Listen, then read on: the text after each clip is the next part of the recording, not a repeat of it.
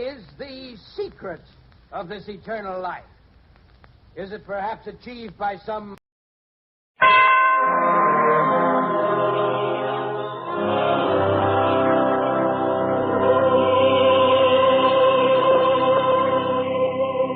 The greatest story ever told.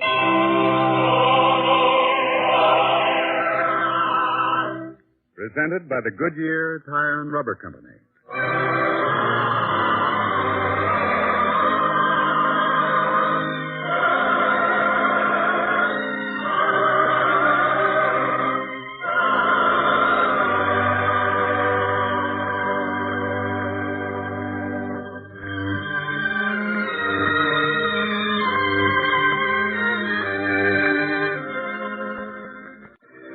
Tonight we present Call Not Any Man a Fool, a drama of human understanding of others, based on a teaching from the greatest life ever lived. Our scene is the town of Bethel in Judea, where in one house a man waits for his son. After looking through the doorway again, he turns to his wife. Rachel. Please, Samson, I know what you're going to say. And if you do, does that deprive me of the right to have my say in this household? Samson, after all, he's only a boy. It's when they're boys that their lives are shaped and formed. Of course. Well, will you tell me that I'm trying to do the boy harm? Do I try to teach him bad habits? Well, can't you be gentle with him? Gentle? How long can I indulge him in his foolish ways? The boy is not foolish. I have to say it, Rachel. Our son is a great disappointment to me. Oh, no, Samson. I never thought I'd hear it. I know it's not a nice thing to say, but I had such plans for the boy. When he was born, I used to imagine what it would be like. The boy and I, good friends, proud of each other. The boy loves you, Samson. Maybe, but I want a son I can be proud of. A son that other people would envy us for. The boy will grow. He'll learn. Besides, there's something about him. There certainly is. While the other boys are out playing games, displaying their strength, he roams the hills collecting stones and flowers and all sorts of things. He has natural curiosity. Well, he'll learn to have some curiosity about the things I want him to do. And when he... There you are. Yes, Father? Well, out with it. Where have you been? It's almost dark. Yes, sir. Well, my dear, did you hear the brilliant answer my son gave me? He quite agrees with me that it's dark. We're making progress. Come here. Samson. Now then, where were you till this hour? Out. Playing games with the other boys, perhaps? Learning to hurl a spear or run swiftly? Well? No, sir. I know that, because I saw the other boys at play. Do you know that Andrew can hurl a spear almost as far as I could when I was a boy? Yes. I was the best in all Bethel in my youth. But you, can you even hurl one correctly? No. And why? Because you don't try. And in the evening when all the men gather and they talk about their sons, what do I have to say? Nothing. Absolutely nothing. I have to say it, son. I'm disappointed in you. Father, I tried. Samson, leave the boy alone. That's what I mean. How can I make an impression on the boy's mind when you're always coming between us? Rachel, we have a man-child, a great honor. A very fortunate thing in view of the fact that you... Samson, please. I'm sorry. Go to your room, Philip. Yes, sir. I'm sorry, Rachel. I'd rather have cut out my tongue than said anything like that. I know how you risked your life to have the child. Please, Samson, anything. I could stand anything. Only never reproach me for that. I'm sorry, more sorry than I can tell you. But it's because he's our only child that I want so much for him to be everything I dreamed. Well, then if you feel that way, try with the boy. Be kinder to him. Spend more time with him. I'll do it. But honestly, Rachel, I have no faith in our son. No faith. He's a fool. A fool. But I'll try.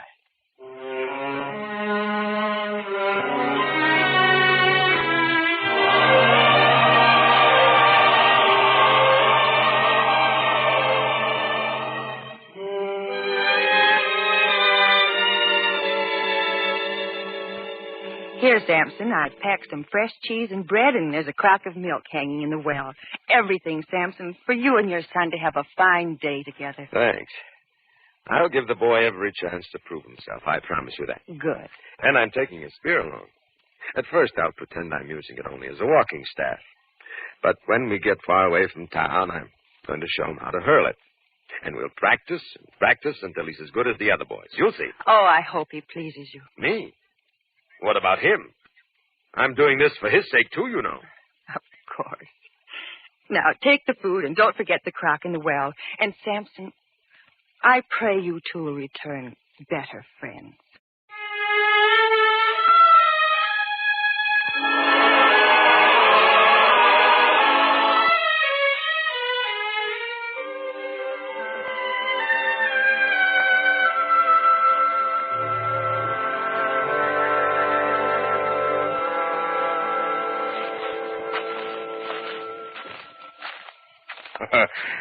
Not tired, are you, son? Oh, no, Father. I could walk all day like this with you. Well, I must confess I'm getting a little hungry. How about you? Well, I've been hungry for quite a while. I thought if you could wait, so could I. Then there's no need to wait any longer. We'll stop here. We'll have that fine meal your mother prepared for us. This is a good place, right here. Here, Father? Shall we sit here? If you like. And let me open the napkin with the bread and cheese. Here we are. Go on, Philip. Help yourself. Thank you, sir. Meanwhile, I'll take the cover off the milk crack. There we are. Drink. Yes, Father. Of course, after we've eaten, I think we ought to rest a while. If you think it's best. Yes, and as long as we have the spear with us, why, maybe we'll be able to practice hurling it. What do you say? Hurling the spear? Father, I don't do that very well. You might be disappointed in me again. If you don't do it well at first, we'll practice for a while. All right, huh? But Yes, Father. We'll practice.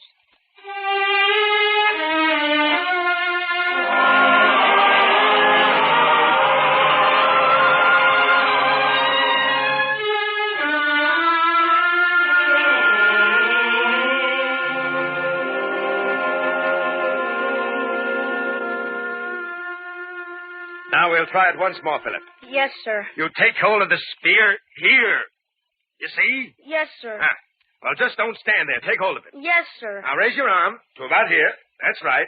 Now take 2 steps forward like this. 1, 2, and hurl it with all your might. I'll Now, try. go on. I'll try, sir.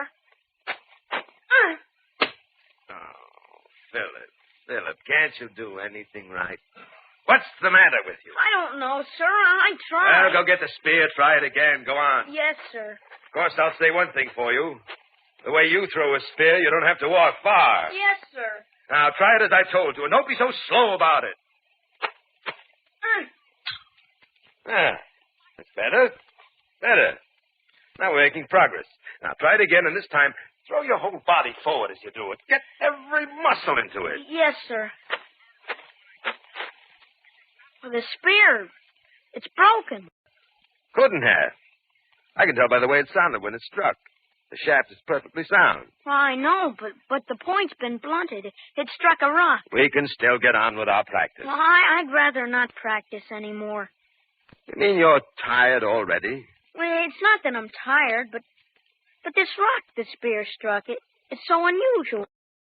Rock's a rock. There's nothing unusual about any of them. Some are bigger, some are smaller, that's all. Oh, no, sir. Look, the coloring of it, and how smooth it is. So different from the others you find around here.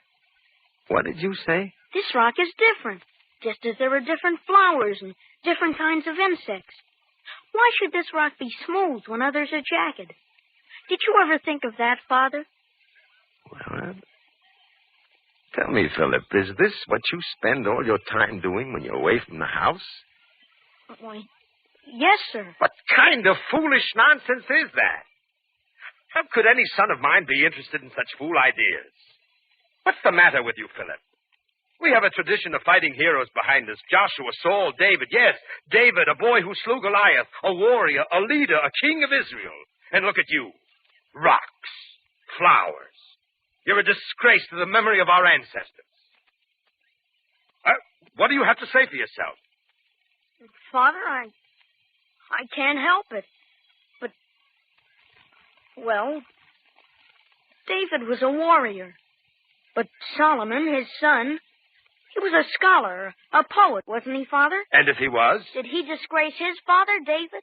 Are you comparing yourself to Solomon? Well, now I've heard everything. I promised your mother I'd do my best, and I did. But you're hopeless, Philip, hopeless. Just a born fool, I guess.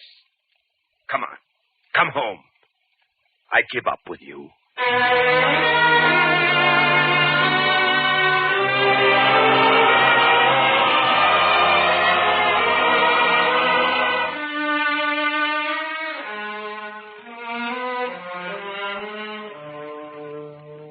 Well, where is he now? Please, Sampson, you've frightened him enough. Frightened him? He's a boy. He shouldn't be frightened of anything.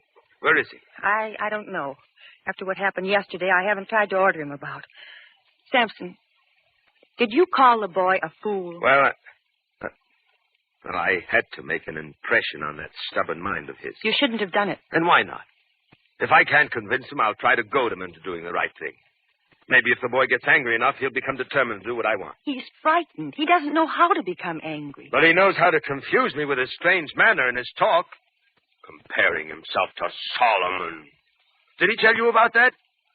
Well, he's like other boys, and that's just the way I'll treat him. He's not to be punished, Sampson. I suppose we'll give him another chance, and another, and he'll never learn. No, he's had his last chance. Last chance? Wait. Sampson. What is it, Rachel? This morning when I talked to him, I said you'd give him another chance. But he didn't seem to believe me. He didn't. Sampson. Rachel. No, he wouldn't do it. Well, he's never stayed away this late before, has he? He wouldn't. I'll find out. Where are you going? To his room to see. But you know he's not there. There's something else I want to find out. Rachel, please. What are you looking for, Rachel? Philip's stones and things. All the things he's collected. Well? They're gone. All gone. And he's gone too, Sampson. Oh, my boy. Oh. Please, Rachel. I don't believe it. He's not the kind of boy who would run off. He isn't. And yet, he's gone. Gone.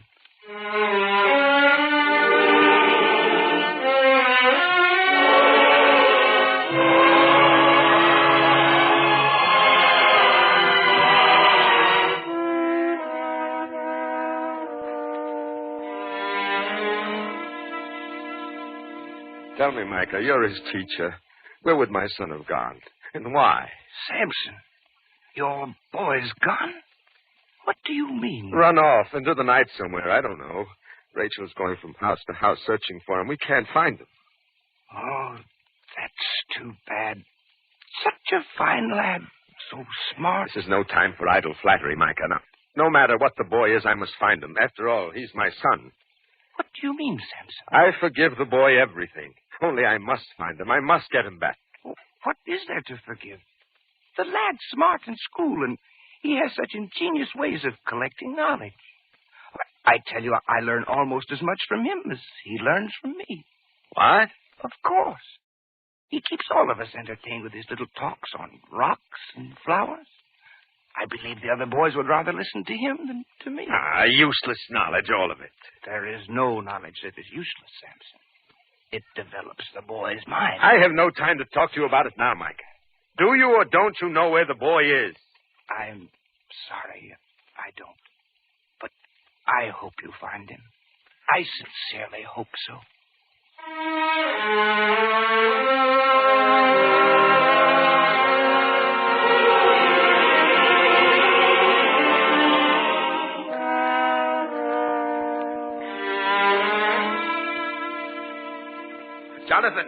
Jonathan, have you seen my boy? Philip? Gone? Yes, have you seen him? No, Sampson, but I wouldn't worry about him. Any boy who knows this countryside as well as Philip does isn't a boy you have to worry about. He's not lost. Jonathan, he's run away. Philip? Run away? Must have been something dreadful, Samson, to make him do that. Well, just a disagreement between us. How could you quarrel with such a boy? He's a fine lad. I often wish my Andrew were more like him. Andrew? Yes. But Andrew's one of the best boys around here. Can hurl a spear further than the rest. And if he can, there are other things I'd like him to learn. Things your Philip knows. Now that he's lost, I'd like to help find him. But I wouldn't know where to look. I must find him. I must. Where could he have gone?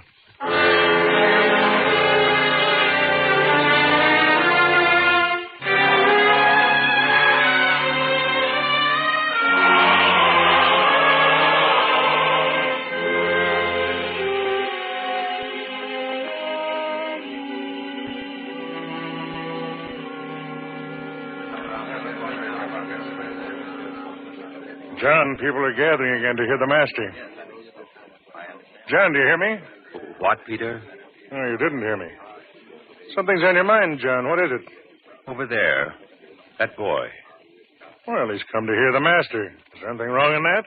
It's the way the boy looks around him, as though he's afraid something or someone will catch up with him. There's a boy who's in trouble. Then it's our duty to help. Come. Son, is there anything we can... What do you want? We thought there was something we could do for you. Me? No. I'm all right. Of course you are. But maybe you could help us. Me? Help you? Yes. There's a boy somewhere around here, and he's alone and in some kind of trouble. And if we could help him, it would make John and me feel very much better. Now, if you've seen such a boy... A boy in trouble? Yes. Well, I guess you could say I'm in trouble. If you'd feel better helping someone, you could help me. Would you let us do that? Well, sure. Well, that's just fine. You come with us, son. And it's your good luck that we're just about to eat our midday meal. Isn't it, John?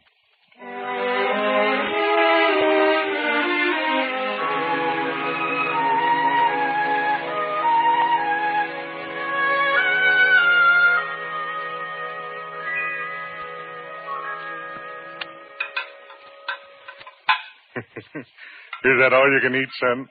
Yes, sir. We'll have to be content with that, Peter. Now, my boy, what is this trouble you're in? Nobody wants me. I see. Oh, that's too bad, son. You see, I can't hurl a spear. Is that so? And nobody wants you because of that? Well, maybe not nobody, but my father doesn't. Your father, huh? Yes, sir. You see, he thinks that all the rocks and flowers and things, that they don't count. They're not interesting or anything. But you think they are? Oh, yes, sir. I think they're interesting. But you'll laugh. No, we won't, son. Well, I think they're beautiful. Even as the Master does. For they're God's work.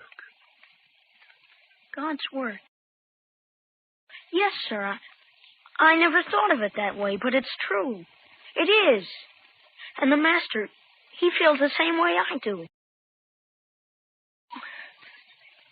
I don't know what to say. Perhaps you better not say anything more, son. You look tired. A little sleep might make you feel better if you haven't slept all night. Tell the truth, sir. I haven't. Then come along, son. Sleep is what you'll have.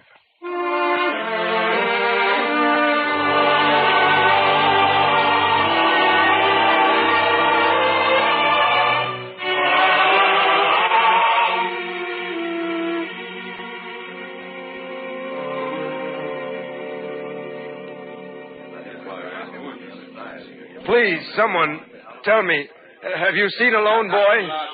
But I must find my son. Friend, there are others here who want to listen to the Master's words. Who are you? Have you seen a boy? A lost boy? My name is Peter. I'm one of the Master's followers. And as for having seen a boy, I've seen many. But this one was lost. I thought he might have come here. Somehow I feel he'd come to the Master if he were in trouble. And is he in trouble? My son... He's run away.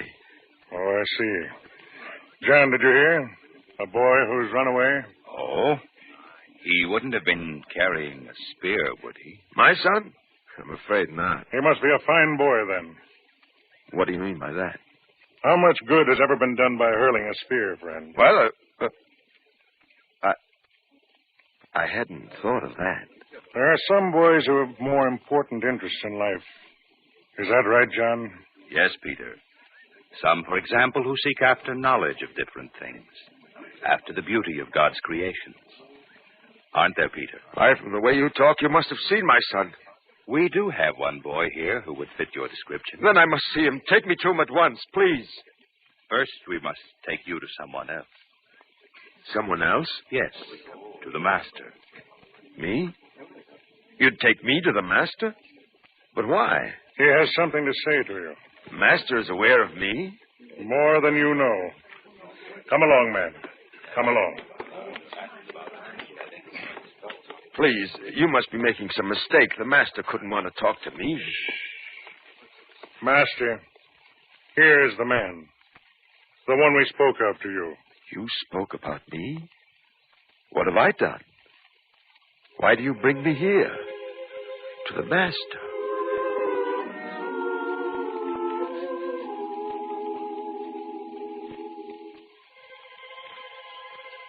Ye have heard that it was said by them of old time, Thou shalt not kill.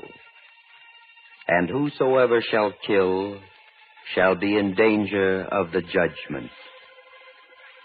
But I say unto you, that whosoever is angry with his brother without a cause shall be in danger of the judgment. And whosoever shall say to his brother, Vain one, shall be in danger of the council. But whosoever shall say, Thou fool, shall be in danger of hell fire.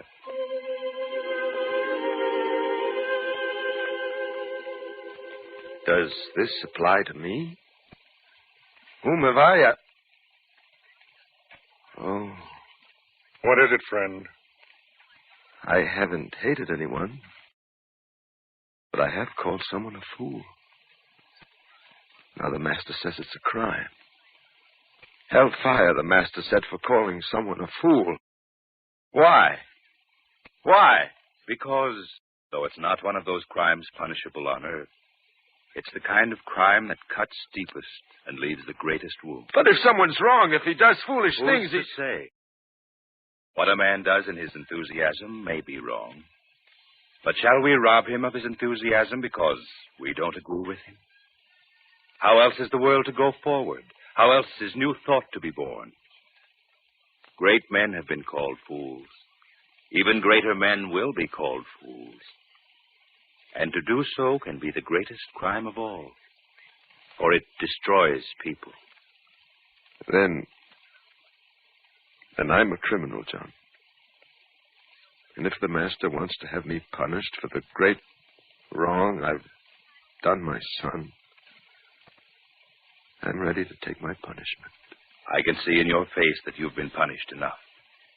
You've punished yourself by driving your son from you. And now, Peter, shall we help this man find his son?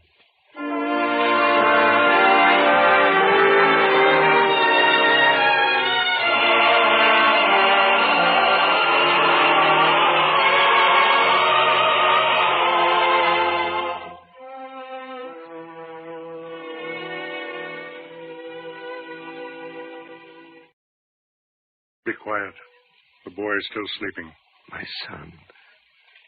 My son. What's that he's clutching to his body? A collection of rocks and flowers and things he loves. He showed them all to us. I know. I taunted him about them. Son. Philip. What? Father, Philip, look at me. There's nothing to cry about now. I found you. I'll take you back home. Home? Of course. Your mother and I, we want you. We need you. But all the things you said to me, I thought you didn't love me. I'm a fool. How could you love me? I loved you as much as anyone could love a son. I just didn't understand you. I didn't know how wrong I'd been. But now we're going home together. Is it true? Is it? Yes, son, it's true. Your father wants you.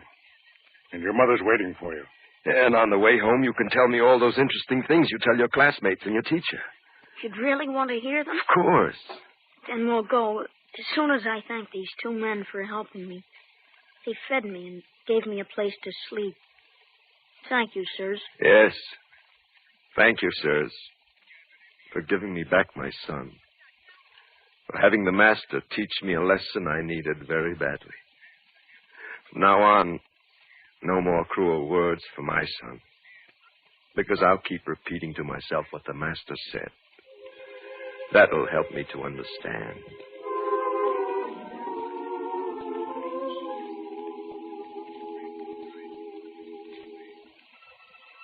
But I say unto you, that whosoever is angry with his brother without a cause shall be in danger of the judgment.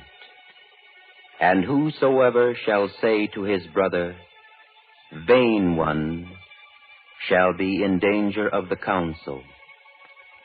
But whosoever shall say, Thou fool, shall be in danger of hell fire.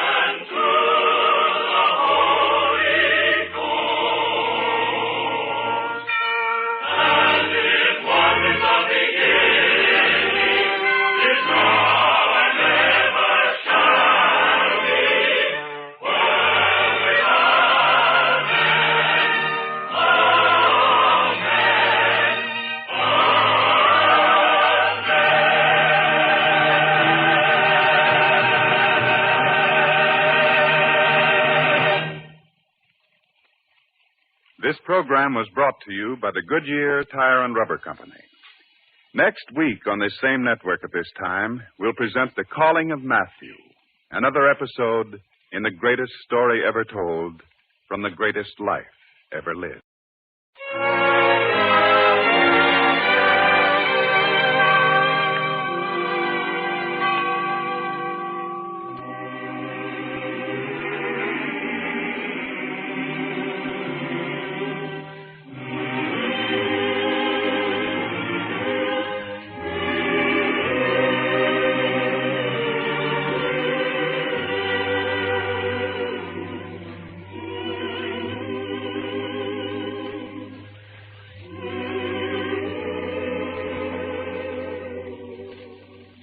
This is ABC, the American Broadcasting Company.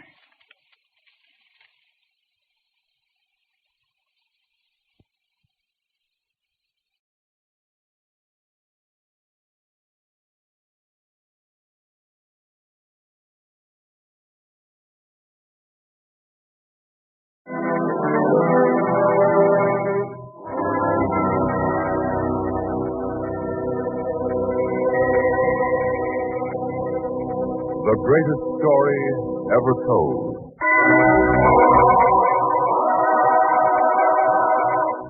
Presented by the United States Armed Forces Radio Service.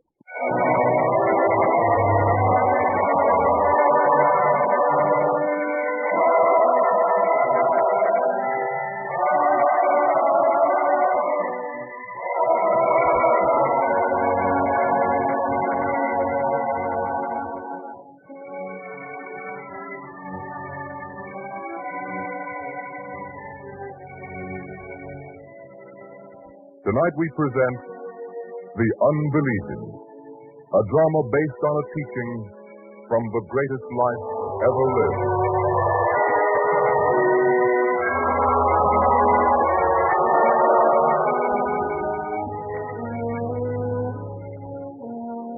In a Galilean town that faces on the Great Sea, there is sudden activity down at the waterfront. For one large vessel has just run up a flag signifying that she will sail with the tide. Casks of water and much food are being hauled down to the shore for loading. And the captain is not only busy giving his orders, but is also talking to the merchant, Aaron. Mind you, Abner, throw those casks securely. Now, Aaron, what do you say? Time's short. I have to know. Well, a man has to have time to think. Think? Nothing to think about. I told you where I'm sailing woolen cloth is as precious as food.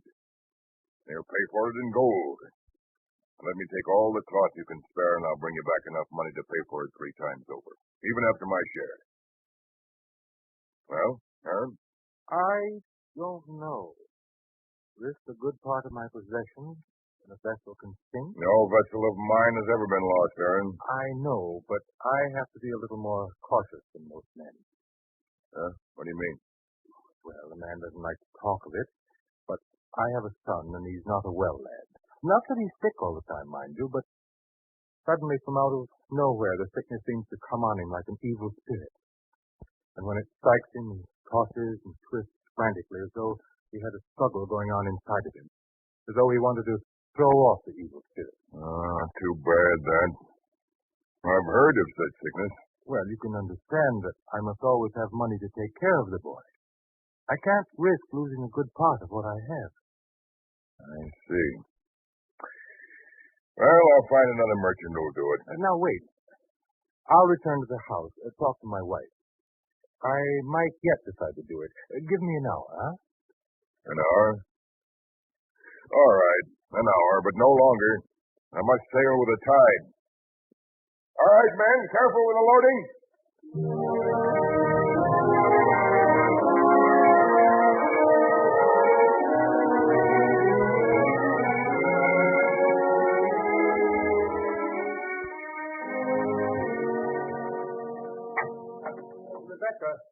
Rebecca. Yes, Aaron, what is it? You're out of breath. Is there something wrong? Oh, no.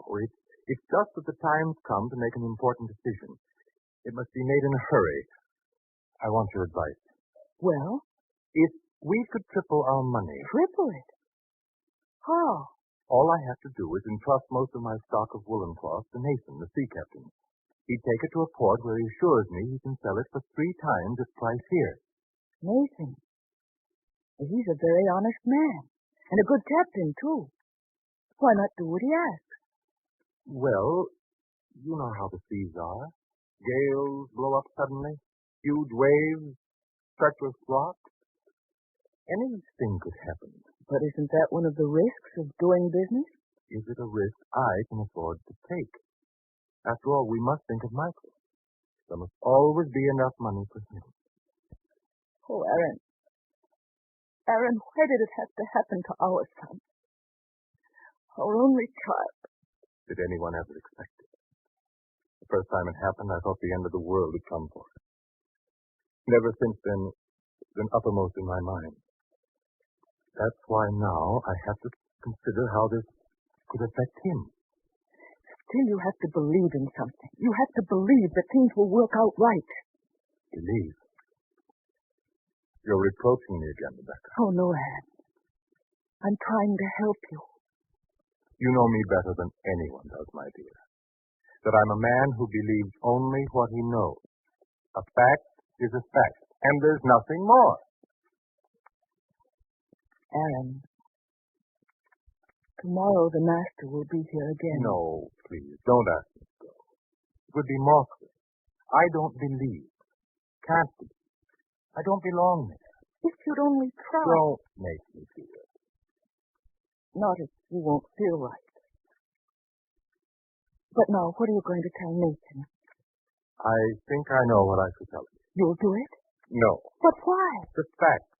We must bear them in mind. The ship can sink. The cloth can be lost. Those are fears, not facts. But they can happen. They can be facts. All right, dear. Any decision you make will be good enough for me. Then I'll tell him. Oh, but before I go, is the boy here? Yes. Good. I want to see him. To make sure he's still in good health. I'll call him for you. Michael, your father wants to see you a moment. Yes, Father? You want me? Yes, son. How do you feel today? Why, fine, Father. Very well. Why? Why? Must the father explain because he cares about his son? Must he, lad? Come here. Yes, Father. Now then, hold out your hand. There. Copper coin for you, Michael. And you're to spend it on something frivolous. Something that's no good at all, but something you'd like to have. Promise? Yes. But why? Just because you're a fine lad. Strong. Healthy. That's why. And now I have to go down to the waterfront. Business, you know. Thank you very much, Father.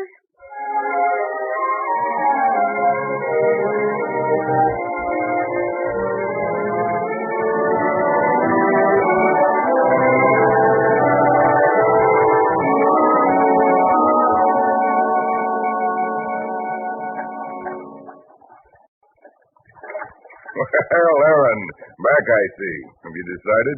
The answer is no, Nathan. No? Say, what kind of businessman are you? Don't you like to make an honest profit? The risks are too great. Too many things can happen. Aaron, if I felt the way you do, I'd never take my vessel out of sight of land. I told you before that I know. But still, if a man does his job right, he has to have faith that everything else will turn out well. If a man doesn't believe in that, he just doesn't believe in anything. And if a man can't believe in anything? You know, I feel sorry for you, Aaron. Yes, very sorry.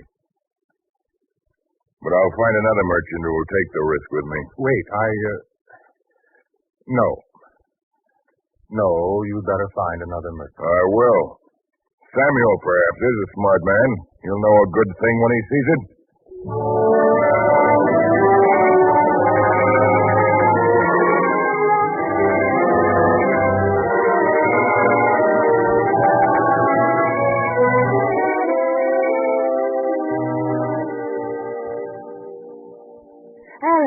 Aaron, I'm glad you're early today. What is it? Not the boy. Oh, no. Samuel has just come by to see you. He's in here. Samuel?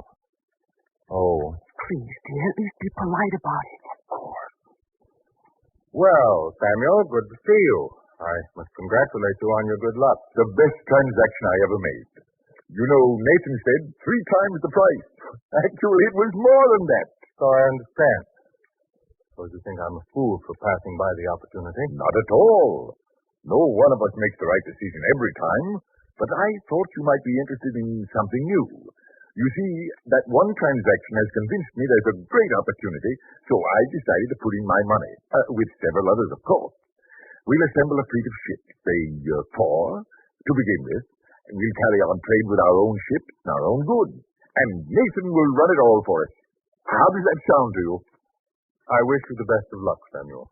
Wait, you don't understand. We'd like to have you in with us. You want me to join with you? Of course. You'll do it, won't you? I'm not a man to rush into things, Samuel. I'll have to think it over. Of course. Tomorrow, then? Well, we'll see. Yes. Let us know when you decide, Aaron. Goodbye. Well, Aaron, it sounds fine, doesn't it? I don't know. One man among many. Don't you see what that means? I won't really have control over my own money. But if you can all make more money together than you can singly, isn't it worth it? But to let others decide what to do with my money, I don't have faith in it. Oh, I see. Understand, I don't say they're dishonest. But men are a little more lax with money that's not their own. You mean you're not going to do it? I mean, I won't jump at it. I'll think about it.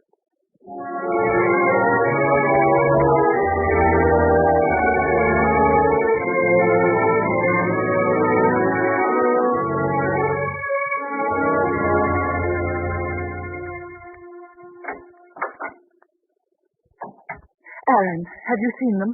Talked to them? Yes. And? I couldn't do it. Well, at least you made up your mind. You won't be worrying about it as you have the last 2 days. Rebecca, you don't know. You just don't know. You think it's over when I make my decision. No. I think about it and think about it. It keeps going through my mind at night when all others rest. Not all others rest. You mean you know? Of course. You can't worry alone, Aaron. Not as long as I'm your wife. I see. Yes, dear.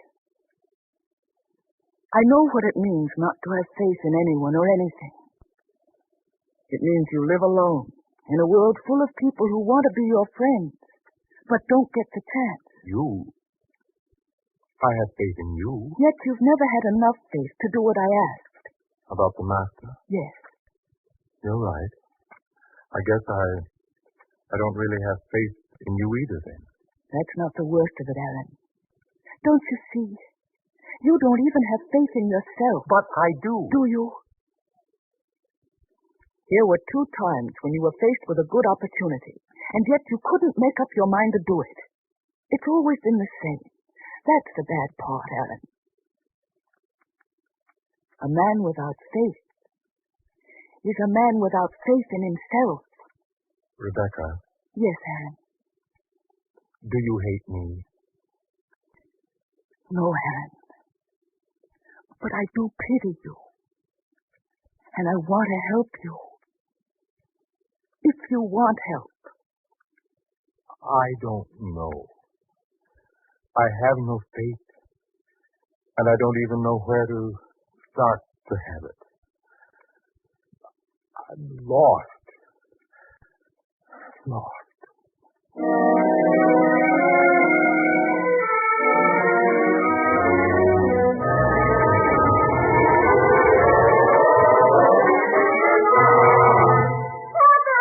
Michael? Aaron, did you hear anything? What? Did I He hear? called out. We must go to him. Michael!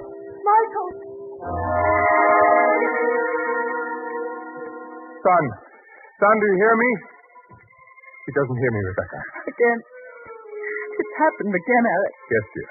We mustn't lose our heads. We must do what we can. Do. What can we do? Wait. Just wait. I guess that's all. Poor boy. Poor boy. To be so stricken.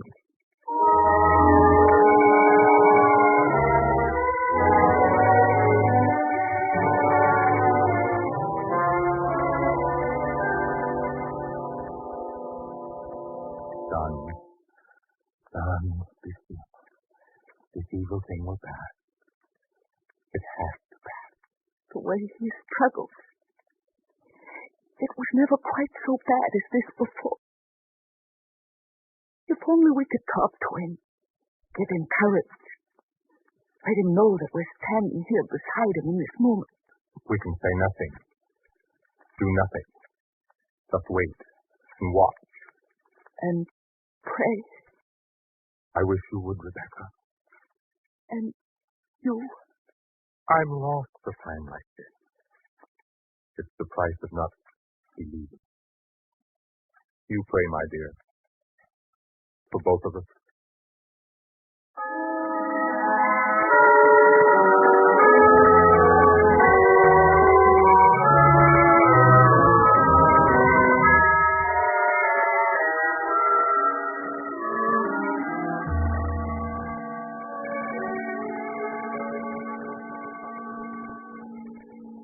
Rebecca, morning. I wondered if it would ever come.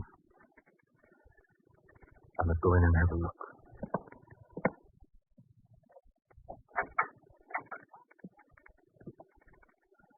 Oh, son. Son, I could never say this to you if you were listening.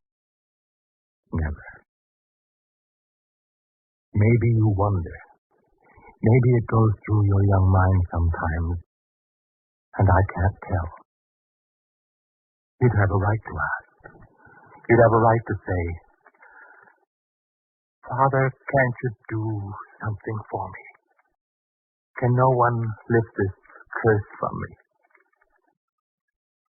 Yes, you could ask that. And what could I say?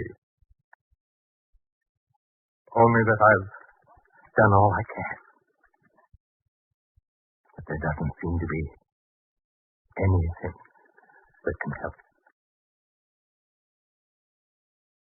Aaron. But, Aaron, you heard. Yes. I'm sorry. Haven't I thought the same many times?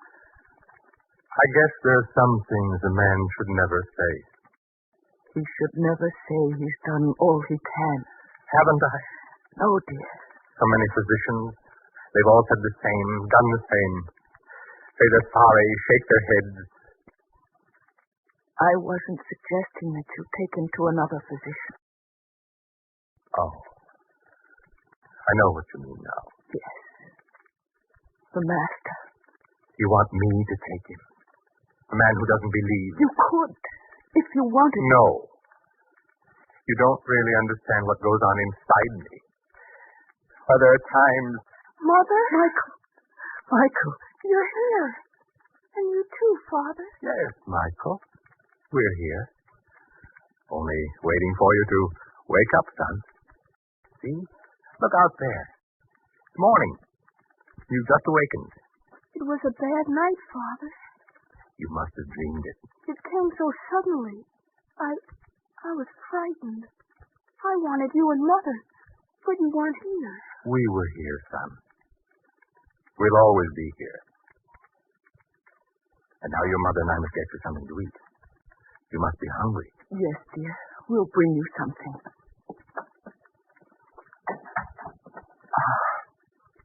He's better. Only for the moment. You know how it's been before. Yes, I know. Then won't you do what I ask? I wanted to. But there's nothing within me that responds. All things I know, I must know through seeing, feeling, experiencing. Only after that can I believe. I'm only asking for our son's sake. You could take him. No, Anne. You're the one who must do it. Try.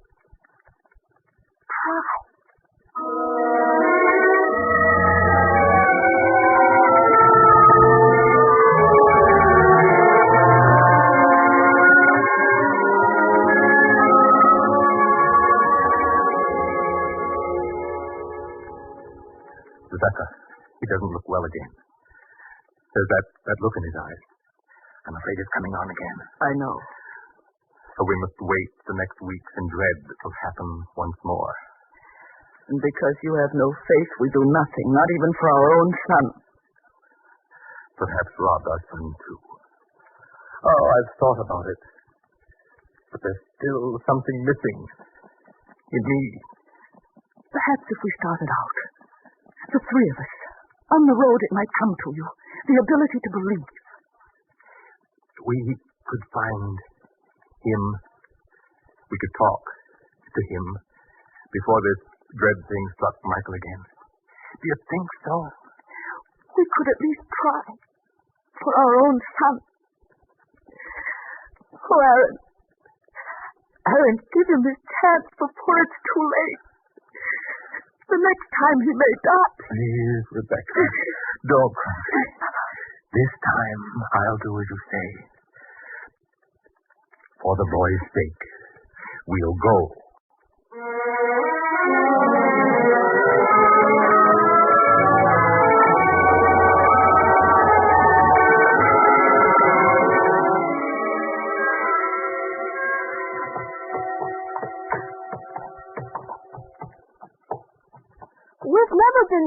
from home before. No, Michael. And do you feel well, son? A little tired, but I can go on. We are going on, aren't we? Another day, possibly two. Then we shall be there. Capernaum. Mother. Michael. Michael, what is it? I don't know. It seemed like the blackness was coming again. Mother, and... I have him in my arms. There. We must set him down to rest a while.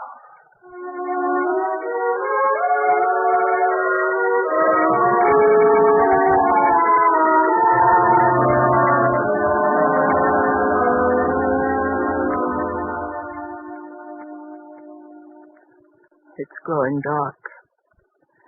Will we stay here by the roadside forever? He's more ill now than he's ever been. This time is the worst of all. What can we do for him here? The water's already gone.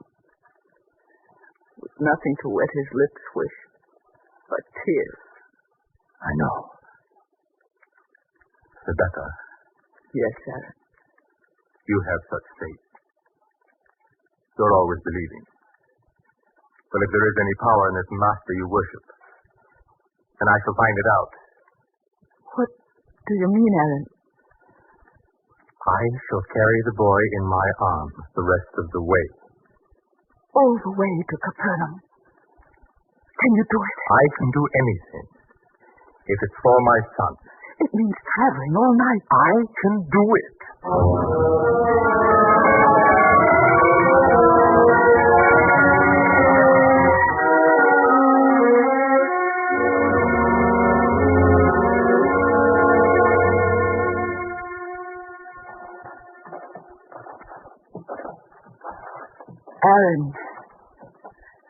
Aaron, you should rest a while. Capernaum. That's the place I'll rest. But you've been walking all night. And I shall keep on. How is he now? The same. His body still struggles. At times I think he's ready to cry out. But he never does. Does he burn? Where his head rests against my chest. He was very warm. Then we should stop to bathe his head. With what? No. We'll keep going till we see the city wall of Capernaum. Come, hurry.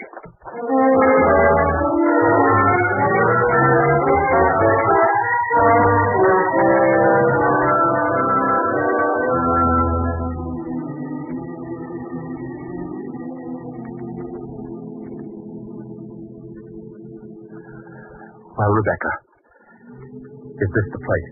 Yes, Aaron. All these people have come here to see him. Then point out the master to me. I shall lay my son at his feet. Let me look. Hurry, Rebecca. Our son dies. I can feel it. There. Do you see him? The one who stands surrounded by all the others? Yes, Aaron. Then I shall go to him. But you must speak for me, Rebecca. No, Aaron. It must be you. What shall I say to him?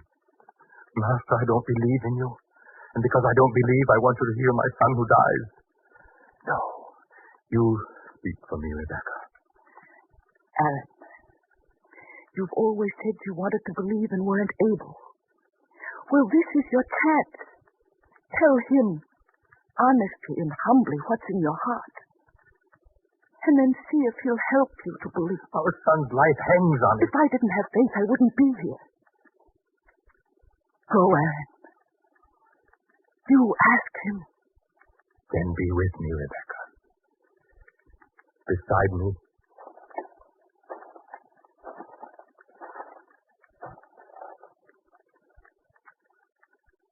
Master. Master, I have brought you my son, who is stricken by a strange evil. I lay him here before you. Look for yourself at his tortured body, at the way he struggles. Help him, please, Master. Cure him that he shall be free forever of this cursed illness.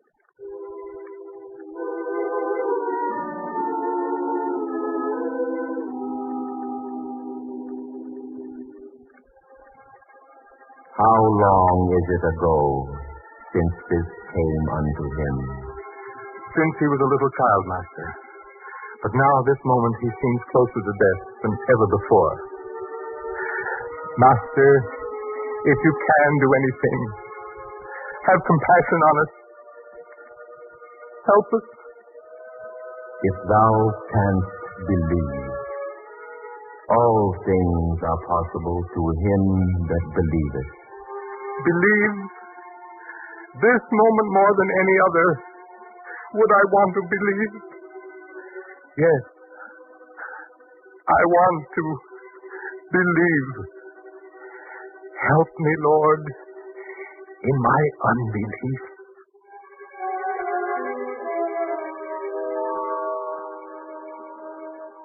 Thou spirit, I charge thee, come out of him, and enter no more into him. Master, his body moves suddenly and violently. Now he's calm, as though he's dead. Oh, Master. Master, why do you reach down to take his hand? And you lift him up, Master. Master.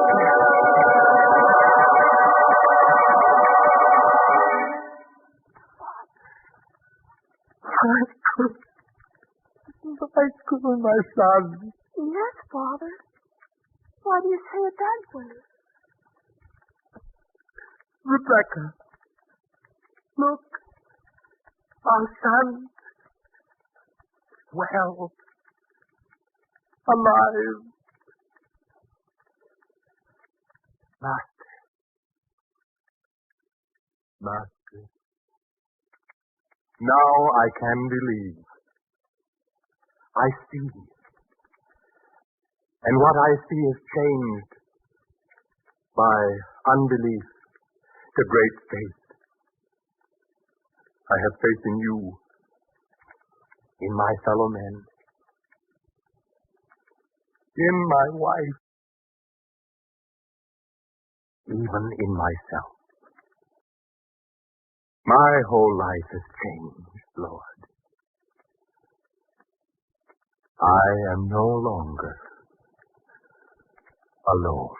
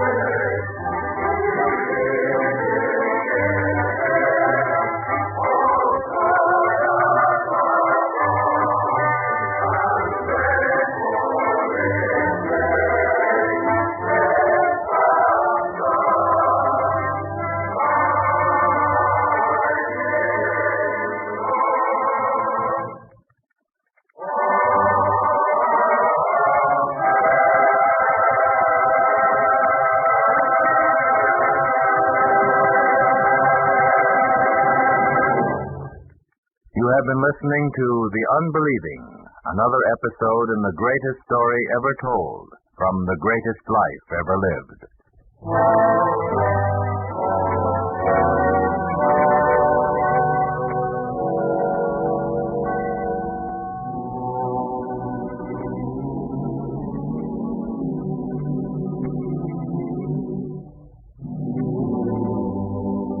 The Greatest Story Ever Told was a presentation of the United States Armed Forces Radio Service, the voice of information and education.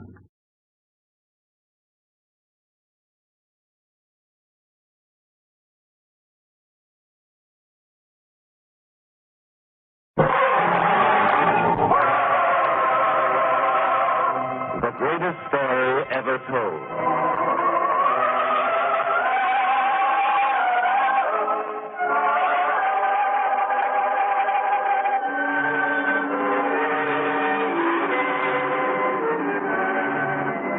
Today, we present Matthew the Publican, a drama based on an event described in the 9th chapter of the Gospel according to St. Matthew, an event in the greatest life ever lived.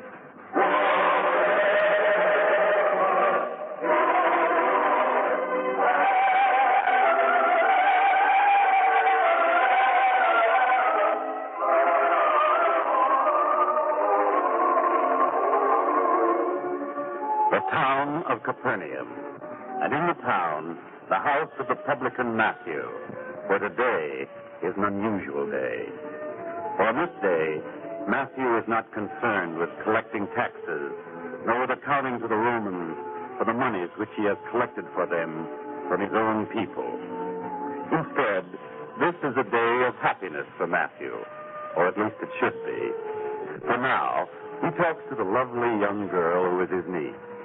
And to judge from the look on Matthew's face, it is a pleasant subject they talk about. Believe me, Deborah, nothing in the world could have made me as happy as this news about you and Daniel. I want you to know that I've been looking forward to this day. I've been setting aside money for it. Your wedding garments will be the finest that have ever been seen in Capernaum, and now the feast itself must be lavish. I wish your wedding day to be an event that you will never forget. Of course, we cannot expect that there will be many people there. Please, Uncle, don't say anything. You would try to spare my feelings. Well, it is time this was talked about. Time that one of us said what needs saying. There will be very few guests at your wedding because of me. After all, what am I? A publican. One who collects taxes from my own people to turn over to the Romans. Shall I expect that they will like me for it? Uncle, I wish you wouldn't talk this way. If I can't talk to you, to whom shall I talk? Somehow, Deborah, if I were sure that you understood, it would help. If you understood what it was like. There was a plague, and your father and mother had both died. And suddenly I was left with a niece who needed food and shelter, and I had no other way to provide for you except to become a publican. It was not what I wanted, but it was the only way that would make it possible. I know, Uncle. Because of me, your life has been ruined. Oh, no, it wasn't your fault. But sometimes I get to wondering, is the man's life ruined as long as he's alive and there is hope that he can change? Uncle? I've thought about it often. Now I will do it. What, Uncle? Become a free man, free of the Romans, free of the hatred of my own people. But can you? Now that you're being married, I can get along on less. I will find some new way of earning my livelihood. I will take any other kind of work that I can find. Now, surely that should convince people, and I'll do it now. You'll see, Deborah, before your wedding day, we will have many new friends, and on your wedding day, you will have many guests. You will have nothing to be ashamed of. Uncle, are you sure it can be done? It can be done. In fact, I will go to see the Roman commander at once.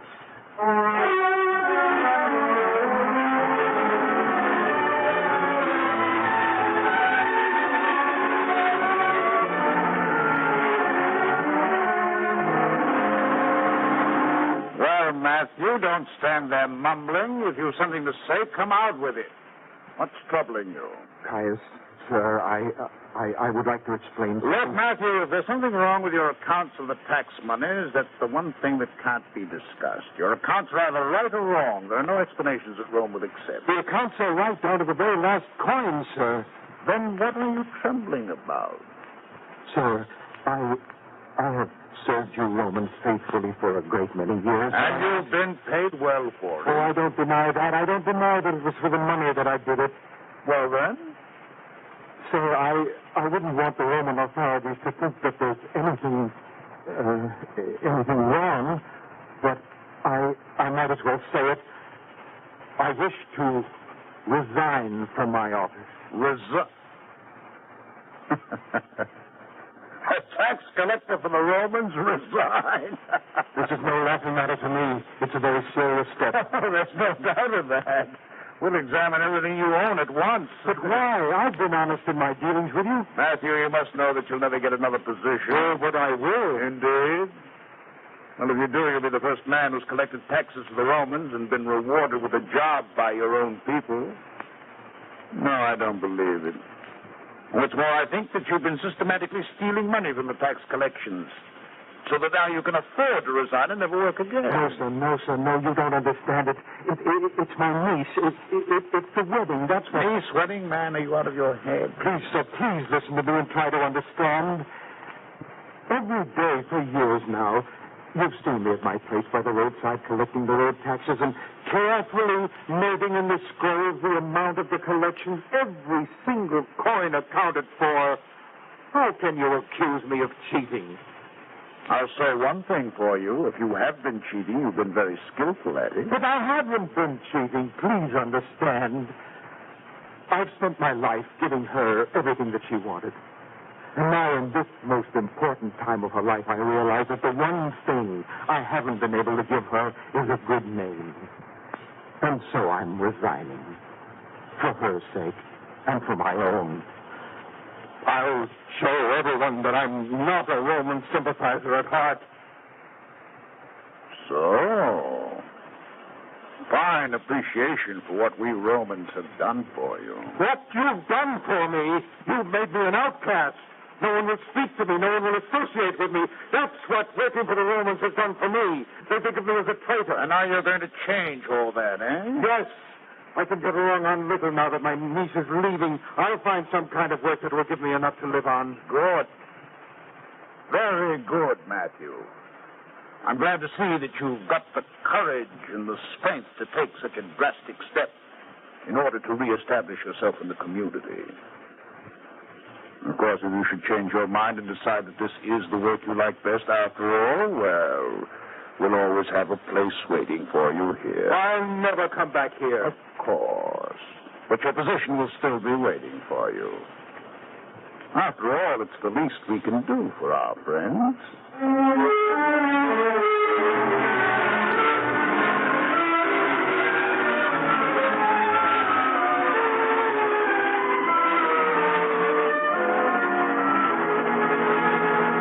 Well, Matthew, what do you want here? I've done nothing wrong. Besides, your interest is in the road collections. You can't come prying into my affairs.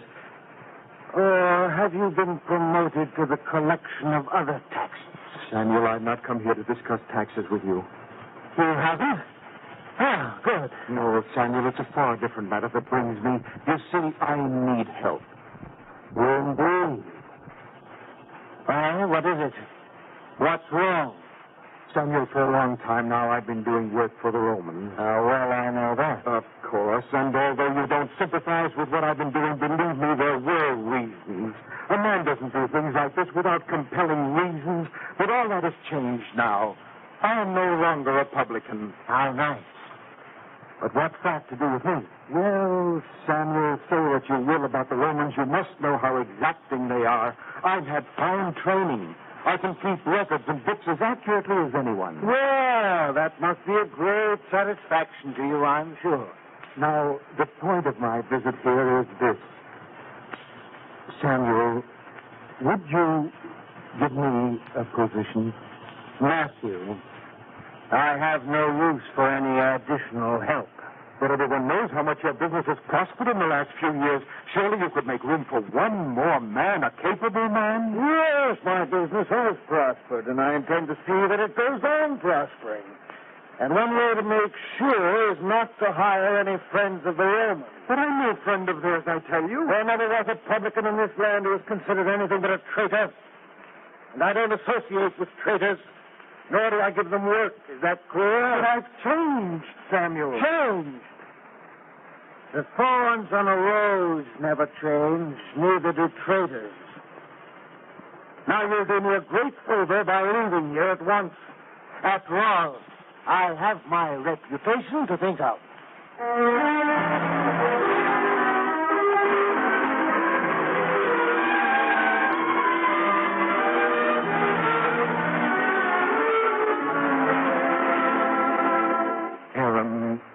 must understand. I'm sure you will. Understand what, Matthew? Well, your caravans carry produce for the Roman armies. You do a great deal of business with them. And if I do? Well, then surely you must understand the position that I'm in now. Make yourself clear, Matthew. What is it? Is there something wrong? Or is it that you've got some bit of secret news that you're willing to dispose of for a price?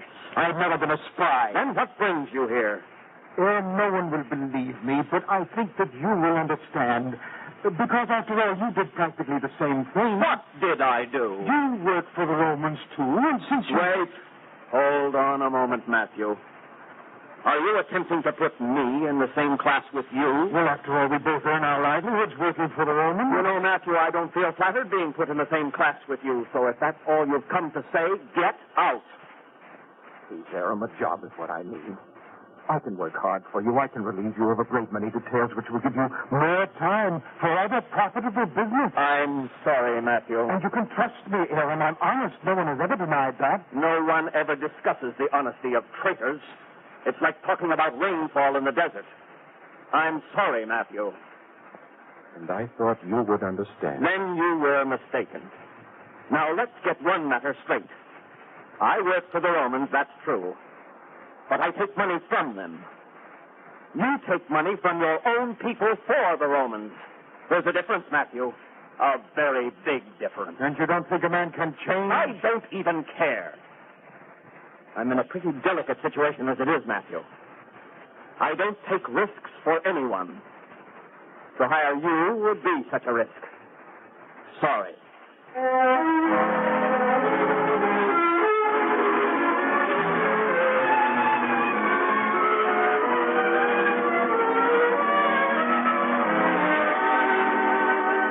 Michael, you must understand. Whenever someone tells me I must understand, I know immediately that it's something others don't understand. If you've come seeking a favor, Matthew, you must know that there's little I can do. You mean there's little you can do for me, don't you? If you choose to phrase it that way. Michael, you're a respected man in this community. A word from you can mean a great deal. A word, some sort of magic word? Michael, have you ever known me to do a single dishonest act in all my life? What's the purpose of such a question, Matthew? If you vouch for me, then I might be able to get a job.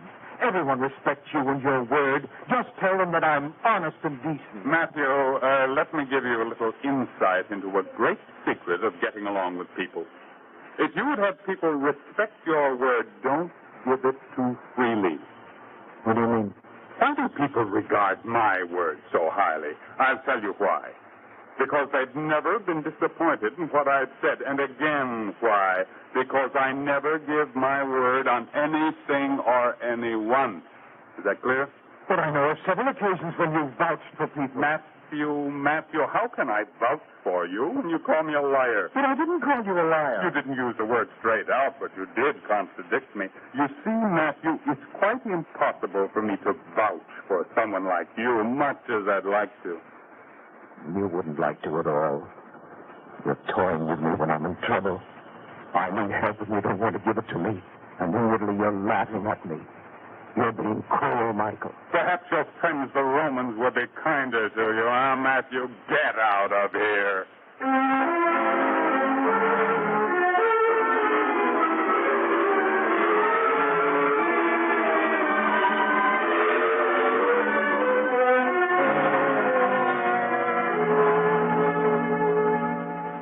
Oh, Deborah, I've tried. Oh, no, Uncle. It's as though I've been a thief. No one trusts me. No one believes. You tell me, Deborah, have I been a traitor?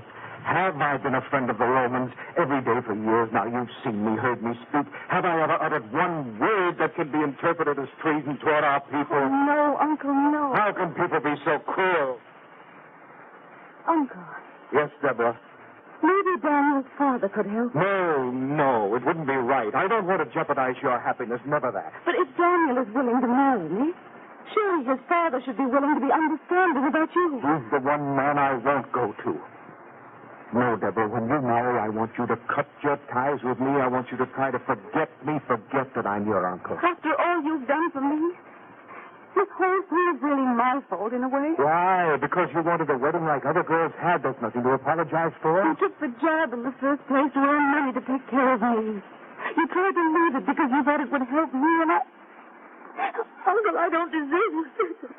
No. We won't have tears. In this life, when you make one mistake, you're finished. There's no beginning. No one wants to understand or forgive. Well, I don't want you to do the same thing that I did, so you will marry Daniel. You will live your own life. Your children must never know about me. You won't even come to see it? Shame is one possession I'm selfish about. I'll share it with no one. And your reward for all the years of sacrifice will be living alone the rest of your life? That isn't fair. Nor is it fair to attach this stigma to your children yet unborn. You know the Roman was cleverer than I gave him credit for. He knew what he was talking about. I'll go back. I'll take the job that's waiting.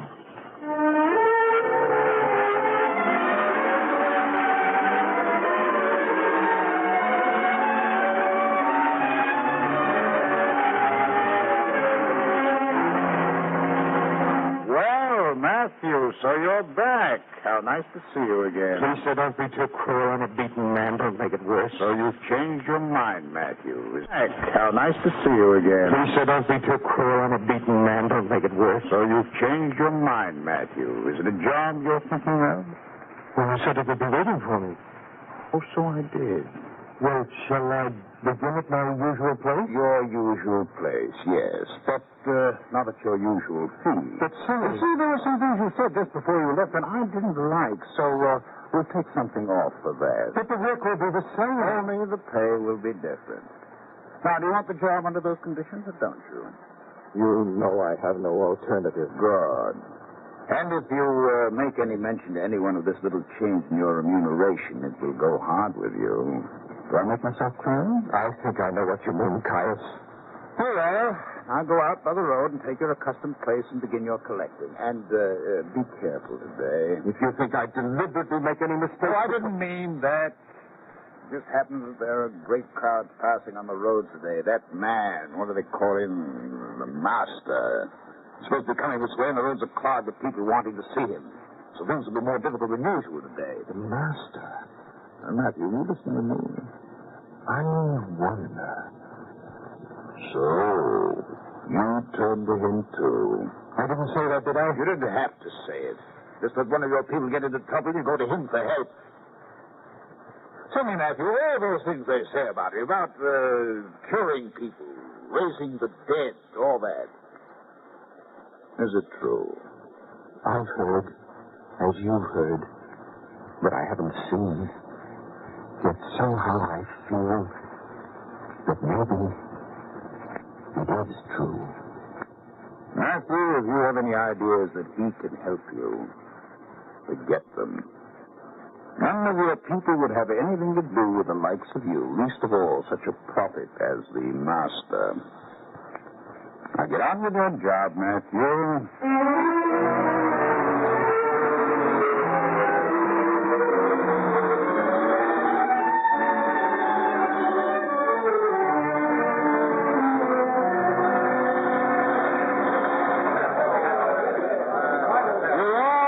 Return. And as soon as you pay your taxes, you'll be allowed to move on. So stand back, wait your turn. Roman, please! Bring up, Roman, stand back. No more of your comments. You think I do this because I want to? What is it, Matthew? Have you lost your zest for the job? Oh, Caius, you were right about the huge crowds. I've more than I can do to keep them in line. I don't think there's any excuse. If any of them slip by, I'll take the taxes out of your pay, do you hear? Yes, I hear. Now then, first, please, I'm trying to do what I can to make it easier and quicker for you all. If you'll only cooperate. What's the matter with him? Look there and you'll see. It's what I told you. The master is coming this way. You see there, they're clearing a path for him. The master, yes. Yes, I see. Well, never mind that now. You'll do your job. You'll go on collecting taxes. But the master, I must speak to him. I must ask him if he couldn't forgive a man like me. You'll sit where you are, Matthew. You'll do what I tell you to. Please, this one time, I'd like to ask him, sir. I'd like to find out. Collect the taxes, I say, else you'll find out what Roman retribution can be like. You don't do your job. Yes, it seems that nothing can help me. Nothing. I'm a man doomed to be hated and distrusted and thwarted all my life. My one chance, and I can't take advantage of it. That's very touching, Matthew, but people are waiting. Collect the taxes. Yes, I'll collect the taxes. What else is there for me in life? Work for the Romans, be hated by your own. Give up what little family you have, that's my lot. All right, next.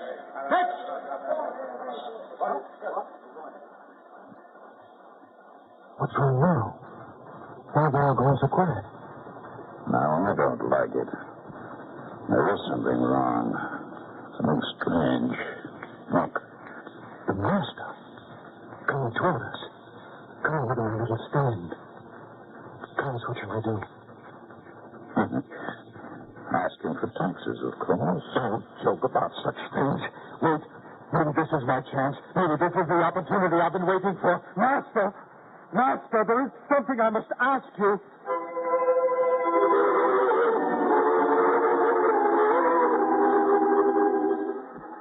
Follow me.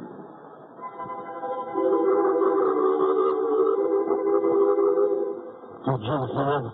Follow me. It's what the master said. He said it to me, to Matthew, the publican. Did you hear? All of you, did you hear? You who scorned me, who shunned me. Did you hear?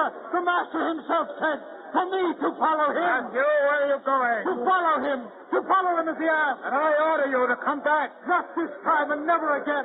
I've been freed from the slavery of fear about money and of the fear of being despised. I go to follow him. Matthew, come back. Come back. In the name of Rome, I order you, come back. Gone. He's gone.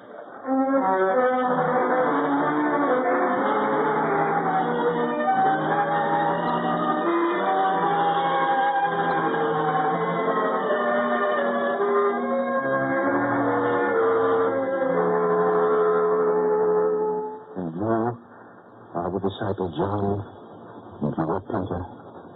I was glad to know you all, and you must try to be friendly toward me, please. Matthew, the Master has chosen you. If you've been accepted by him, surely you can expect no less from us. Yes, Matthew. You should do the same as us. Oh, I'm not the same, Peter, for I'm a man loathed and hated here in Capernaum. But from now on, things will be different. There is one thing that I must do before I leave here. The master and all of you, you'll have the evening meal in my home. It'll be the last meal in my home, but you must all be there. And I shall invite all those who shamed me and let them see that the master has forgiven me. And maybe they will forgive too.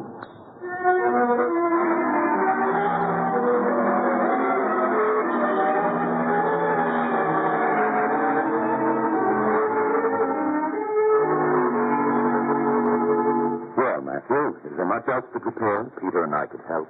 Oh, John, I've already disgraced the master. The good people I'd invited, they wouldn't come. And the others, the ones who would accept, they aren't good enough to eat at the same table with the master, even as I am not. Never say that, Matthew. The master sends no one. And if the meal's prepared, then you should invite the hungry to share it with us. Go, Matthew. Invite all those who would come and share the feast with us. Don't judge them. Invite them. Yes, John. Yes.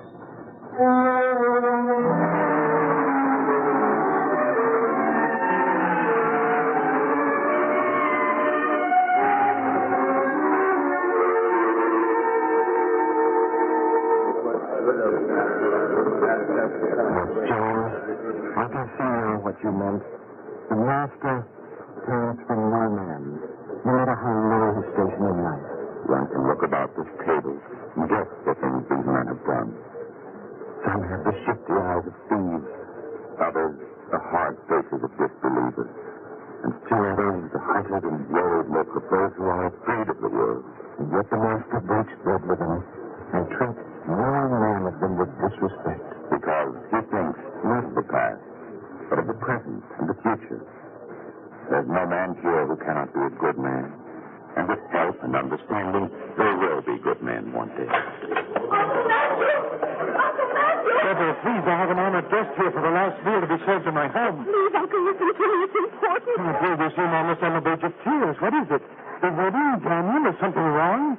And just when I thought that everything would be all right. Uncle, I've heard. The Master has chosen you to follow, and you've been forgiven, I know, but unfortunately others have heard too. That's why I'm here. What do you mean, child? They're coming here. The important men in the town, Samuel, Aaron, the elders, they're coming here now. They are? That's good. For they'll see that I eat at the same table with the Master. But you don't understand.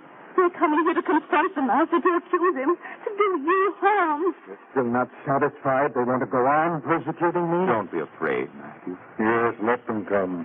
The Master has faced angry mobs before, and men of authority. Don't be afraid, Matthew. You have brothers now. More brothers.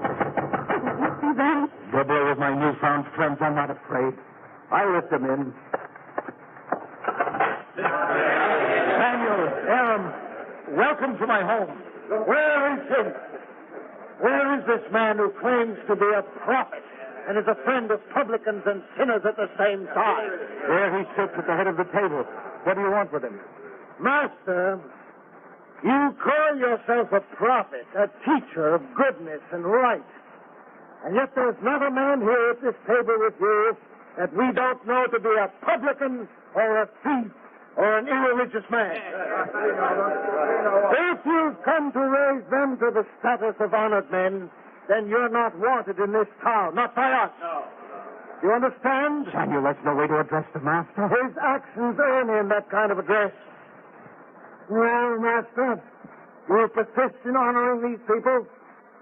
If not, we have a feast prepared for you. We, the honorable citizens of Capernaum. Make your choice now.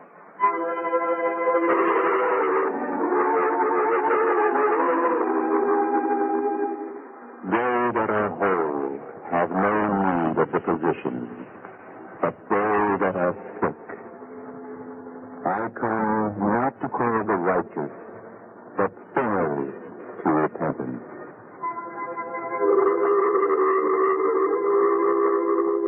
Master, that is a strange soul. No answer. Get rid of him. Drive him out of town. No, wait, my friend, wait. Let's not lose our tempers. There's a good deal in what he says. And haven't we seen it? Matthew wanted to give up being a publican, but we wouldn't help him. I wouldn't give him a job. We forced him to go back to the Romans. That much is true, yes. If we had helped him as the Master did, he would have changed. He wanted to, you know that. Yes. Master, if you can, forgive us our angry words. Forgive us. And, Matthew, would you forgive me? Oh, gladly, Samuel. Gladly.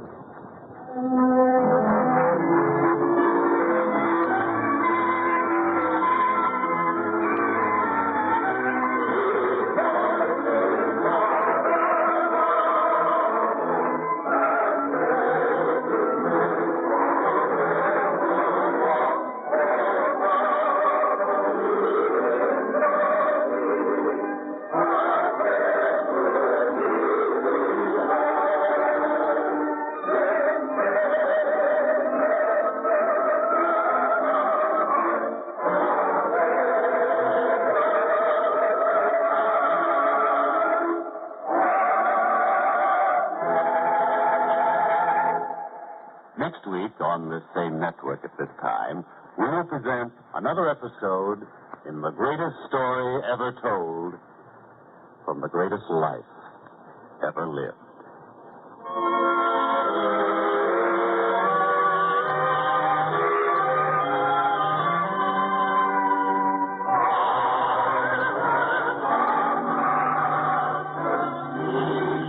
And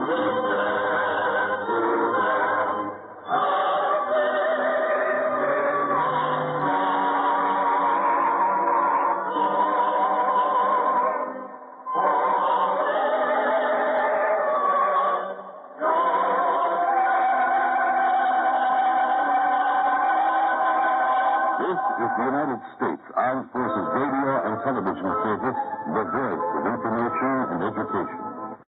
This is Chesterton Radio, the true, good, and beautiful at chestertonradio.com.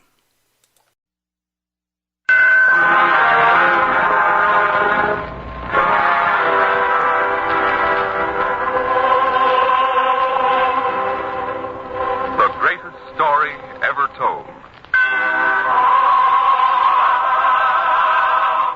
Presented by the United States Armed Forces Radio Service.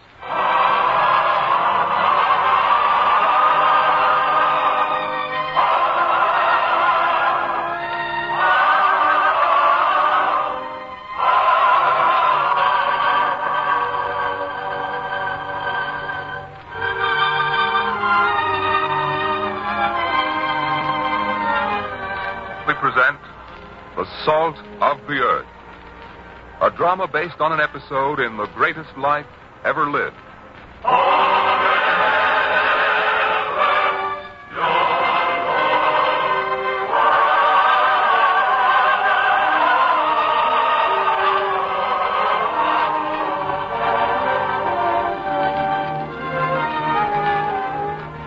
In the town of Nazareth this early morning, everything is peaceful and quiet as the first bright rays of the rising sun cast their golden light on the small white houses. In only one house is there anyone awake to greet the dawn. And for that home, this is the end of a night of watchful waiting. Now the woman of the house tiptoes softly to the side of her husband, who is staring out at the growing brightness of another day. Jonathan. Oh, Sarah. Well, have you noticed any change in her? None. Her head still burns fiercely. Oh, Jonathan. Jonathan, is there nothing more we can do? We've done all we can. Except one thing. What Mordecai told us about. Yes. If the Master is gifted with these great powers, surely he would help such a child as our Abigail. They say his touch, or even a few words from his lips, will heal anyone, be he lame or leper. Surely if he can do that, he would do it to save a child, Sarah. Oh, then find him. Bring him here. Or let us take Abigail to him. But it must be quickly, else it will be of no use. No use at all. Mordecai said the Master was to be here within a day. Then he should be close by the town. I shall go searching for him. Now. May God guide you to him. For the poor child's sake. How much more can she stand? How much? Please, Sarah. Now is the time of restraint. If you should give way now, who will this family rely on? For you are our strength, Sarah. Be patient and do all you can till I find him. I will rouse Mordecai now, and he will take me to the Master.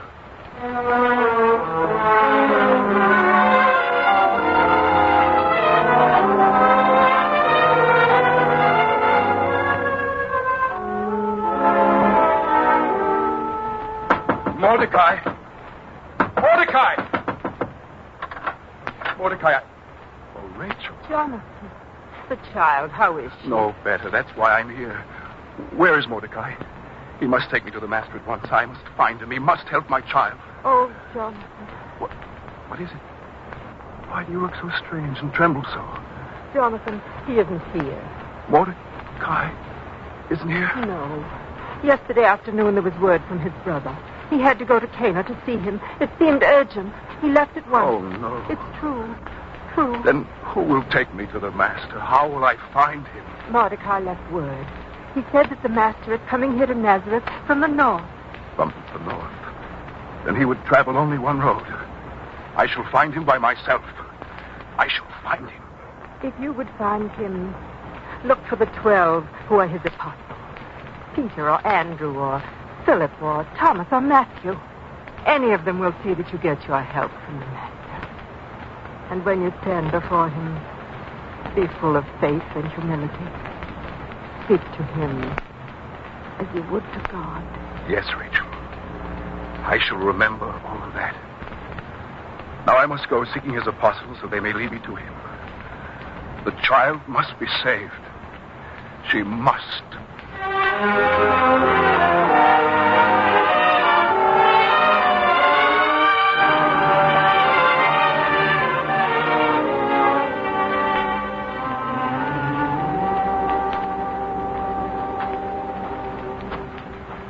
Well, Matthew, there it is.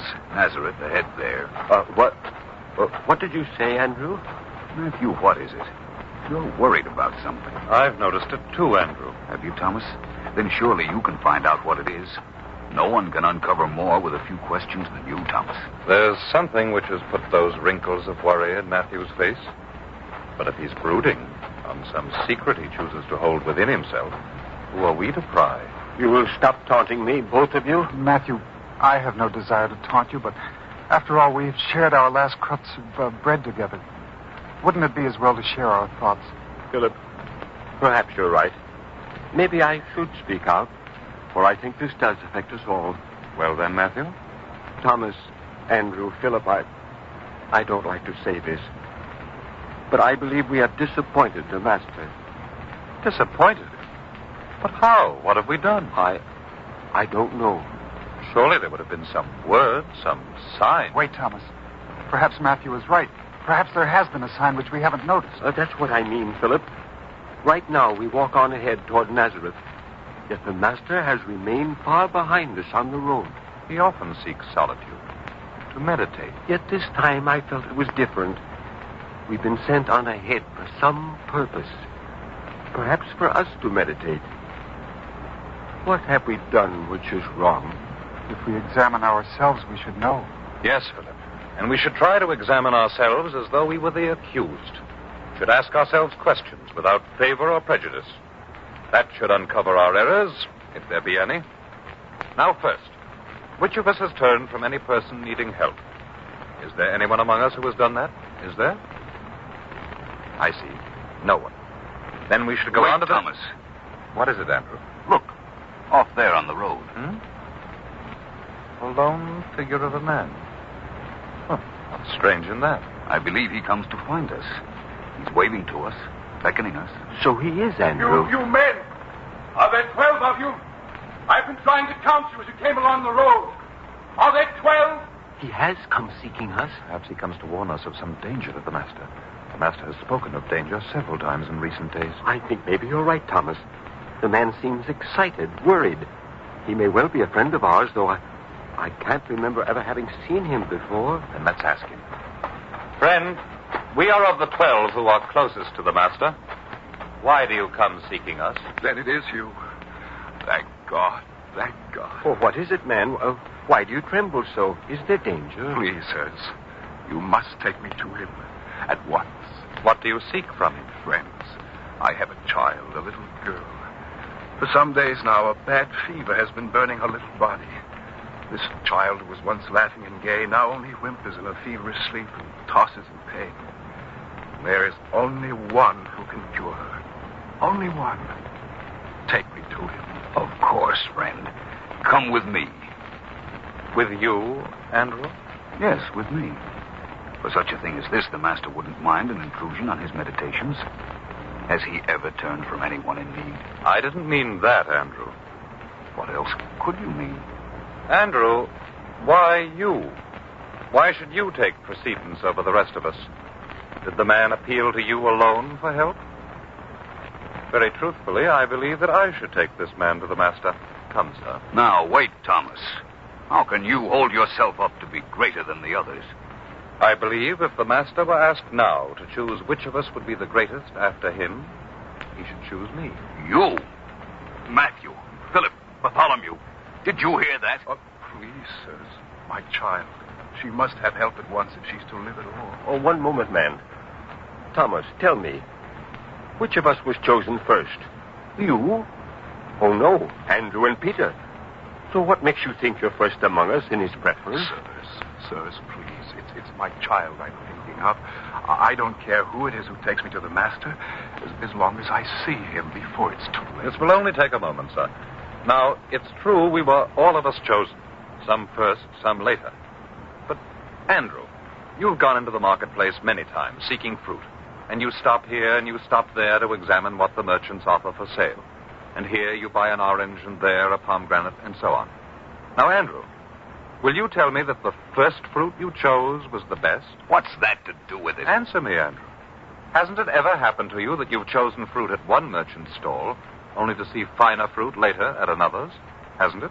You're trying to muddle me. I don't like it. All I'm trying to say is this. First chosen isn't always best chosen. Just as firstborn isn't always bestborn either. There was Esau first and then Jacob. And of many sons, Joseph was not the firstborn. We're talking of us, not of fruit, nor of Jacob, nor Joseph. Peter and I were chosen first. To us, he said he would make us fishers of men. Before any of the rest of you even knew of it. Andrew, I still... You ask too much, Thomas. Andrew, go on. You take the man to the master. You've as much a right as any of us, perhaps even more. Yes, Matthew. I'll do that. Now, sir, if you... Well, what is it, Andrew? He was here a moment ago. Sir, where are you? I'm ready to take you to the master now. Andrew, he isn't here. But, Philip, he wouldn't have gone away. He needed help. See for yourself, he's not here. But his child, the little girl of whom he spoke so pathetically. Yes. The little girl. Her body racked by a fever so close to dying. And we stood here and talked of which one of us should have the honor of taking this man to the master. And now he's gone. This is an evil thing we have allowed to happen. We must go back and find the master at once. We must take him swiftly to the town. And let us hope we are not too late. For the child's sake.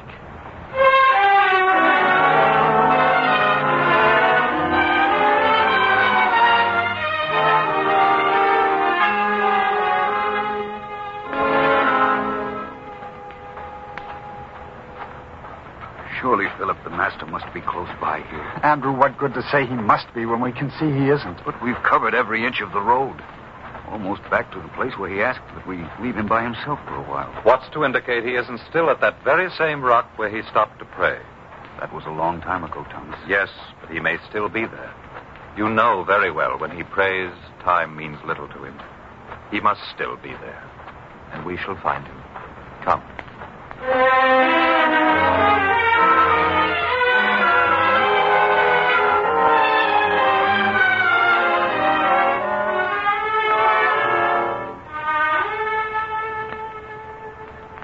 Well, you see, Thomas, I told you.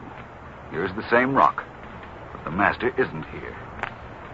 There's no sign of him. And I was so sure. You were very sure about a great many other things, Thomas, and just as wrong. You said you were to be first among us, and gave us all sorts of ways to prove your point. You're as wrong now as you were then. Now, wait, Andrew. Both of you, all of you, listen to me. Yes, Matthew? There shall not be another word spoken among us about who is to be the first until we find that man, or until we find the master and bring him to the bedside of that child who needs his help. This is a cruel thing we have done this day. We have allowed ourselves to bicker while a man stood by, terrified for the life of his child.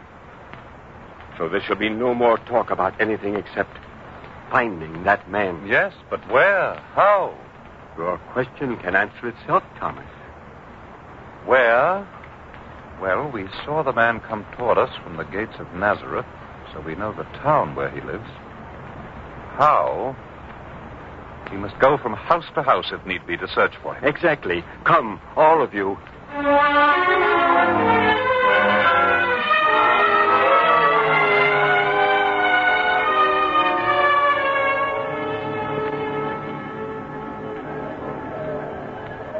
Sir, may I ask if you would know, is there a sick child in this town?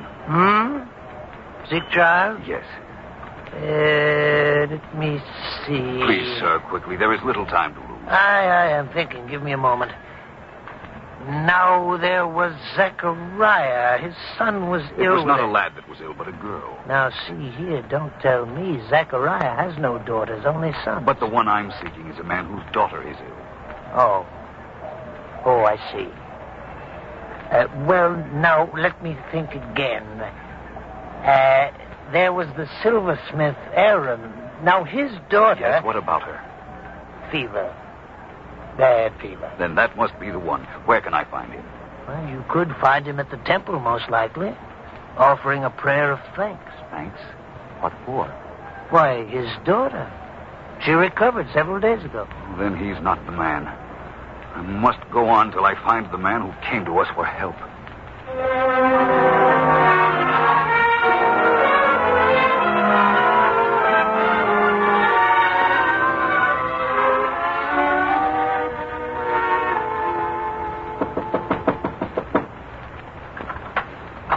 Tell me, good woman, do you know of a sick child hereabout? A sick child? Oh, yes. Simeon the Weaver had such a child. And the child, a little girl, ill of the fever? Yes, a girl. But if it was fever, one doesn't know. Well, no matter what it is, if she's sick, we'll bring help to her. I'm afraid not. What do you mean, woman? Dead. 2 days ago. Dead? 2 days ago? No, you don't understand. Don't I? Who stitched the shroud for the child? I did. Yes. She died. Poor child. I'm sorry, woman. But it isn't Simeon's house I seek.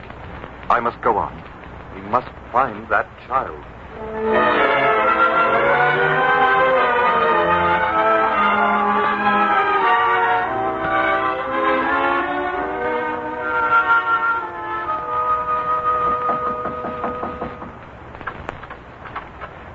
Good day to you, woman. Good day to...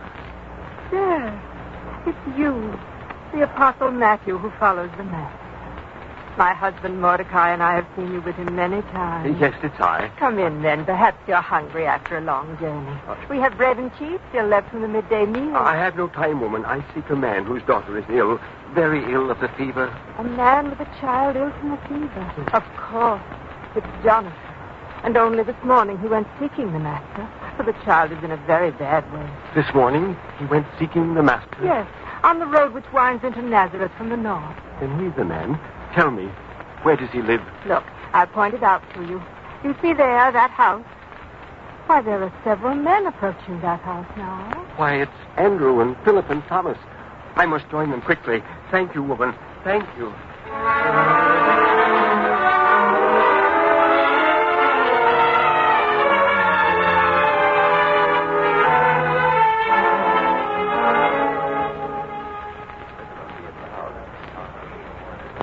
Andrew, Thomas, this is the house? Yes, we know now. Each of us found out as we came to this part of the town. The man's name is Jonathan. So I learned, too. Then come, we must go in. Oh, yes, but first, a moment of prayer. Prayer? That the child still lives. For if he doesn't, and the fault is ours, and I could never forgive myself. So a moment of prayer, brothers. Now, we shall knock.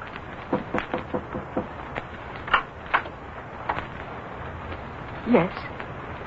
Is there anything I can do for you? Woman, you have a child, a little girl. Yes. Yes. Then you must weep no longer. We have come to bring help to the child. To bring help? Woman, it isn't too late, is it? It can't be. Please, don't cry. Who has a better right to cry? One moment she lay dying. And the next she was strong and well. What do you mean? Come, see for yourselves. You'll be the first to see her since it happened. Come.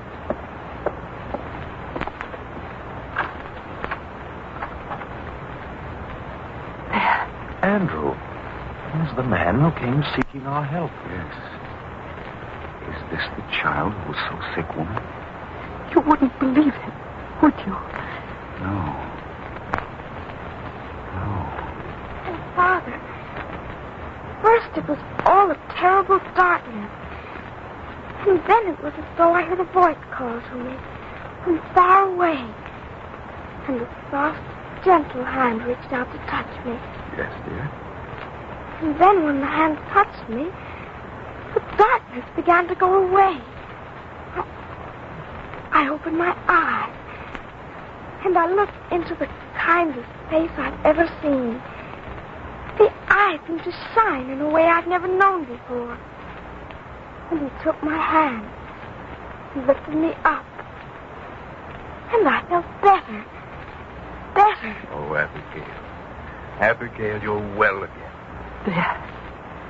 You see, sirs. Friend. Oh, it's you, Andrew. We heard what the child said. It could mean only one thing. The master was here. It was his face, his gentle touch she spoke of, wasn't it? Yes, friends. He was here. I found him on the road after I left the 12 of you. Left us, yes, quarreling among ourselves, concerned with petty differences at a time when you needed help. We're ashamed of ourselves. Ashamed and very humble. So the master came here without us. I wonder how, Jonathan. I went on along the road in the direction from which you came. I found him and told him of the child, though I said nothing of you 12.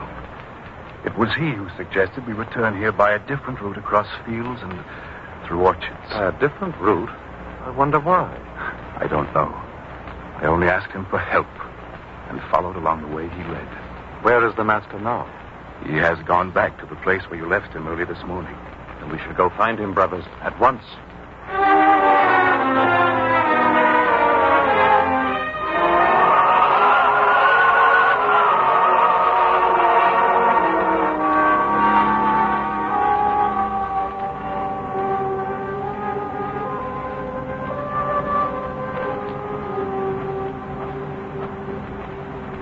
The sun is almost setting. It has that redness which fills the sky just before it goes down. And only this morning, Andrew, we saw it rise. None of us suspected what a sad day we would make of this. We must go to him and tell him. I wonder. We must tell him. It was our fault. We should be free to admit it. Don't you think so, Philip? I don't know. Is it his reproach you fear? Not his reproach, but the hurt we might inflict upon him should he find out how selfish we've been. It's against everything he's ever taught us. Yes, Philip. Then you think we shouldn't tell him? I would rather not. We'd best decide very soon. There I can see him standing by the very same rock where we left him alone at dawn. Yes, and he sees us. What will we do? He beckons to us. Then come. And we tell him? I don't know yet. We shall see.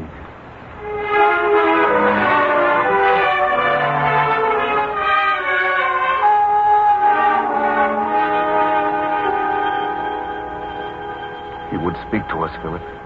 I can tell by his face.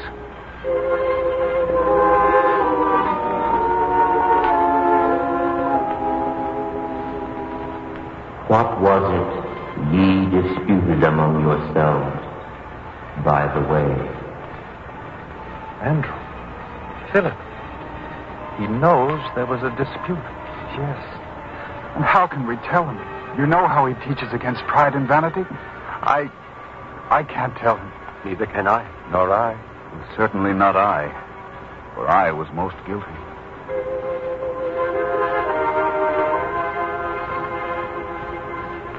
If any man desire to be first, the same shall be last of all, and servant of all. He knows of our dispute, and even what it was about. Oh, Master, forgive us for the vain and proud way in which we spoke. Yes, Master. We are humble now, and sorry. Very sorry. For as a result of our selfish seeking of a high place among all the rest, a child was almost lost. You yourself cured her by placing your hand upon her head and lifting her up. Yet we turn from helping this child to quarrel among ourselves. Yes, Master. If the child had depended upon us, she would have died while we bickered. We are guilty. Guilty.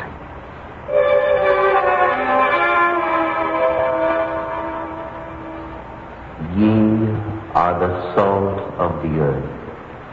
But if the salt has lost its savor, wherewith shall it be salted?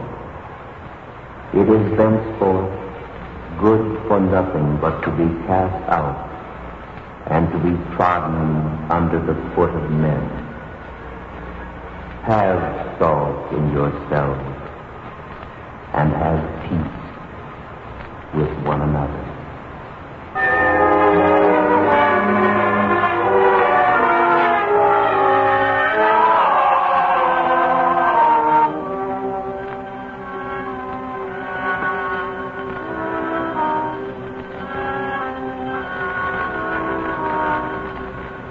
Thomas, it's been night a long time now. Yet you don't sleep. I've been watching the fire as it loses its glow, Andrew. Soon it will be dark, too. It was an eventful day. I won't forget it, ever. None of us will. Not that the rebuke was not earned. It was, many times over. Stings almost like salt in an open wound. Salt again. First he talked of it. Now you talk of it. Why did he choose to talk of salt in that way? You know about these things, Thomas. You question and study more than I. Tell me, what did he mean when he spoke of salt losing its taste? He called us the salt of the earth, since we are most precious to him. Who is closer to him among men than we? None. He chose us. He taught us. Ours will be the duty to carry on when he is gone. But if we, whom he called the salt of the earth, cannot follow his way, what a bad example we will be to all other men. And as he said, if salt loses its taste, what can you salt it with? That's true. So if we don't follow his way, who else will there be to serve as an example after he is gone? That's our duty, and we must never fail in it again. It is not only our duty, but the duty of all good people. On them is the burden to serve as an example to all. For if the good people desert the ways of goodness, who else shall there be to serve as an example of goodness? It's far worse, then, for a good man to do evil than for a bad man to do evil, isn't it, Thomas? Yes, Andrew. I understand now. Only, Thomas, wasn't it strange that the master should have taken a different road to Nazareth than the one we were on? I've been thinking about that, too. And besides, he knew the nature of our quarrel, though no one told him. That's right. Even this morning at dawn, he sent us on ahead of him. Why, it's as though he knew all of it was going to happen as it did. Yes, Andrew. Yes. He must have known all along.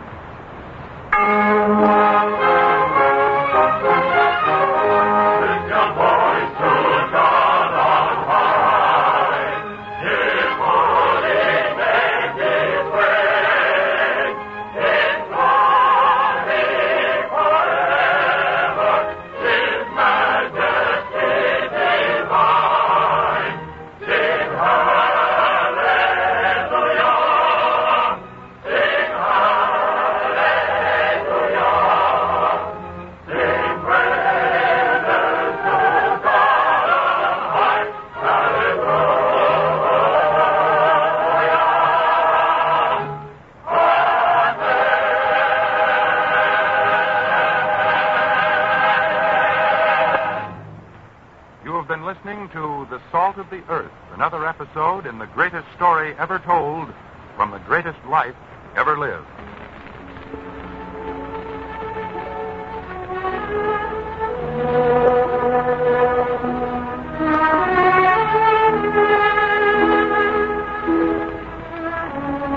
The greatest story ever told was a presentation of the United States Armed Forces Radio Service, the voice of information and education.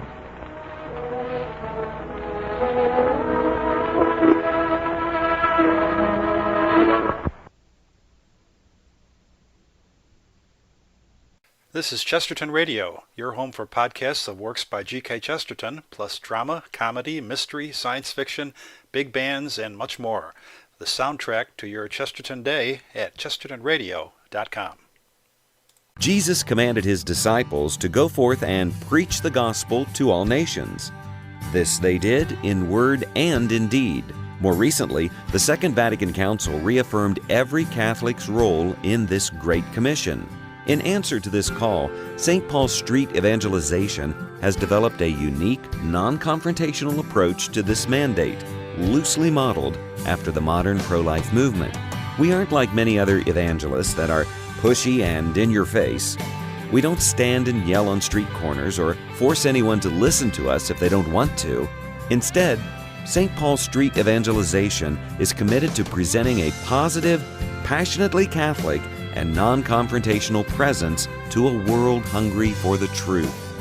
For more information on how you can help, go to www.streetevangelization.com. That's www.streetevangelization.com.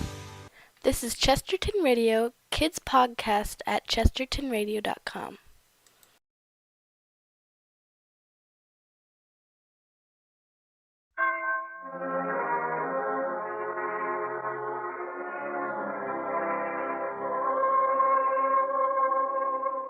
The greatest story ever told.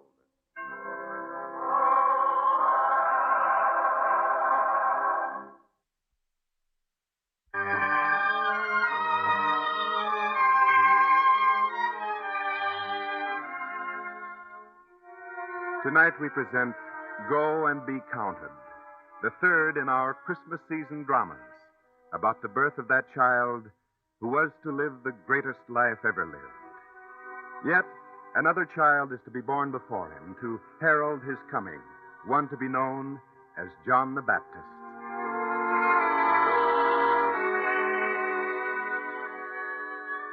In the home of the priest Zacharias in Judea, the maiden Mary waits. And while she waits, her cousin Elizabeth sits by looking at her. Are you frightened, my dear? No, I wouldn't blame you if you were.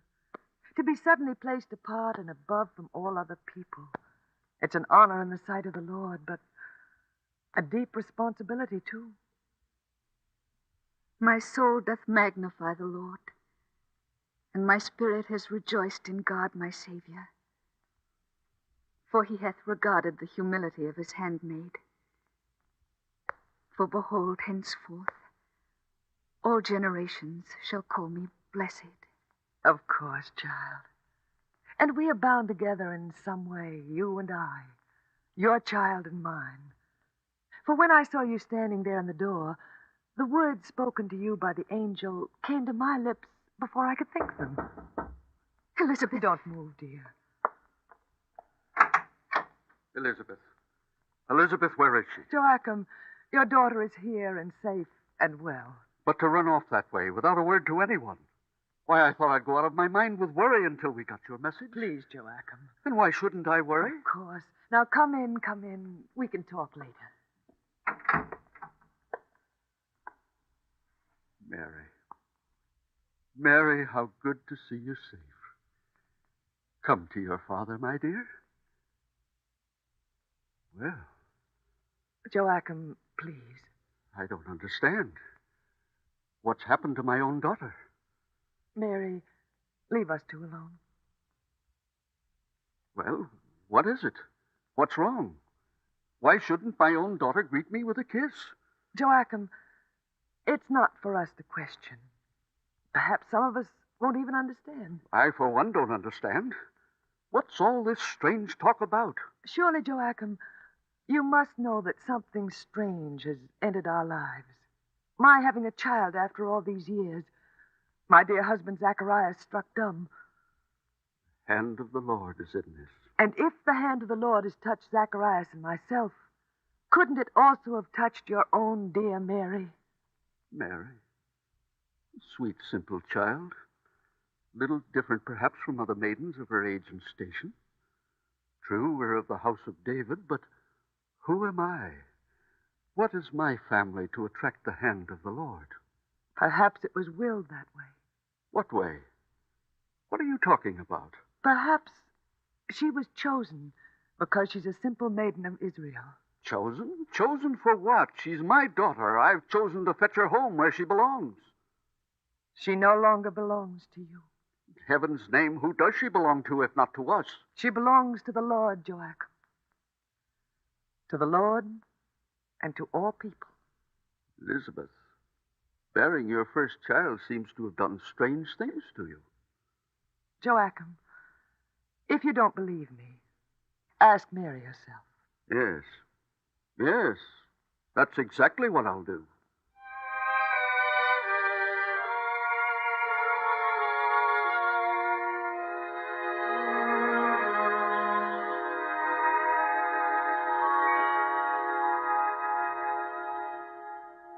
It'll be time to start out soon, Joachim.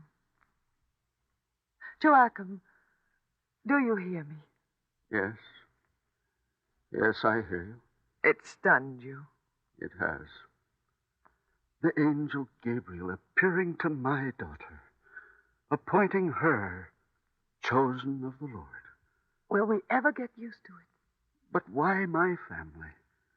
True, we've been good people for all the generations, but to be so highly honored, do we deserve it?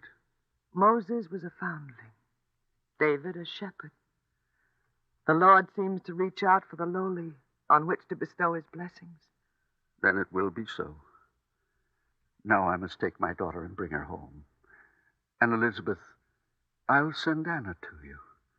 She'll be a great comfort to you in such a time. It would be good to have your Anna here with me. Then she'll be here. And now, Mary. Mary, child, it's time for us to start on our way back home.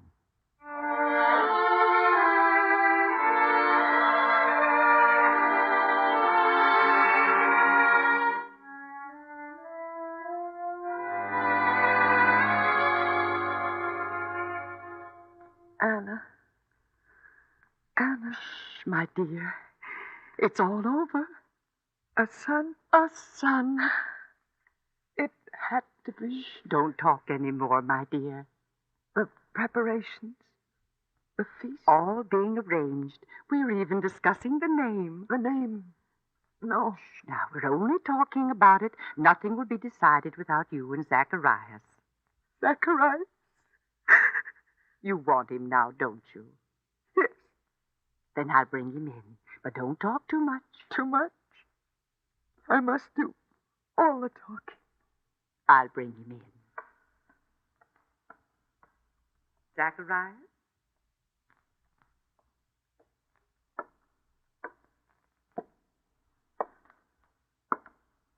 Zacharias. A son.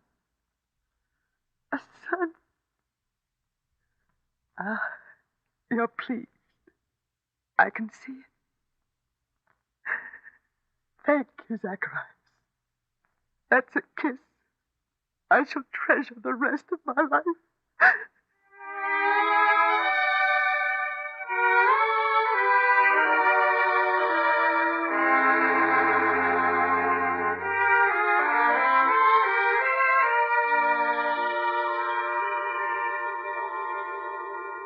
Now, Elizabeth, out of the kitchen. The feast is all prepared. There's nothing for you to do. You don't understand.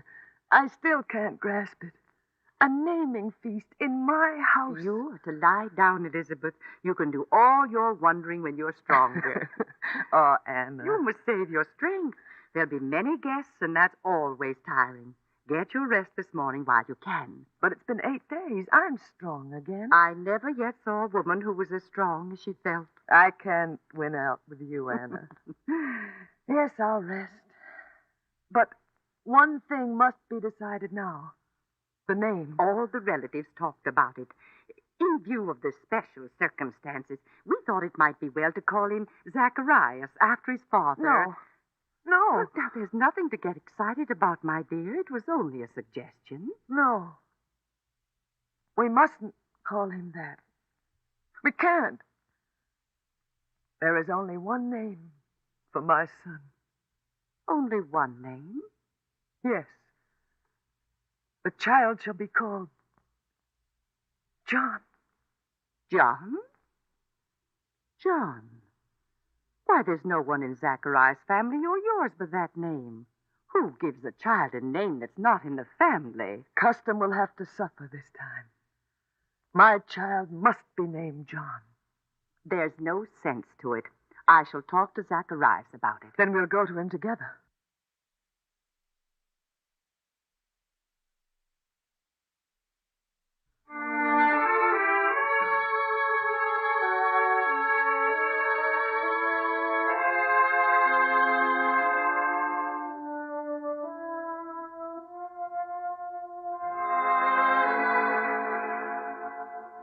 Zacharias, listen to me.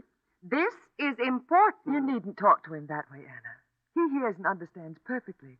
It's just that he can't talk. All right, I'm sorry. Zacharias, there's a very important question. The naming of the child. We must decide within the next few hours. What are you motioning about? He's making a sign with his hands. I think he wants to write something. Quickly, fetch a writing tablet. Of course, Elizabeth. Zacharias, this is my fault, all of it. I have a strange impulse about the naming of the child. Here it is. The parchment, the quill. Now, Zacharias, write.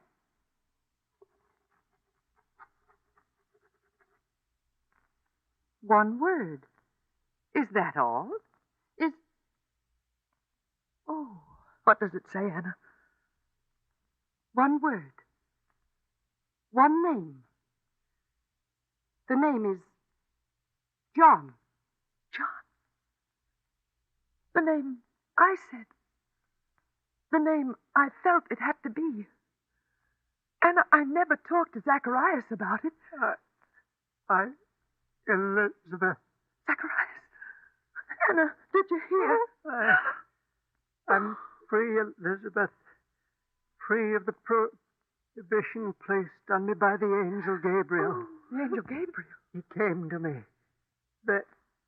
There in a temple while I was performing the rite of the burning incense. The Lord protect us. I had entered the Holy of Holies. I set the flame to the incense. I stood there saying the prayer, my own prayer as well. And what would my prayer be but that we should have a child? I was praying too, Zacharias. And as I prayed, I felt the presence. The angel spoke to me. He said, "Thy wife Elizabeth shall bear thee a son, and thou shalt name him John." Somehow, in some way, the name came into my mind and stayed there. Glory to God, for all this is His doing. We are not alone in this, Elizabeth. What do you mean, Zacharias? Our child, who lies now in his crib, he's the forerunner. The forerunner of what? Of whom? Of the Messiah. For the Messiah is already on the way. The angel told you, too? The angel told me more than I understood then. He told me that my child should be the one to go before him who would fulfill the prophecy of Elias, that my son should prepare a perfect people for the Lord. The child which is Mary's and the child which is ours, they've been sent together, these cousins, Jesus and John. May the Lord be praised. And the dumbness which struck me, the fault was mine, for I didn't believe. You questioned the angel? Yes. And so you were struck dumb? Until the day that these things shall be fulfilled, the angel said. And so it was. But now you can speak again, Zacharias. You can speak. My heart is full to overflowing with the kindness the Lord has visited on this house. Now, the child. Lying in the crib. Then I must go to him. The child sleeps? Sleeping or awake, the child must receive my prayer. Come. If I could only let him know. Please, Elizabeth. I'm sorry, Zacharias. Blessed be the Lord God of Israel, for he hath visited and redeemed his people, and hath raised up a horn of salvation to us in the house of his servant David. And thou, child, shalt be called the prophet of the highest, for thou shalt go before the face of the Lord to prepare his ways, to give light to them that sit in the darkness and in the shadow of death, to guide our feet into the way of peace.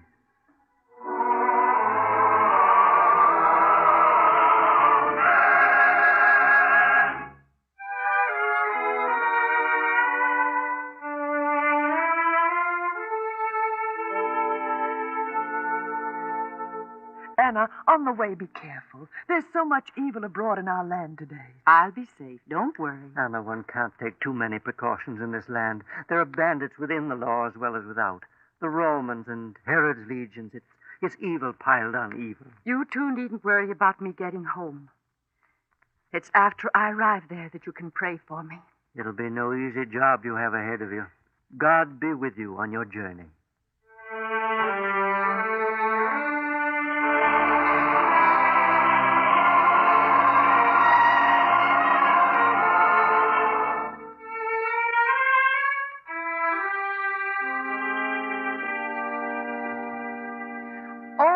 Happened to Zacharias.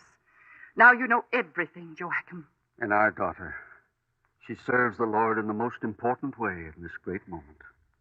And within us is a secret that burns. The Messiah is coming. And only we know. We'll do our part in this, Anna.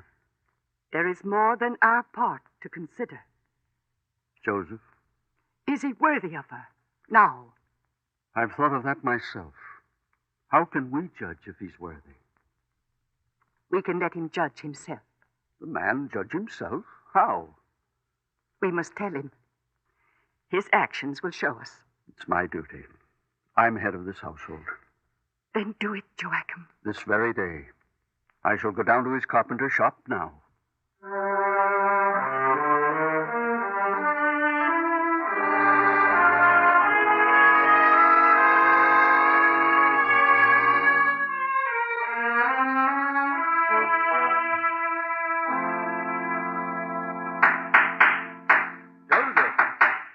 Joseph, peace be with you. Peace to you, too, Joachim. Come in out of the hot sun. And how do things go, Joseph? Well enough. Sit down, be comfortable. Comfortable as you can in the midst of the shavings and chips of wood. Joseph, there's something I must talk to you about. I suppose there must be a great deal for us to talk about. Well, feel free to say anything you have on your mind. Joseph, it's not easy to say what I have to say. What do you mean, Joachim? I must know if you're worthy of my daughter. Why, Joachim, I think I am. You thought I was when you gave your consent. But things have changed. A wonderful thing has happened. Nothing you've said helps me to understand. Because I can't tell you. Come, Joseph, come home with me. Perhaps there I'll be able to tell you.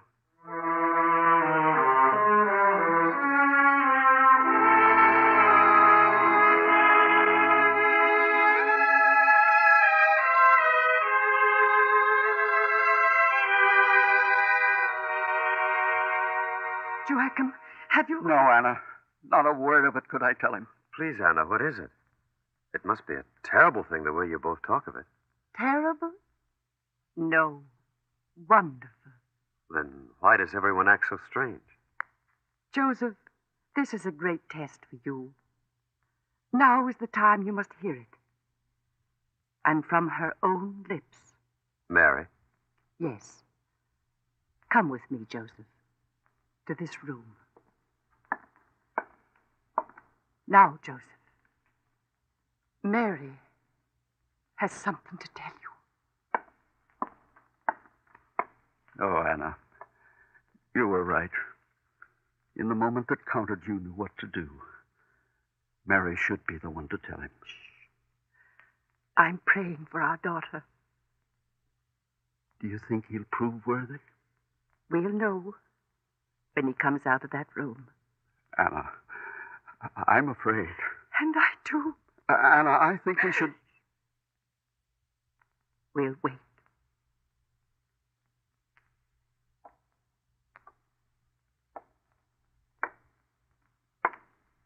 Joseph? Joseph?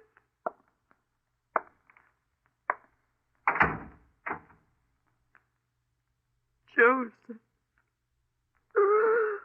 Oh, Joachim.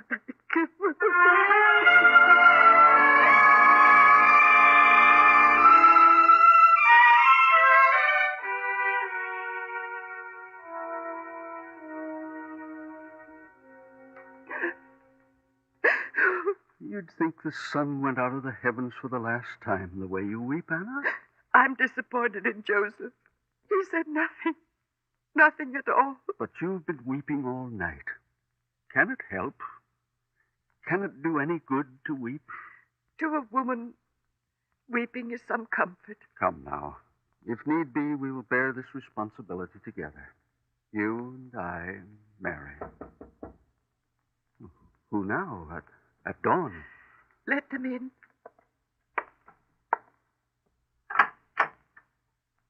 Joseph. Joachim, Anna, you must forgive me for last night. But there are revelations too great for a simple man to grasp. The works of God are sometimes too great for any man's mind to encompass. Last night in my sleep, it came to me. The voice of an angel. And he said, Joseph, thou son of David, fear not to take unto thee Mary thy wife, for that which is conceived in her is of the Holy Ghost, and she shall bring forth a son, and thou shalt call his name Jesus. For he shall save his people from their sins.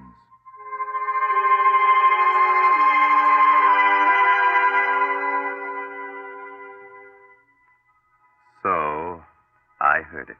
Joachim. Glory to God. And now, Joachim, I must see Mary. I must say the things I couldn't say last evening. I'll fetch her for you. Mary?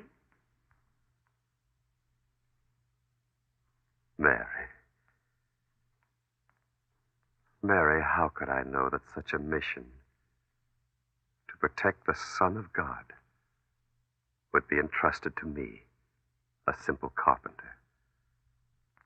But you need have no fear now.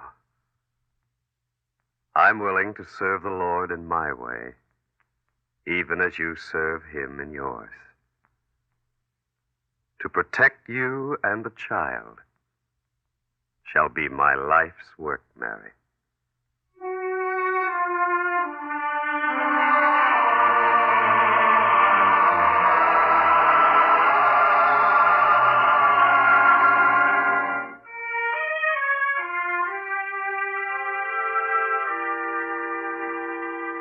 It's been months, Joachim, but I'll never grow used to just the two of us alone in this house. It's never been just the two of us for me, Anna. Her presence is in this house, though she no longer lives here. And soon, very soon, the child will be born. Weeks? Even sooner. Who knows? Women are the best judge of things like that. Joachim, what's that? Trumpets. Only important edicts are heralded by trumpets. Come, we must see. Everyone's running to see. Another of Herod's orders raising taxes or taking our sons. What could it be? We'll know the bad news soon enough. Come. Oh. Anna, don't let go of my hand. In such a mob, you'll be trampled. I'm here. Only let's get down front so we can see the proclamation. Let me through, please. Please, let me through. There. It's posted there, Joachim. If we could only get close enough. Counted? Go back and be counted? Why? Why? What does he mean, Joachim? I don't know. Why should we be counted? Now you can read it for yourself. Let's see. Yes, it's true. A decree. From Herod? No, from Rome, from Caesar Augustus himself. Then it must be all important. Yes, it is. Come, we must see Joseph at once. Joseph? It applies to him? And Mary, too. Come, Anna, at once.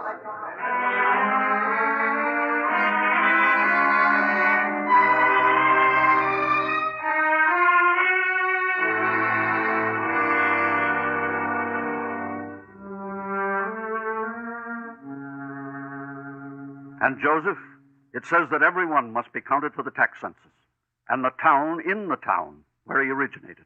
And that means I must go to Bethlehem, the city of David. And if you go? Yes. Then Mary must go with me. And she's going to have a child.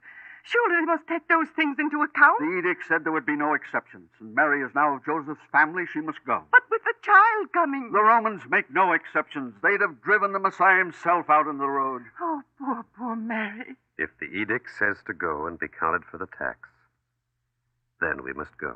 But Mary. It's my duty to watch over her, to protect her. I shall do it. Whether it be here, or on the road, or in Bethlehem, I shall watch over her. Anna, you must help us prepare for the journey. We shall go to be counted.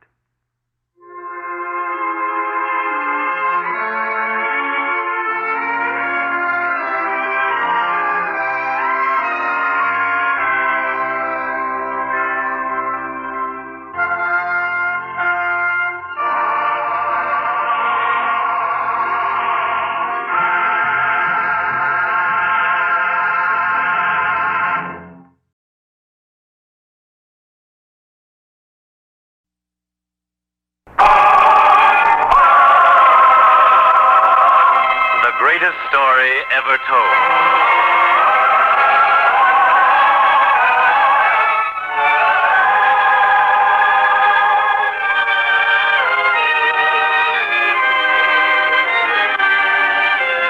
Today, we present Unto the Least of These, a drama based on a parable set forth in the 25th chapter of the Gospel according to St. Matthew, a parable from the greatest life ever lived.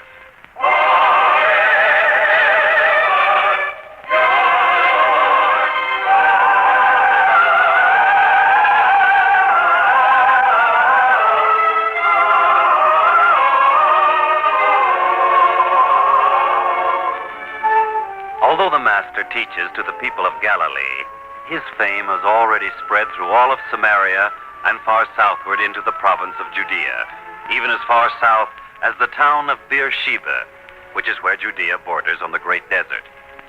And in the town of Beersheba, there's one man to whom the Master's teaching of a new way of life has come almost as the answer to a prayer. This man is the elderly Zechariah. And since the very first moment he heard about the Master and of his birth and his teaching, Zechariah has pondered this very carefully until now, when he chooses to speak to his son Daniel. And so, Daniel, I have been thinking about this, and I've come to a conclusion. My son, it is time that I should be leaving here. Leaving? But why, Father? Surely you have been comfortable here. It has always been one of my ambitions in life to provide for you when you have reached this age. And so you have done, my son, and I'm sure God will remember you for it. Father, if anyone has said anything to make you feel you are not welcome here... My leaving is not to be interpreted as a complaint. You see, almost a year ago, I heard about the teachings of one whom his followers call the Master. And not only are his teachings so wonderful, but he works miracles too. In fact, Daniel, I'm led to believe that he is the Messiah. Father, do you realize what you have just said? Yes, my son, I realize it. And I tell it to you only so that you will know that for me, there can be no other way. I must go to Galilee. I must see him. But a man as old as you are, Father... Use that only as a test of how much I believe. For despite my age, I must go and see him. But Galilee, a new place, strange people. We have no family there. My son, let us face the realities. How much time do I have left? A year, 2 years? Let me go to Galilee and find him and spend that time with him. When you are older, you will realize what it means to want inner peace before it is too late. You have been thinking about this for a long time. Well, Father, if you feel that way, I wouldn't be the son you raised if I stood between you and such an ambition. I shall help you prepare for the journey.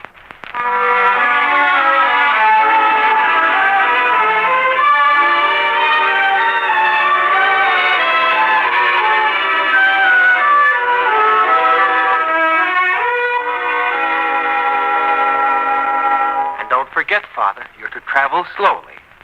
With such a fine camel as I've got for you, you can make the journey in leisure, yet without sacrificing too much time. Daniel, you sound like a father instructing his son on his first journey away from home. Let me remind you, it's the other way around. And I have done my share of traveling, don't forget. But to go all the way to Galilee... You needn't worry, Daniel. And now I'd better say my farewells to Deborah, to the grandchildren.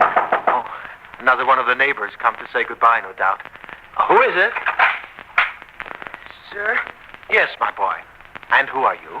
Sir, you're the last one he mentioned. Just before... Well, he said for me to come here and tell you, and... Now, son. No need to cry. That's right. We can't help you. Now tell me, what is it? Come now, just as if you were talking to your own grandfather. Well? My father, Jacob... Of course, you're Jacob's son. We should have recognized him, Daniel. Now, what about your father? He died, sir. Oh, you poor lad. I'm sorry. Very sorry. He said to come here, to tell you, Daniel, that you'd know what to do about us. Of course. Well, now, Jonathan, you go into the kitchen. Deborah will fix you some good hot food. It's a long way here from your farm. You must be hungry. And we'll talk about you and your brothers and sisters. Sir, Father said my uncle would come to take us as soon as he gets word. Don't worry about a thing, son. Just go into the kitchen. Yes, sir. Comparatively young man like Jacob. That's too bad. And now we've the children to think about. It wouldn't be so bad if they had a mother. No. And then there's the land. It's all that's left of the children. Should be protected for them. Yes, Daniel? Yes, Father? You couldn't take the children into your home, could you? Not all 6 of them. But we could take one, and the others could be placed with families here in the town till their uncle comes for them. But is it the right thing to do, Daniel? They must be cared for. Of course, but they've just lost their father. Now they'll be losing each other at a time when they most need to be close. There should be another... Daniel? The children will not be separated. But who could take them in? After all, 6 children. Maybe no one has to take them in. They can't be left alone. I know, but I could live with them for the few weeks it would take. I could be their father. But you're ready to start on your way to Galilee. You wish to find the master. A few weeks won't matter too much. Besides, the children need someone. Yes, I shall take care of them till I can turn them over to their uncle. After that, I'll set out for Galilee.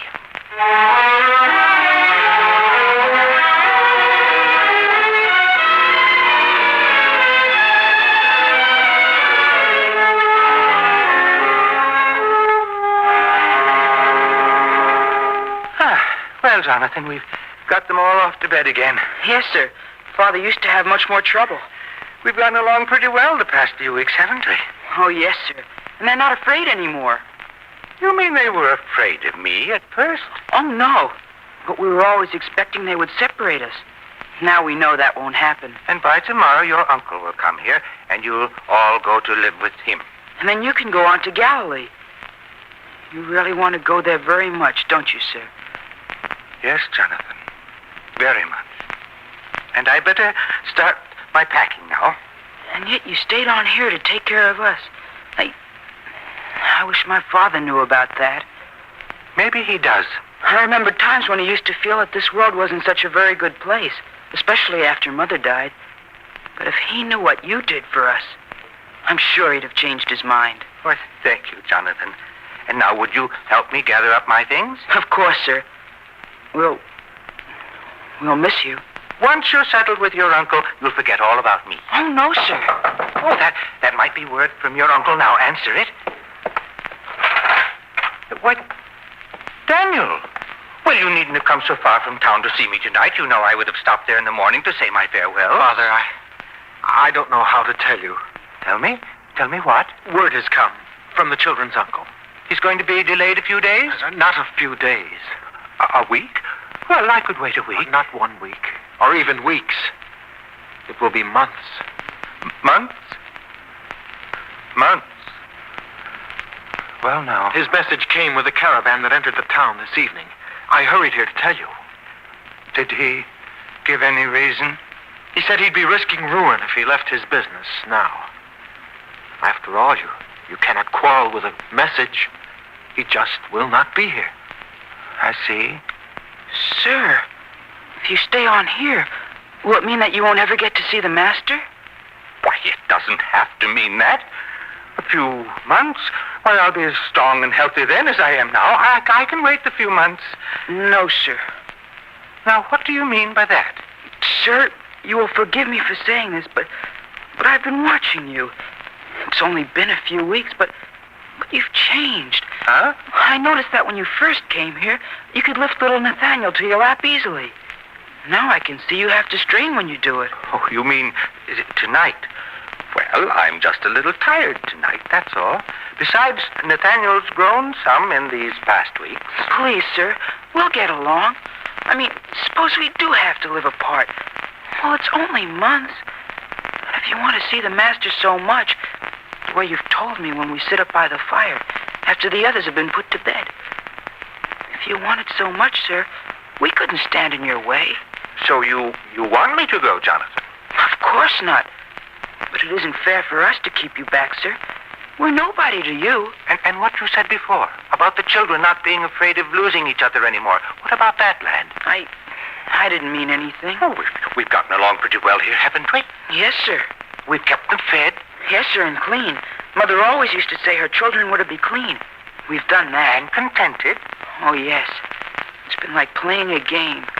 A wonderful game where everybody has fun. You've done so much for us. We don't deserve any more. All right, then. My mind's made up. You're going? No. I shall stay here till you don't need me any longer. But the master, what about him? I have time. Still time left. And now, Jonathan, you're up long after your bedtime. Don't take advantage of my soft nature. Be off now. Yes, sir. Well? Sir, could I... Would you mind if tonight I kissed you? Why... Well, go on. Get it over with. Yes, sir.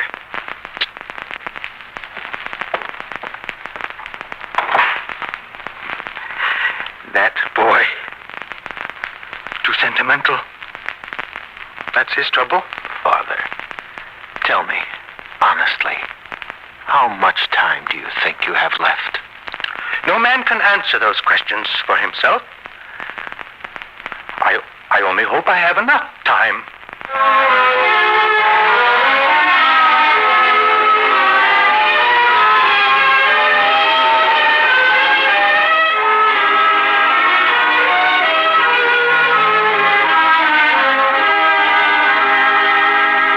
This time, Father, don't let anything deter you.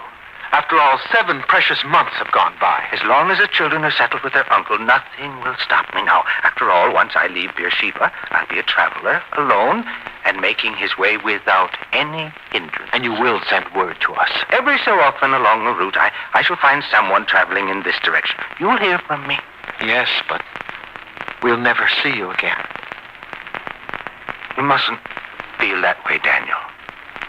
Not many men are privileged as I am. To see my son grow to manhood. To see him with a family of his own. And then to be able to go on and realize such a dream as I have. Don't worry about me, son. May God be with you. And if you are with him, you can do no wrong. May he bless you and Deborah and the children forever.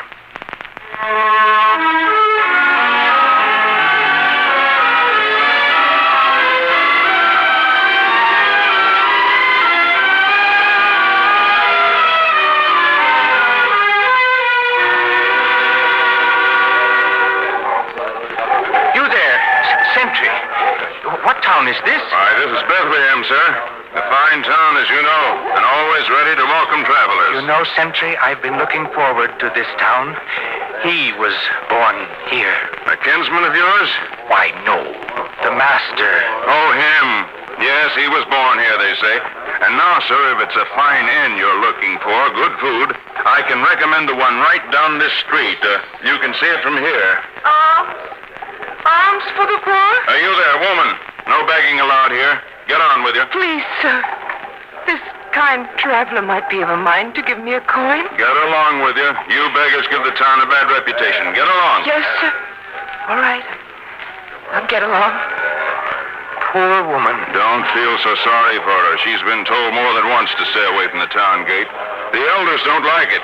They say it gives Bethlehem a reputation for its beggars instead of for its fine people. And just what do these fine people of yours do for the beggars? What do you expect us to do? If you give them money or food, you only encourage them. We keep them moving, that's what. We don't want them around here. Bethlehem, the place where he was born. And you've so little kindness here? Look, sir, about that inn. It's right down... Sentry, never mind about the inn. That poor woman. Look, she's just fainted.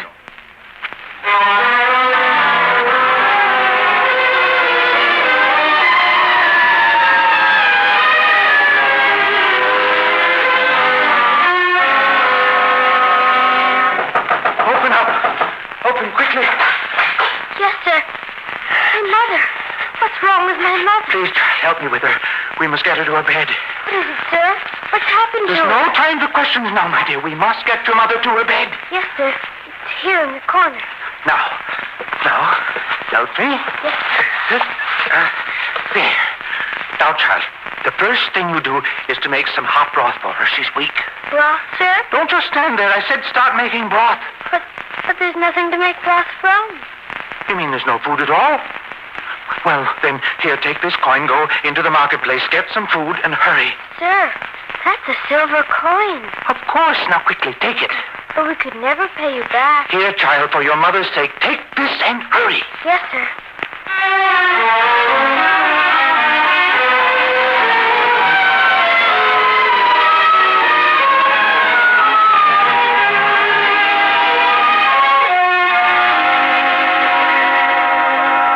Well, my dear, I shall have to be leaving here tomorrow. Zechariah, you say it as though you're apologizing. I'd like to stay on and care for you and the child, but I must go. You see, there's so little time left.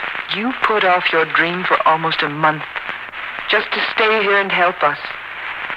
To see we were fed and cared for. A month? Has it been that long? You needn't try to make little of the time. I know how you must be measuring it now at your age. Well, it can't be more than a few weeks' journey from here by camel. I'll find him. There'll yet be time to learn his way, to achieve the peace I seek. I hope so. Because no man deserves peace and contentment more than you. You've been so kind. So kind. I wish there was some way I could repay you. To see the change in you, to see the color come into Sarah's little face, that's been a great deal in repayment to me. Now, I want you to take this little pouch. More money. Take it and use it to feed the child and yourself till you're strong enough to find work. But what of your needs? Where I'm going, I'll need little. It'll be a comfort to know the money's doing some good here. Take it. You really want us to have it, Zechariah? I have enough to take me where I'm going. All I must do now is hurry.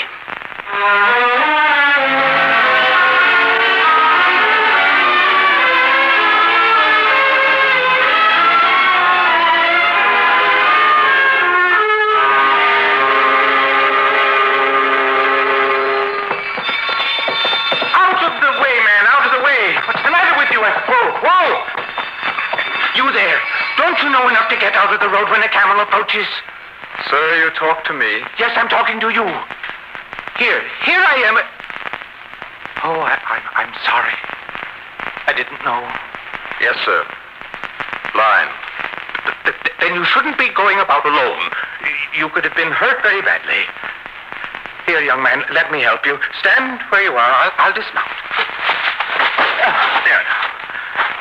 Now, tell me, where do you want to go? They said this was the town of Nazareth, where he lived. Yes, I've come here myself, seeking him. And so did I. For he shall give sight to these useless eyes of mine. I've heard he can do that. They told me not to start. They said a blind man could not travel such a long distance alone. But I have. I have come this far. And I will go farther. Until I find him. Where have you come from, young man? From Bethel. Bethel? Why, that's back in Judea.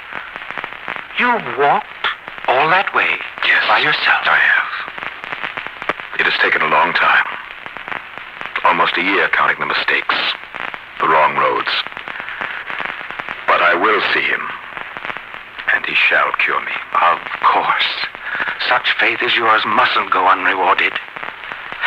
I've heard he's by the shore of the Sea of Galilee now, near Magdala, Capernaum. Yes, that is what I heard, too.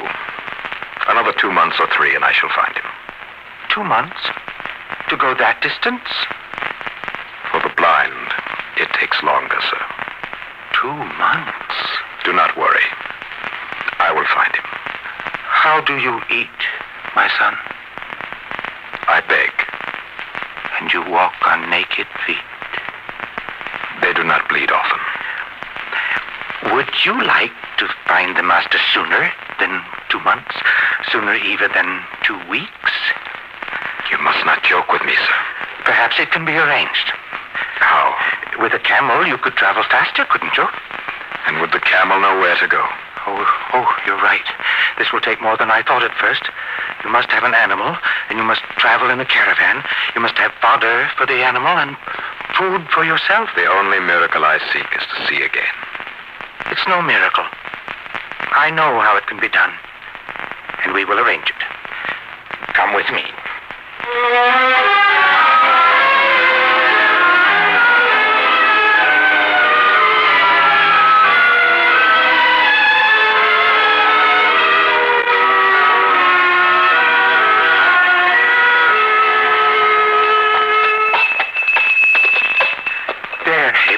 Not as fine as a camel, but this donkey will take you to the master. To see him in only 2 weeks. And don't forget, you're to keep the money belt tight around you. There's enough in it to keep you till you reach him. The driver in the caravan will guide you. Yes, sir. Why should you do this for me? You need not concern yourself about that. But what of you? I will get along somehow. I know how you feel about him. I know why you are going to see him. I can tell. It is in your voice and the words you speak. It means a great deal to see him soon, doesn't it? Yes. Then why should you give up your place for me? How will you reach him with no animal to take you? I can walk. An old man like yourself. I'm really not so old. You have the voice of an old man. You know, even the blind can be wrong sometimes. I'll walk it. I've walked longer distances in my time. No, don't you worry about me. I'll be there. Yes, I'll be there. And in time.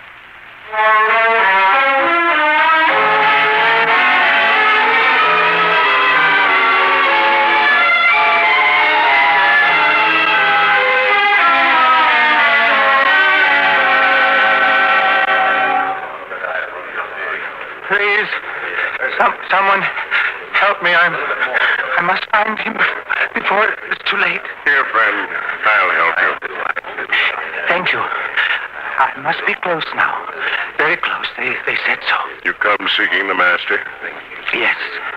It's been a long time. Is he here? He is. Then I must go to him now. There's not much time left. He is atop that hill. Let me help you. No. I'll reach there. Here, sir. Let me help you. I'll carry you. Now, you rest easy. Who are you? Peter is my name. Peter? Yes, I've heard of you. The strong one. And look, so many people hereabouts. So many.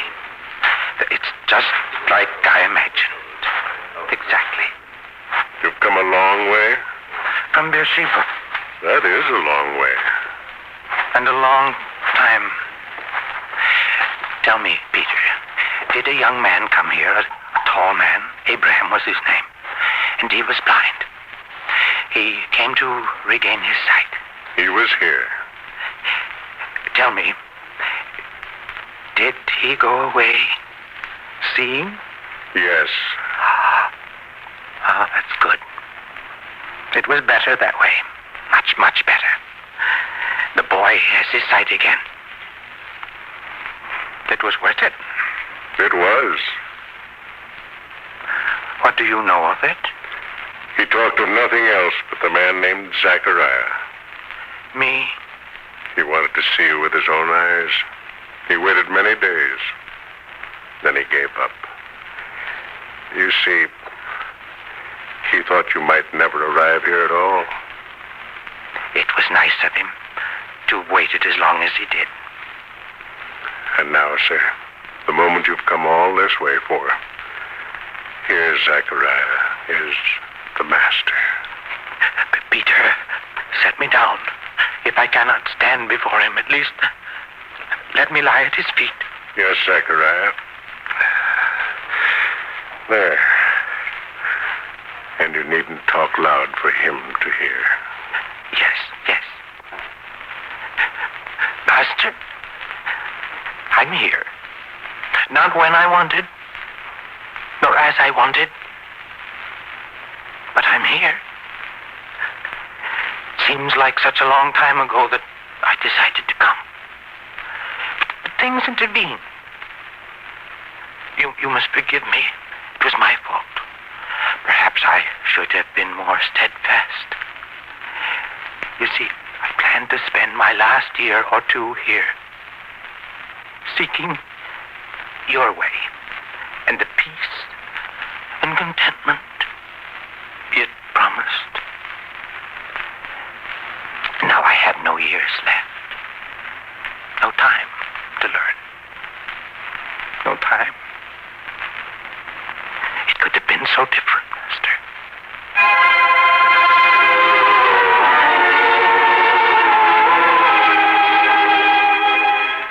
Come, you blessed of my Father, inherit the kingdom prepared for you from the foundation of the world. Master, you speak thus to me, but I have only seen you this moment, heard your voice only once. I was hungered, and ye gave me meat. I was thirsty, and ye gave me drink. I was a stranger, and ye took me in. Naked, and ye clothed me. I was sick, and ye visited me. Master, please, surely you must mistake me for another man. I'm Zachariah of Beersheba. You've never seen me before. When did I feed you? When did I come to aid you in your sickness? Surely you mistake me for another. Verily I say unto you, inasmuch as ye have done it unto one of the least of these my brethren, ye have done it unto me. Peter, did you hear? Blessed, and of his kingdom, all that I sought, the peace, the contentment, is mine now. Yes, Zachariah, for you have known him. Your deeds show that.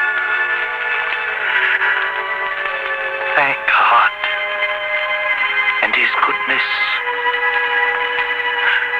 I am not too late. Not too late.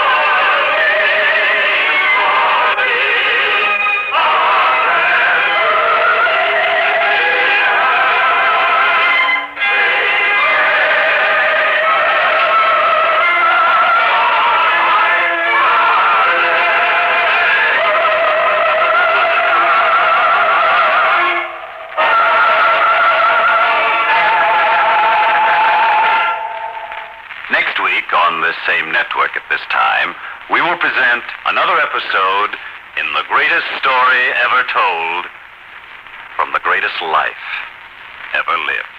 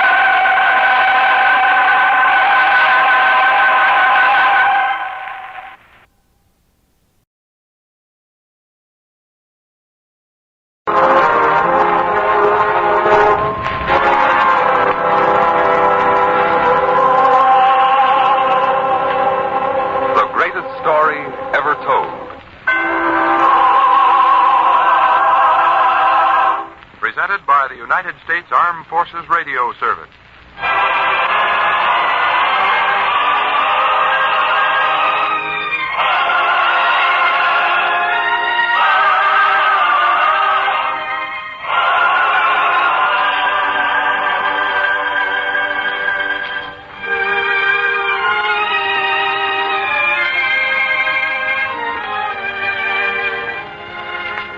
Tonight we present This is My Commandment, a drama based on a teaching from the greatest life ever lived.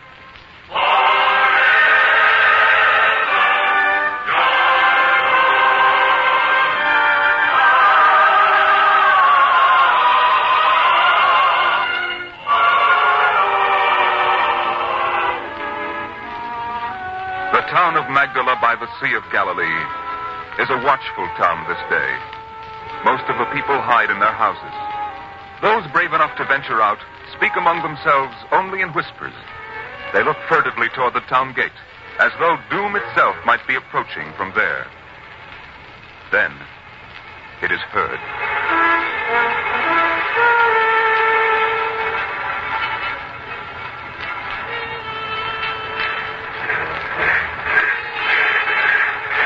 This is the first sound of it.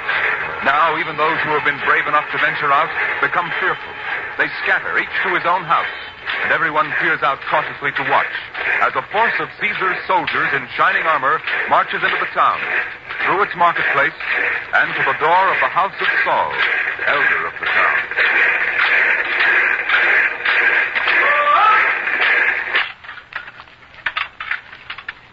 Now then, Tertius. This is the house, isn't it? Yes, sir. We'll see. You'll keep the men on the alert while I go in and have my talk with this town elder. We shall have quick justice in this matter. If I may say a word to the centurion, sir. What is it, Tertius? I've been stationed in this area a long time, sir. I know these people. You won't make any headway being reasonable with them. You've got to be hard, unyielding. I know. I expect that. I mean, they'll deny having anything to do with the whole thing. They might even try to blame it on one of us. They're tricky. I'll know how to handle them, Tertius. You just keep the men on the alert, ready for anything. Yes, sir. All men at attention and on the alert. I'll keep them that way. I'll go in by myself. Are you Saul, the town elder? I am. Would you come in, sir? Yes. If Your Excellency would care to be seated. I will stand. As you wish, sir. Now then, what I have to say is brief. What I have to ask is even briefer. A centurion of Caesar's army was murdered in this town, stabbed in the back with a short sword. A short sword, eh? A Roman weapon. We've thought of that. There's no significance to it. Now I'll continue. Death was immediate. The murderer was not discovered. We cannot countenance that. This death must be avenged at once. Now, what I want from you is the surrender of this criminal. Well? You talk as though he were concealed in the next room. As though he were mine to hand over. You know who did it? No, sir. You lie. No, sir. See here, man. If you think that by shielding him you can avoid paying for this crime, you're sadly mistaken. We'll match you blood for blood and more. Please, sir, you must understand. I am the elder of this town. The enforcement of the law is in my hands. And I would not countenance murder any more than you would. Regardless of the fact that the victim was a cruel, inhuman officer whose very brutality was enough to ensure him of the fate which finally caught up with him. Uh-huh. Now that you've given me the reason why he was killed, I want the criminal surrendered. You seem so sure the criminal is one of my people. Have you thought he might be one of your own? He's not. Strange you don't know who this murderer is. Even I know. You know? There's a man named Joshua who lives in this town. Joshua? Joshua, the silversmith. Why, surely you don't think that he... Why, he's the gentlest, kindest person you've ever seen. All of which would allow him to commit this crime and remain unsuspected. Except for two things. First, he disappeared from this town on the day of the killing and has not returned. Though it's been 3 days since. That's no crime. The guilty man shows his guilt. The first thing he does is to flee. But you don't understand, sir. Joshua is a silversmith. Every so often he must make a journey to a larger city to replenish his supply of the silver he uses in his work. It's not at all unusual for him to be gone for several days at a time. Very convenient, very thorough. No wonder he dared to kill the centurion with such a perfect defense. But there's more to this. The short sword found in the centurion's back was known to have been in the possession of this same Joshua. No. It's very much the truth. So now I want him handed over. Well, in the first place, he's not here, as you know. Then find him. And in the second place, if he were here, I would have to be satisfied in my own mind that he were guilty before he were handed over. I see. I couldn't take it upon myself to condemn an innocent man to death. How could I ever face the master if I did? Who said that it would mean death for an innocent man? I know. I know you must punish someone to save your face here. And it will matter little to you if he's guilty or innocent. I will not let you kill an innocent man. I won't let you. So Tertius was right. Well, if strong measures are to be called for, I'm not one to hesitate. Listen to me, old man. Unless Joshua is surrendered to me for this crime by nightfall tomorrow, every man over 20 years of age in this town will be lined up at the town gate. One of every 10 men will be chosen and executed. Think about that for a while.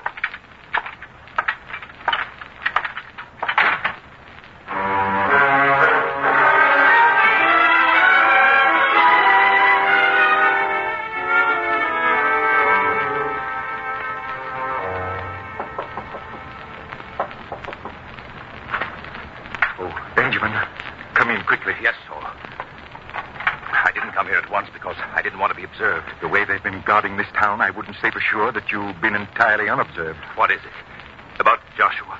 Then you've heard. The word spread all over the town. Everyone knows now. I wonder if they know the rest of it, too. The rest of it? Yes. What will happen if I don't turn Joshua over to them? I didn't hear anything about that. One of every 10 men will be selected and killed. They can't do that. They will. That's why I sent for you. You are Joshua's closest friend. You're an honest, decent man, and you have courage. I want to know, what would you do in my place? 1 out of every 10 men. That would mean almost 100 men who are sons, husbands, fathers. Almost 100 of them. Against the life of one man. Go on, Benjamin. Say it. Well, I admit it flashed into my mind. Why not give up the one man to save the other 100? Yet, dare I or any of us decide that an innocent man is to die to save us? What would the master's judgment of us be? You're right. We'd be guilty of murder ourselves if we did that. Exactly. So I feel a little firmer now in my decision. For my part, and acting on behalf of this town, I shall give Joshua a chance to escape. We can't give up an innocent man just to save ourselves. But they'll be pressing you for an answer, won't they? Tomorrow at sundown is the limit set by the new centurion. That's why we must work quickly. What do you want me to do? Unless this journey of Joshua's is different from the others he makes, he would be returning to town by tomorrow morning. And if he rides in through that gate, he's as good as dead. You want me to find him before he reaches town? Yes. I want you to leave here on whatever pretext will satisfy the Romans. Then go as quickly as you can to Emmaus. Joshua must pass through there to return home. Intercept him. Tell him to flee anywhere. But he's not to return here. Yes, Saul, I'll do that. You'll have no regrets? If it's the right thing to do, I'll do it. Perhaps once I would have faltered. But I've heard the master too many times to turn away from the right. Now, I shall do what I have to do. Good. Then hurry to Emmaus.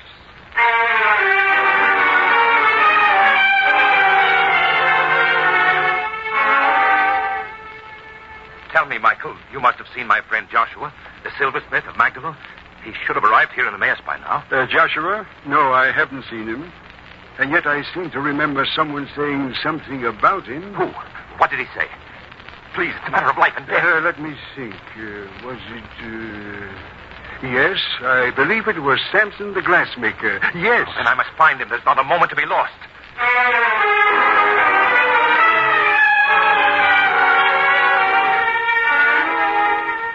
Please, Samson, try to remember. Michael said you mentioned him. You must remember. I mentioned Joshua?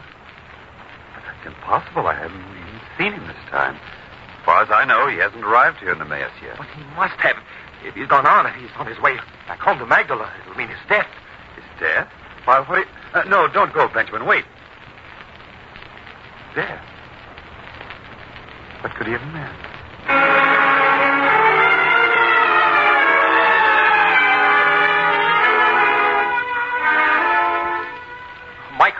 Michael, I'm glad you just returned to me. I just remembered after you left.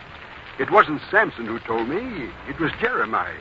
And Jeremiah said that Joshua had passed through the town without stopping to pay his usual friendly calls because he heard that the master was teaching outside of town. You mean I can find him there? If he hasn't already left there and gone back home. Let's hope that he hasn't. I must find him at the master's camp, else he's a doomed man. A doomed man.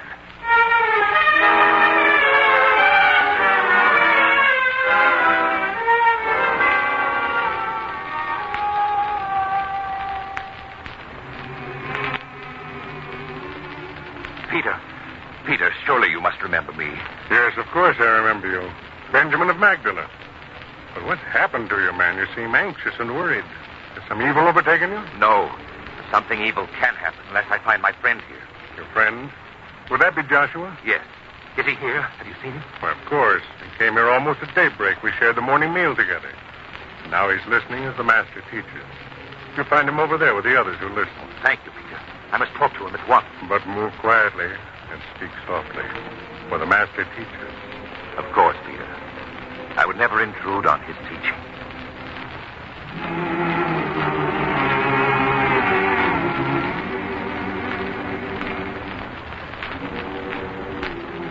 Joshua, I'm glad I found you in time. Why, Benjamin, you here? Yes, and I must talk to you at once. It's very important. It may be important, but we can't talk now. Listen. The master speaks again.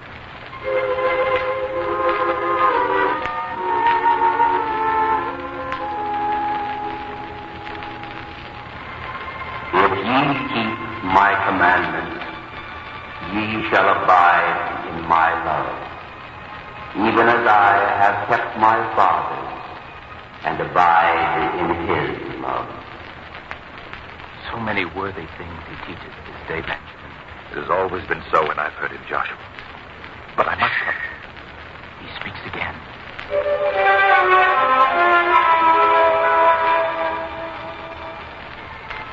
This is my commandment, that ye love one another, as I have loved you. Greater love hath no man than this, that a man lay down his life for his friend.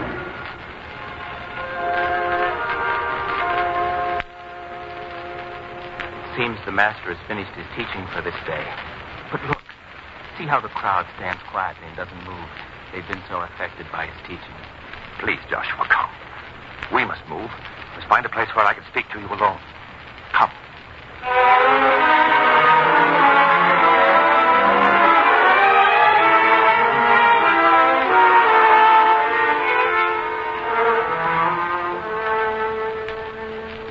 Now, Benjamin, you seem so upset, so worried. What is it?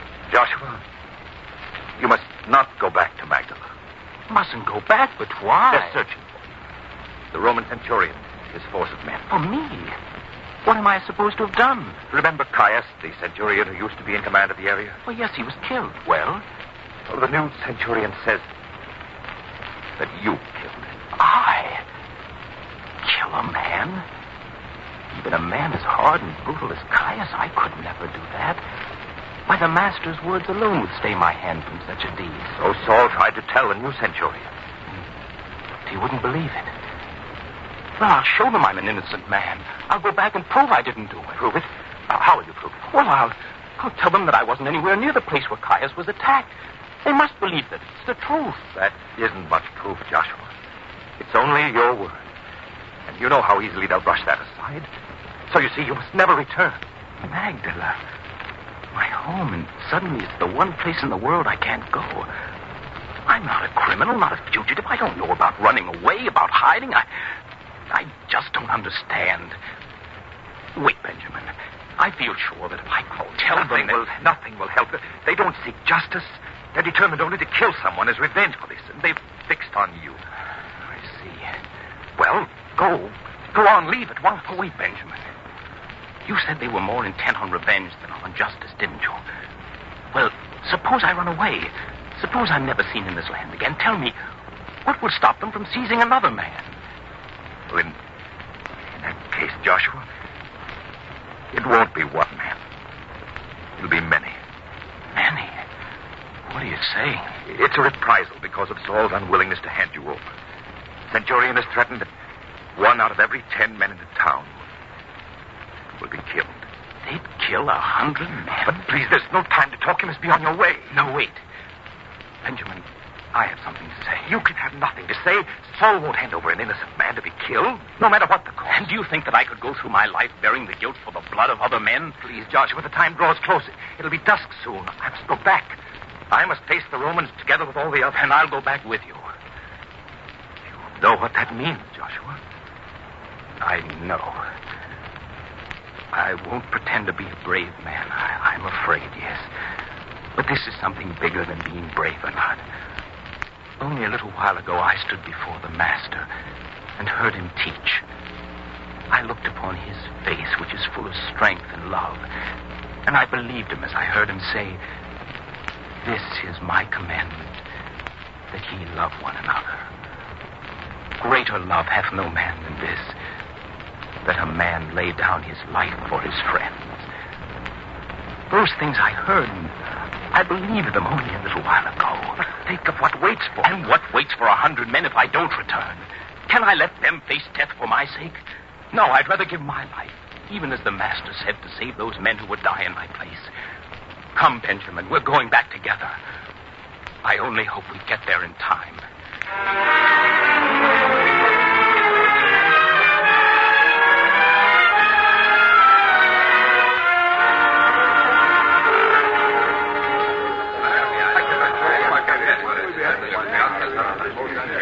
Are these all the men, Tertius? Yes, sir. Every man of the town over the age of 20. All here. Good. Give the word for them to form a line. Then I'll begin counting off. Every 10th man will be taken from the line and put under guard at once. Aye, sir. Then either they tell us where this man Joshua is, or else we'll kill them. Now line them up. Aye, sir. All right, you men, quiet. You will form a single line here along the town wall. Move, quickly. That man who called out, seize him. Aye, sir. He'll be the one chosen for the first 10. Aye, sir. Now the rest of you move. At once. That's better. There's your line, sir. Good. Now we'll pick them. First, let me see. Ah, yes. Saul, the town elder. We'll see how stubborn he'll be now. You. Yes, sir? You'll be the one selected from this group of 10. Yes, sir. How do you feel now? Not so brave and defiant as you were before. No, sir. Just thankful. Thankful? Yes, that it is I instead of one of the younger men. Where do you wish me to stand? Stand right there. Yes. Now for the others. You. Have them be quiet, Tertius. What's the meaning of this? Sir. Well, what is it, Tertius? What's the matter with you? The two men who approached the town gate. Well, what about them? One of them is Joshua. Joshua, the man we seek. Well, go, seize him at once. Yes, sir. You men, you and you, come with me. Draw your sword. We'll take that man prisoner. Bring him to my headquarters at once. Aye, sir. Well, so it seems we have him after all, doesn't it? Yes. I can't understand it. You can't, eh? No. You see, the other man, Benjamin, was sent to warn him. Indeed. Well, first we'll deal with Joshua, then with Benjamin and yourself for this little intrigue to thwart Roman justice. You'll come with me to my headquarters at once. The rest of you men will return to your homes peacefully, else there'll be bloodshed here yet.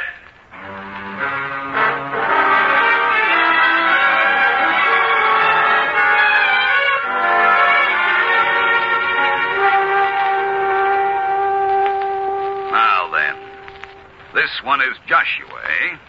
Yes, sir. A very clever criminal. Well, you get your punishment now. Sir, may I speak? I don't want it said there's been no justice here. You may speak. Sir, I know what's going to happen to me. I have no illusions about that. But I do want to say that I'm an innocent man. You ran away the day the centurion was killed? No, sir, I went away, as I have done many times before. Quite innocently and quite in accord with the usual demands of my craft. I went to buy silver, without which I cannot work. If you wish to examine the bag I had slung over my shoulder, you'll find the silver in there. Clever, but not clever enough. I say you ran away. I see. The truth has no place here. The truth, eh? You want the truth, do you? Well, I have something to show you. Tertius, fetch the weapon for me. Sir, it would do no good. The man will deny anything to save his life. Fetch it. There's no choice now. The whole town's aroused over this. Reports of it will find their way to the capital. We must prove our action was justified. Fetch it. Aye, sir. You'll find out soon enough, Joshua, that you'd have been better off telling the truth instead of endangering the lives of all those men. He didn't endanger our lives. Be quiet, Saul. I'll deal with you and Benjamin later. Because we warned Joshua? Is that why? By your own admission, remember that? Yes, sir. And would you take that into account now? What do you mean? I will take my punishment. Benjamin will take his. Because we tried to warn Joshua, tried to tell him to flee. But in the face of that, he came back. Is that the action of a guilty man? Questions of guilt or innocence are decided by me. Tertius! Tertius, where is that weapon? Here, sir. It had been mislaid. Ah, put it down on the table here. Aye, sir. There, Joshua. Look at that weapon and tell me that it wasn't in your possession. Yes, I had that weapon once. Joshua, please. Don't admit anything just to save us. It's the truth. I did have this weapon. There. You see, Saul? Sir, may I ask, why do you question me about this weapon? Why? Did you hear that? Why? Are you still going to carry on that pretense of innocence? This is it.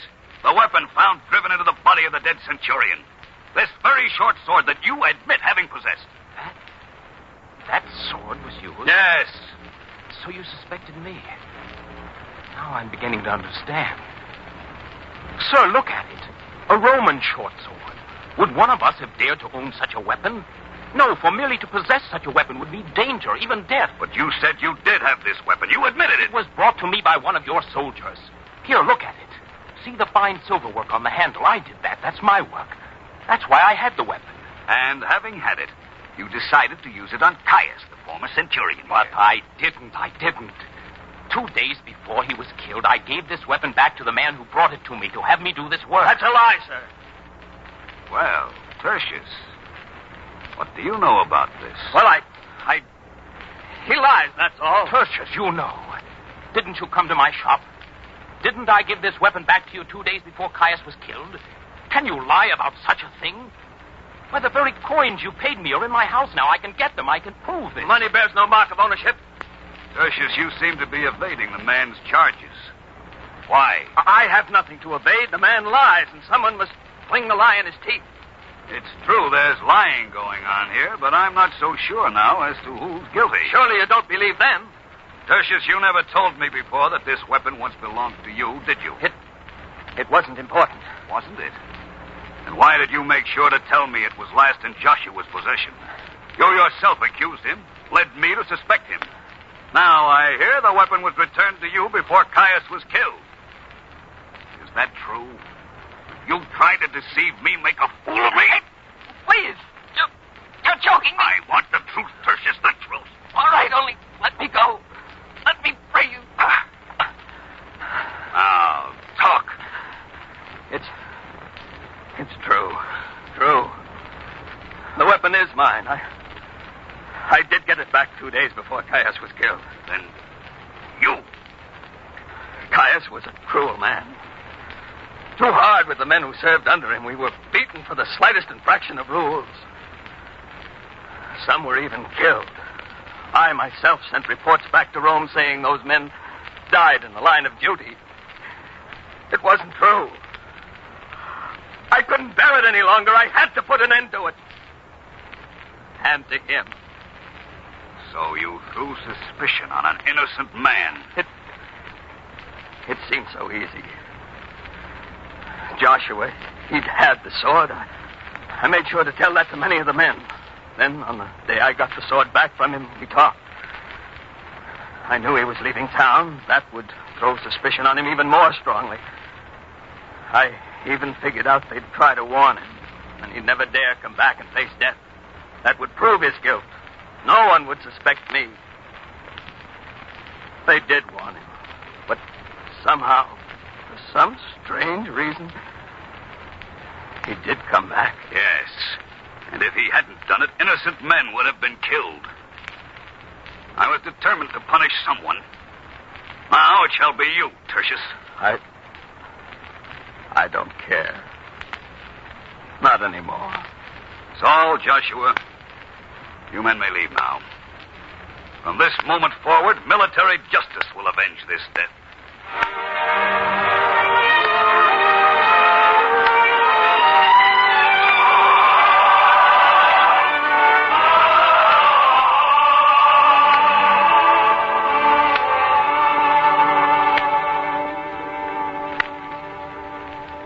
Well, Joshua, look about you.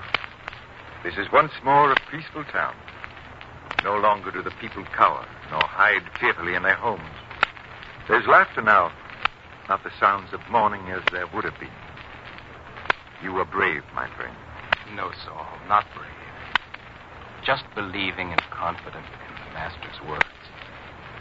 If I had run away, I might have saved my life. But I would have been untrue to the Master's word and undeserving of his teaching.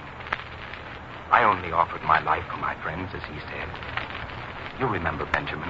Yes. And as it turned out, you were the only one who could have known what really happened. The only one who could prove that our people had nothing to do with this crime. Yes, Benjamin. Many lives have been spared. Good men will live on because of the Master's words, which are strong words and true words for all men to remember.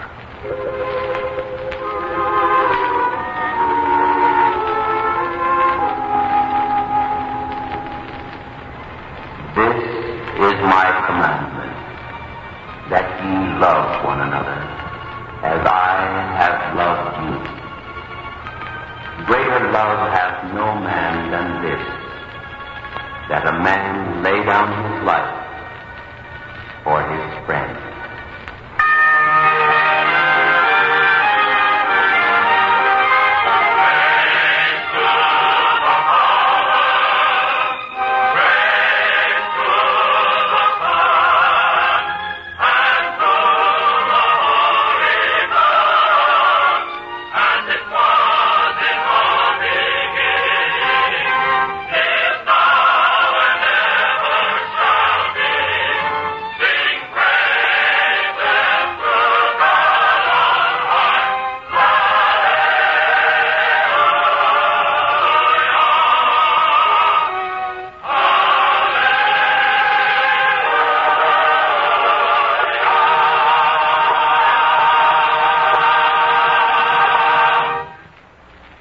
Listening to This Is My Commandment, another episode in the greatest story ever told from the greatest life ever lived.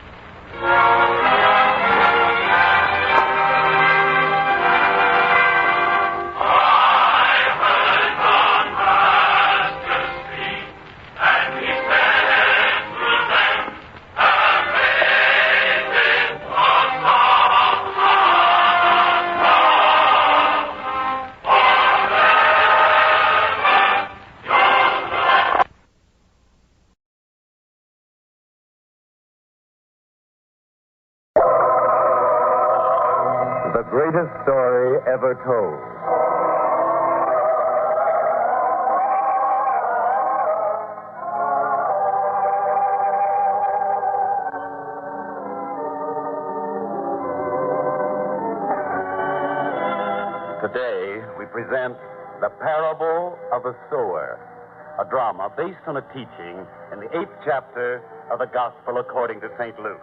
A teaching from the greatest life ever lived.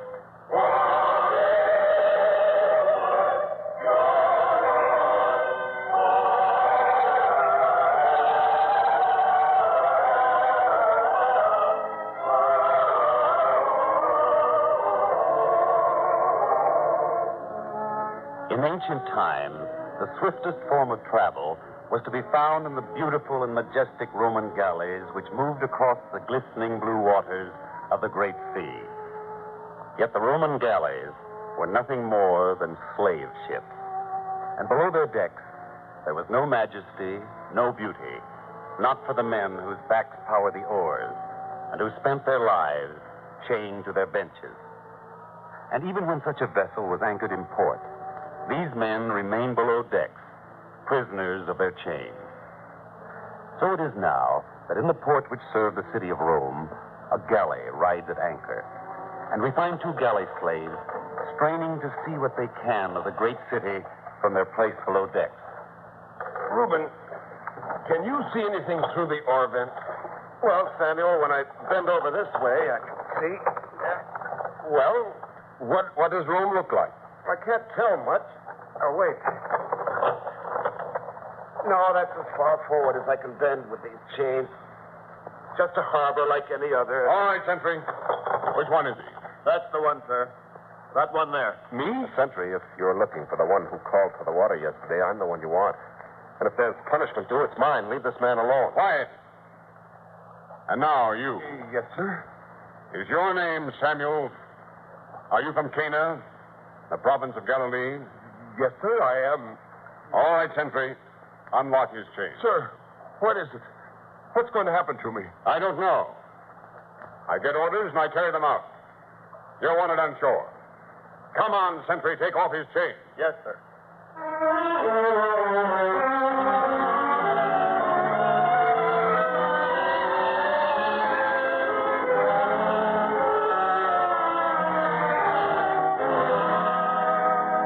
They take my friend Samuel, my only friend. Take him away 2 days ago to kill him in cold blood.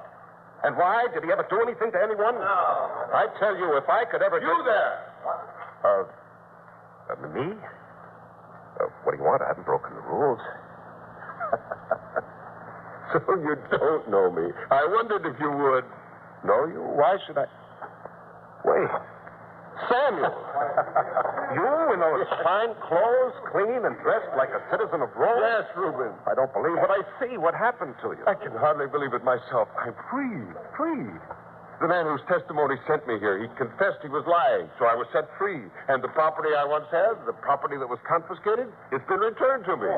Like a miracle. It is, Samuel. I'm glad I had a chance to come back to see you before the galley sailed from here, because I've got something to say to you. To all you men. Now, men, though I'm dressed in fine clothes now, I shall bear the marks of the chains on my wrists and my legs. And those marks are a bond between all of you and me. I'll never forget that I pulled an oar alongside you for 4 years. Now I shall have my farm in Galilee again. Well, any of you are sure of a welcome there. If it be only for a meal to tide you over, or for a night's sleep, or for work if you can't find it elsewhere. Remember that. All you have to do is show me your marks. That'll be enough for me.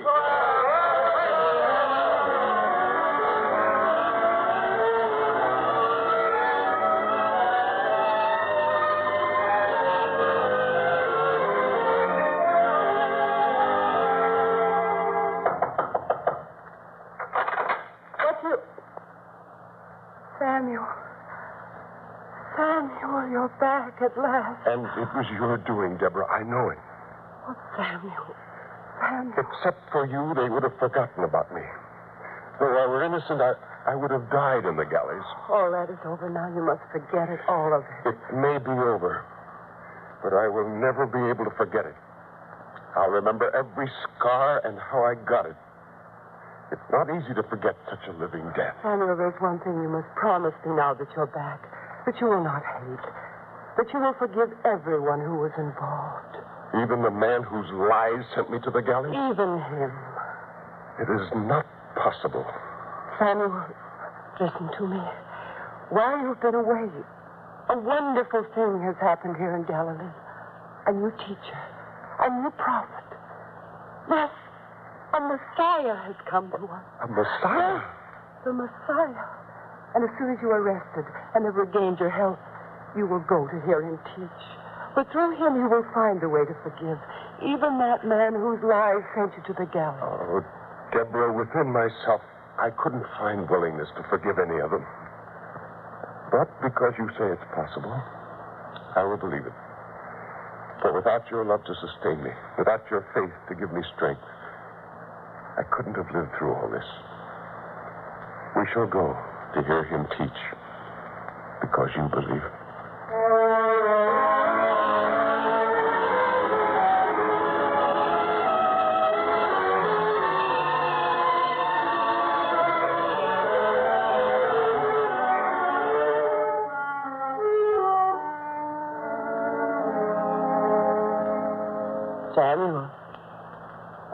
Samuel, it's time to put out the lamp. Time for you to sleep. There'll be another day's work tomorrow. What, Deborah? Oh, you still think about it, don't you? Every so often. It was the same time of year they first came for me, remember? Will I ever forget? We were sitting here in this very house, the two of us. And there came that knocking on the door. Caesar's sentries. And they took me away. But that was 5 years ago. Sam, you've been home almost a year. Can't you ever forget? Who knows? Every so often I get to think... Deborah. No. No, Samuel, it can't be that again. I'll open the door. One moment. What do you want? Does a man named Samuel live here? Yes, he does. Well, tell him that Reuben is here. Reuben! Oh, how good to see you again. Come in, come in. Well, you see, Samuel, I have friends here with me. Well, bring them in, all of them. Deborah, these men were my friends in the galley. Food, all the food we have for them. Come in, friends, come in. The house is yours.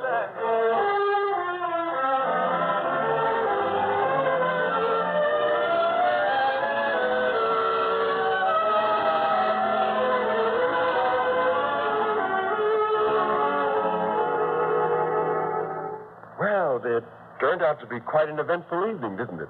Such hungry men. You would think they had not eaten in weeks. Believe me, it did my heart good to see them eat the way they did. You don't know what it was like there. I can imagine. Samuel, will they be staying with us long? As long as they want to. All four of them? I gave them my word. Oh? When I left the galleys, I promised them there'd be work here for them. A home. Forever if they wanted it. But they're criminals. They were my friends. They deserve a chance, just as I would have. But you were different. You were innocent. They wouldn't be near it now if I hadn't rescued that Roman officer when the ship was wrecked. That's how they won their freedom. You see, they've changed. And we can help them change even more. Now, don't worry. Nothing will happen. We'll all get along fine. In fact, the next time the master comes here to Cana and we go to hear him, they'll go with us to listen to him. To follow his teaching. You'll see. I hope so.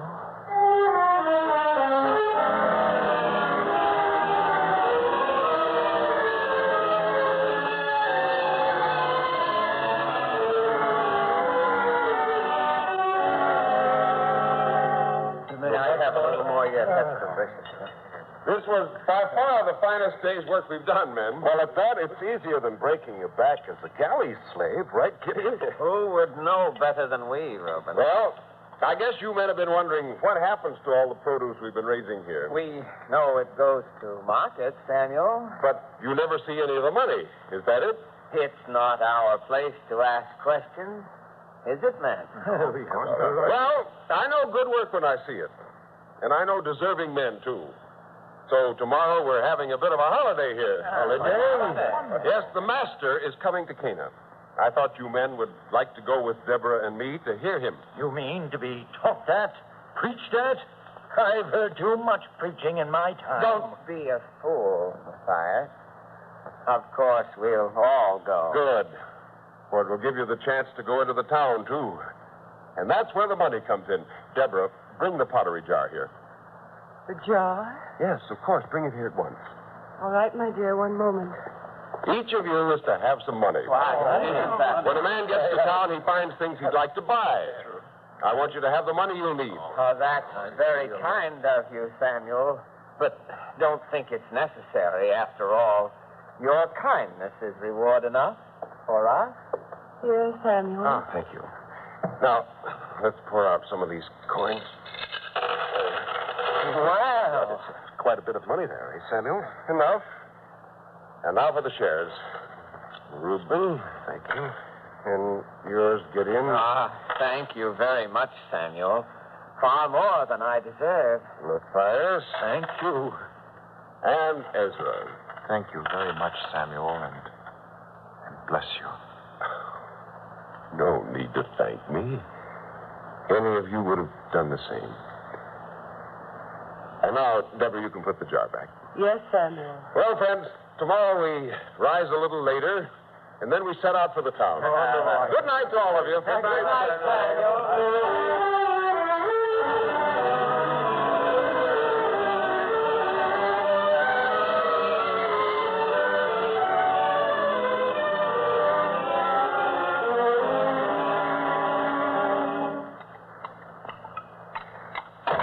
Samuel, the morning meal will be... Oh, Ezra. Pardon, mistress. I was up earlier than the others. I thought you might need help in the kitchen. No, thank you, Ezra. Though it is nice of you to offer. You've wood enough? Water enough? Yes, everything. Tell me, Ezra, what did you do? You mean the galleys? How?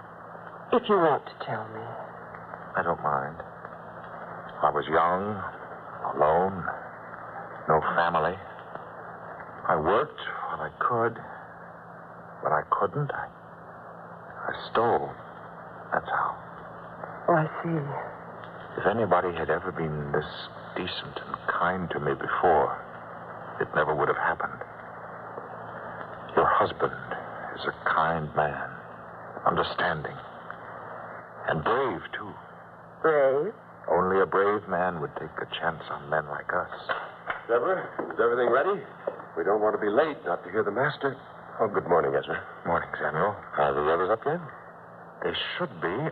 I called to them as I left the room. Reuben answered, and so did Matthias. What is it, Ezra? I just thought of something. There wasn't any answer from Gideon. Well, maybe he was still asleep. I'll go find out. I'll go. What's the matter with him, Deborah? I don't know. But he did seem upset. Where could Gideon have gone? Why should Ezra be so worried about him? I don't know. I'll find out. Ezra! Ezra! Gideon!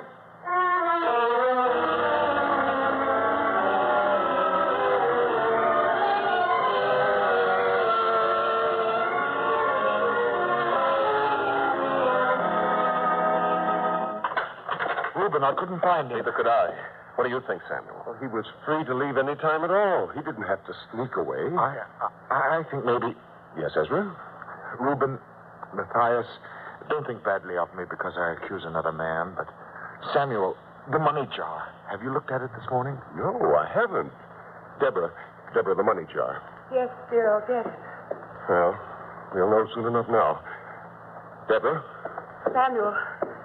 Samuel, I went to look. Well, where is it? Gone. It's pretty obvious now, my dear. Gideon gone, the money jar gone. Why, the ingrate. If I could find him, I'd teach him to abuse decency, to take advantage of hospitality. Imagine acting this way in the face of your kindness. Well, I will admit I'm rather surprised. Not nearly as surprised as Gideon will be. Why do you say that, Deborah? Last night, when you took out the jar, when you showed the money, I was afraid this might happen. So before I put the jar back, I took the money out and put in stone. Oh? Yes, Gideon has betrayed himself for nothing. It'll serve the fool right. I always suspected that, Kitty, and the oily way he talked, the compliments he used to pass out so freely. Well, I'm glad we've discovered him for what he is. And thanks to Deborah, at no loss either. Well, my friends, we shouldn't let this one unfortunate incident stop us. We've a day to spend in Cana, a day to hear the master. Are you ready?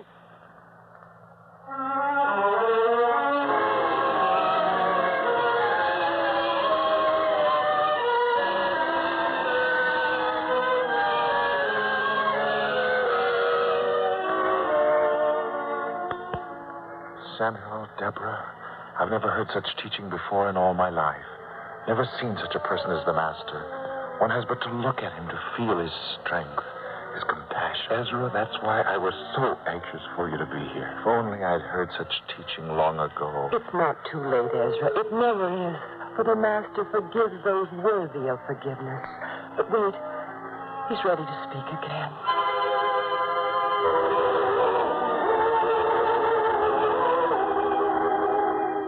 Be ye merciful, as your Father also is merciful.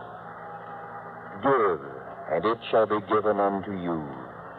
Good measure, pressed down and shaken together and running over, shall men give into your bosom. For with the same measure that ye meet withal, it shall be measured to you again.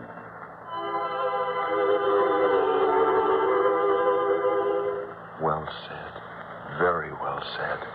And now, Ezra, I think that's all the teaching for this day. Oh? For the master stepped down from the rock where he stood. The teaching is over, you're sure? Yes.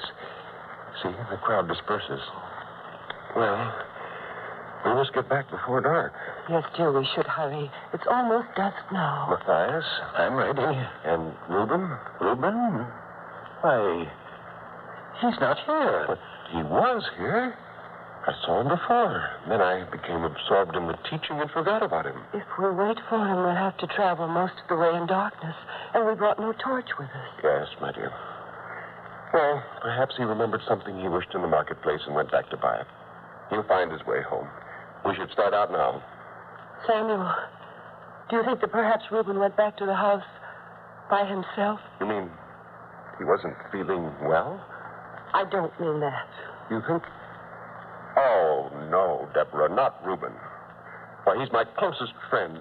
In the galleys, we were chained to the same oar for 2 years. I only thought... You mean because Gideon turned out that way? Well, that doesn't mean we'll have to suspect Reuben, too. Come on, we'll all start home and hope that Reuben catches up with us on the road. Come.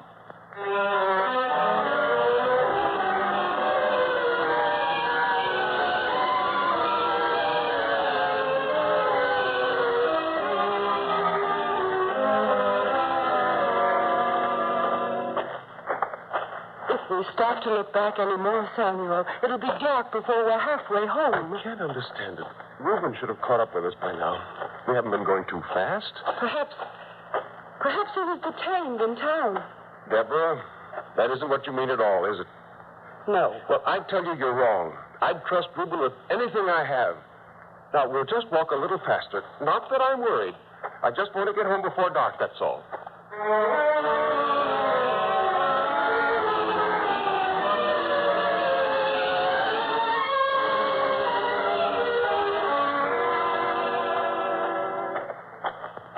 It's sure now that Reuben did not come back because there's no light showing in the house. Of course it's sure. Samuel, wait. Yes, Ezra? When you left the house, you did latch the door, didn't you? Of course. Why? Well, perhaps it's too dark for me to see well, but I think the door is open. It's moving back and forth in the breeze. Isn't that the door? It is. It is. Samuel, wait. Wait for us. Come, Deborah.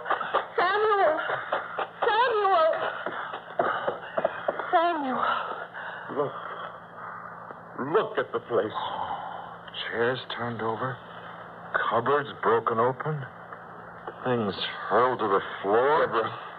Yes, dear. The money. Where did you hide it this time? I look. Behind the loose rock. Is that where? Well? The money. It's gone. Reuben. The one I trusted most of all. And he committed this crime while we thought he was listening to the master. Well, the shame of it. I'm sorry, Samuel. We're both sorry. You're sorry. But you can save all that, Ezra. Please. Quiet. I don't want to hear anymore. I took all of you in. I gave the four of you a home where you had no place to sleep. Work where no one else would give you work because you bore the mark of the galleys. And this is the way you repay me. Well, I'm not a man who doesn't learn. Ezra? Yes, Samuel? Matthias? Yes? Get out of here. And off my land. And never come back. Because if you do, I'll have you back in the hands of the authorities before you know it. Now, get out. Please, Samuel, understand. We didn't have anything to do with this. Well, this place is my home. The only home I ever really had. Get out. Do you hear me? Get out. Yes, Samuel. Come, Matthias. We'd better be on our way. Samuel, please, let me say this. I'm not asking for more than you've already given me. I don't even blame you for the way you feel now. You're right. But I do want to thank you. I don't know what lies ahead for an old man who's spent too many years in the galleys.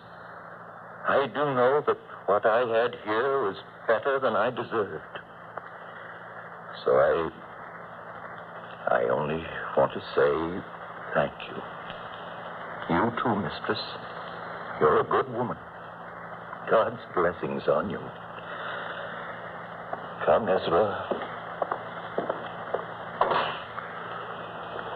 Samuel, I didn't like to see those two go. What's the matter with you? First you suspect them all, now you're taking their side. Why? Because it wasn't their fault. They didn't steal. They didn't use our home to betray us. Still, I want no part of any of them anymore. But you've just heard the master teach. Surely this wouldn't be his answer. How much can a man stand before he strikes back? I gave him a chance. I know you, Samuel. You have a conscience which will trouble you if you decide later that you did wrong. The master is here in Cana. We could go to his camp this very night and speak to him. I won't go. Please, Samuel, for your own peace of mind, come with me. Ask him. Well, not that I think he'll change my mind, but to please you, I'll go. Because I know you love me and think only of my good.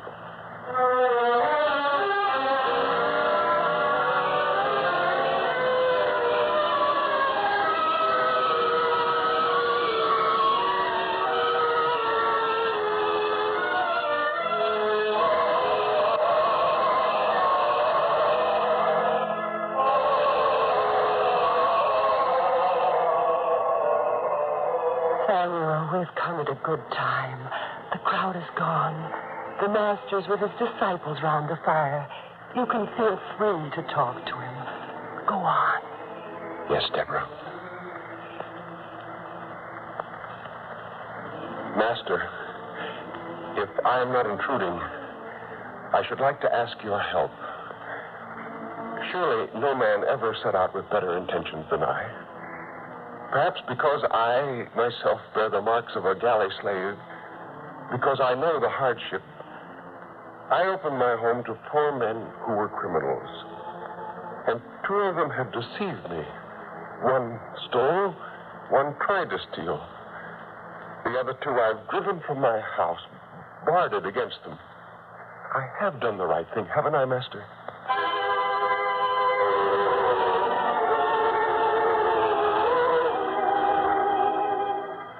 A sower went out to sow his seed. And as he sowed, some fell by the wayside. And it was trodden down, and the fowls of the air devoured it. And some fell upon a rock. And as soon as it was sprung up, it withered away because it lacked moisture. And other fell on good ground, and sprang up and bare fruit 100-fold. Master, what has a sower of seed to do with me? The seed is the word of God. Those by the wayside are they that hear. Then cometh the devil and taketh away the word out of their hearts, lest they should believe and be saved. And the seed which fell on a rock? There on the rock are they which, when they hear, receive the word with joy. But these have no root, which for a while believe, and in time of temptation fall away. And the good ground, which are they? That on the good ground are they which in an honest and good heart, having heard the word, keep it, and bring forth fruit with patience.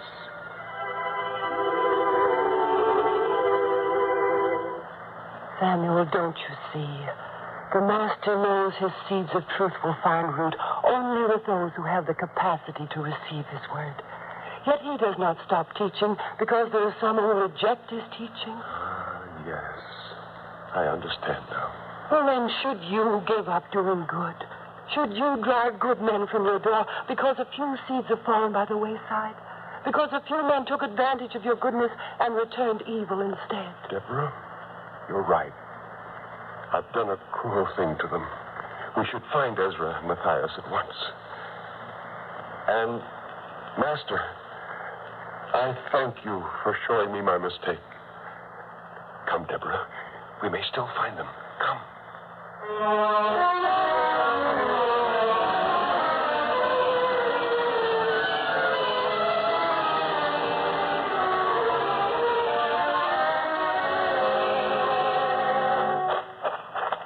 Surely they would have taken this road. I think so. It leads from the town toward the sea. It's the way they choose. Oh, I hope we're not too late. If only this torch gave a brighter light. I'll hold it higher. There. Samuel. Yes? Hold the torch up again. There, by the side of the road. I'm sure there were two men. We'll find out. Ezra! Matthias! Do you hear me? They've stopped. Ezra, is that you? Yes, Samuel. We took nothing with us. You can search us if you like. Wait, Ezra. I haven't accused you of anything like that, have I? What do you want with us? To tell us once more that we were thieves, that no one will ever trust us again? I don't blame you for feeling bitter, Ezra. Nor you, Matthias. I'm an old man. I've seen everything and learned to expect anything. Now let us go in peace. No, wait. Listen to me. The fault was mine. To expect perfection where even the Master does not expect it. Because two men betrayed me, I withdrew my kindness and friendship from all four of you. Because Reuben and Gideon repaid good with evil, shouldn't have blinded me to the fact that my kindness did find root in the two of you. Can you forgive me for what I said to you, for driving you away from my house? Would you come back with Deborah and me? Would we? Matthias, what do you think? Oh, it would be home now, Ezra. Home. Yes. Samuel, we will go back with you. Good. Good. Did you hear that, Deborah? We're all going home together. Together.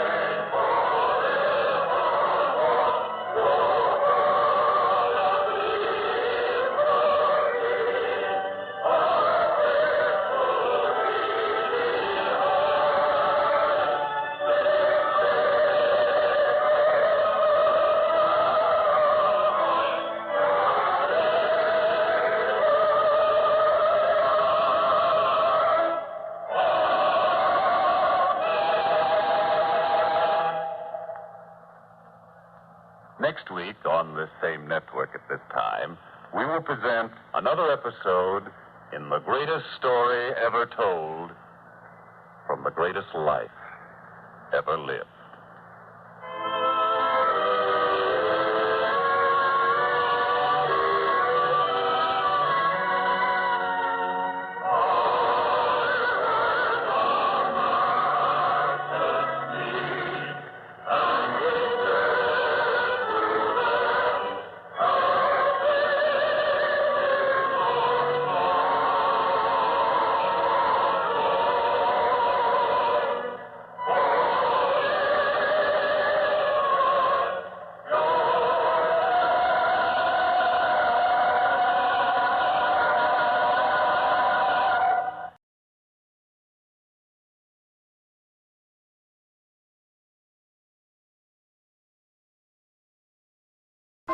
The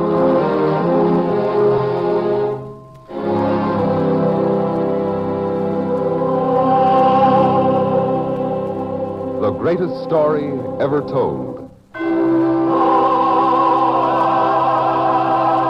Presented by the United States Armed Forces Radio Service.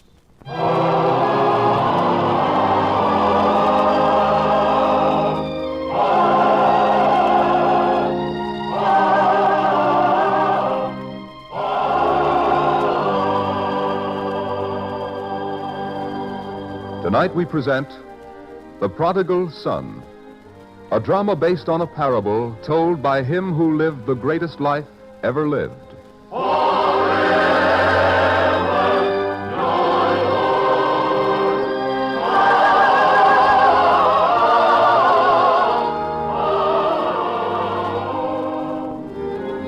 In the olive groves near the shore of the Sea of Galilee, a great crowd has gathered to find comfort in the Master's words.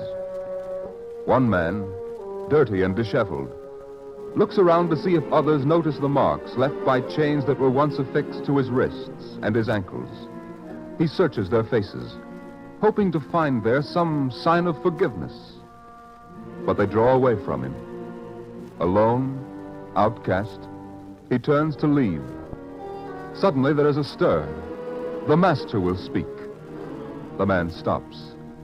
As if to plead for this ragged outcast, the Master begins to tell a parable.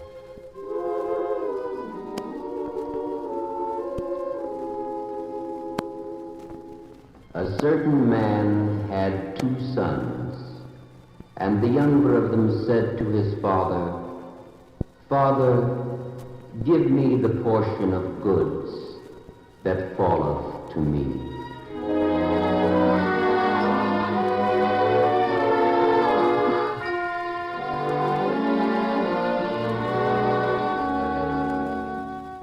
You want to take your inheritance now, my son? Why? What's the trouble? No trouble, Father. I just want my portion of the family wealth, as I said. But aren't you happy here on the farm? Don't we prosper? Wait. I know. You've quarreled with your brother Asa again. Asa and I don't get along too well, that's true. But that's not the trouble this time. Then what is it? For 4 generations now our family has worked this farm, and now you want to leave? Because a man's father and grandfather were farmers doesn't mean he has to be a farmer, too. This life isn't for me, Father. I want to get into trade and commerce. Is that a better life? Do tradesmen eat better food or drink sweeter milk? Do they breathe better air? In the city, a man makes his money more easily, and he makes a good deal more of it. That's the kind of life I want. And if I can have my share of the family's wealth, and I only want the part that's coming to me, I can go into a business of my own. Take my advice, son. Keep your share of the farm. Years from now, you'll see the wisdom of my advice. Father, I won't be denied my chance. I want the money. I say it's a mistake. Son, the land is the only thing. It's here to feed you and your children after you. You can trust the land.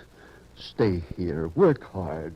In a year, this whole idea will be forgotten. You think it's an idea that just came into my head today or yesterday. No, Father, I've had it a long time. Ever since I was a child and watched the caravans pass on the road. Ever since I was old enough to know that the whole world isn't just wheat fields and pasture. I can't forget it. Not in a year, not in 10 years. I'm determined to go to the city and live my own life. I see. I never imagined you felt so strongly about it. Well, I do. All right, then. After all, can a man be a tyrant to his own son? You may have the money. Thank you, Father. And you won't regret it. I'll go to Baghdad. I'll succeed. One day I'll have a large business of my own, and I'll be rich. You'll come to live with me. You'll never have to work again. I hope all you say is true for your own sake. I wish you only the best, my son. Be successful. Be great. Be all the things you dream.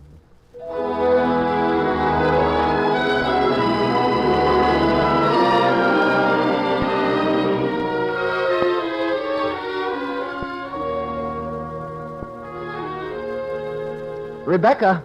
Rebecca! Yes? Who's calling? Oh, Judah, the way you're dressed, as though for a long journey. Yes, Rebecca, it's finally happened. I'm going. Oh. You don't like the idea. There are tears in your eyes. Oh, really, it's nothing to cry about. Why not?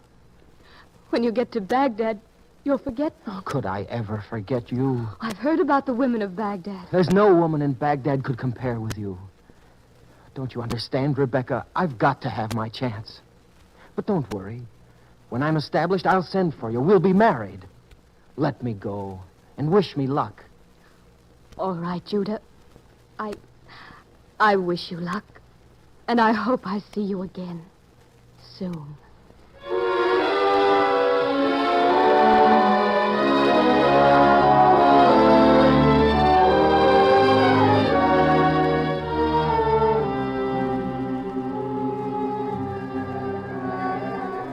Ah, my friend. You like our city? What? Why do you choose to speak to me, sir? The way you're staring at everything, I can see that you're a stranger here in Baghdad. Do you like what you see? Oh, yes. It's fabulous. Wonderful. We never had anything like this back where I come from. I dare say. After all, Baghdad is Baghdad. When you've said that, you've said all there is to say.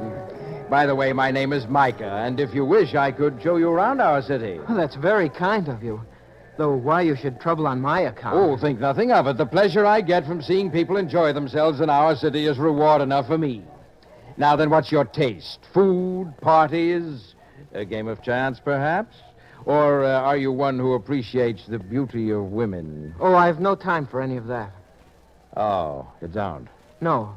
I'd like to see the marketplace, where commerce is carried on. You see, I'd like to find a place where I could get work. Work? Yes. I must get experience before I go into a business of my own. A business of your own? Oh, well, that's a wise lad. But that takes money, you know. Oh, I don't have to worry about that. I've plenty of money. Indeed. Well, how fortunate for you, my friend. First, then, the marketplace where we shall observe the pursuit of commerce. Although other young men in your position might be more interested in an attractive face, a woman's intriguing eyes.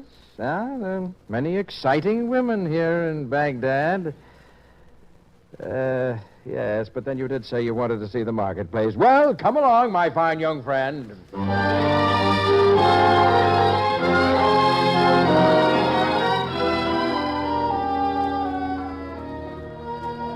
Oh, the excitement of this city. The color, the people. That's the way Baghdad is every day of the year. And the women.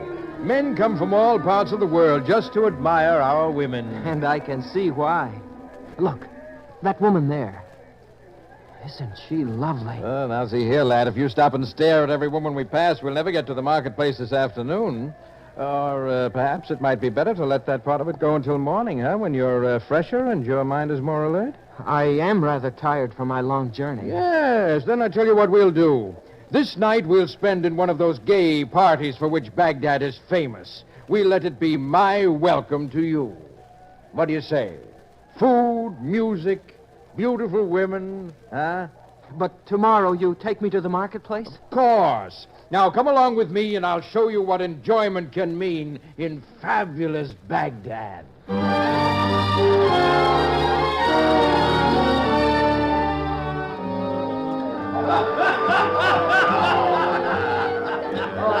Come, Judah, smile. This is a gay party. Be gay. Yes, Micah. It's even finer than the last party we gave. The women are more beautiful, the food more delicious, the music even finer. I told you I'd show you how life is lived in Baghdad. Now here, let me fill your cup again. Oh, wait, Micah. I keep thinking. Thinking? At a time like this, who wants to think? Here, drink up. But tomorrow we do go into the marketplace. We've put it off long enough. If you insist, but that's tomorrow.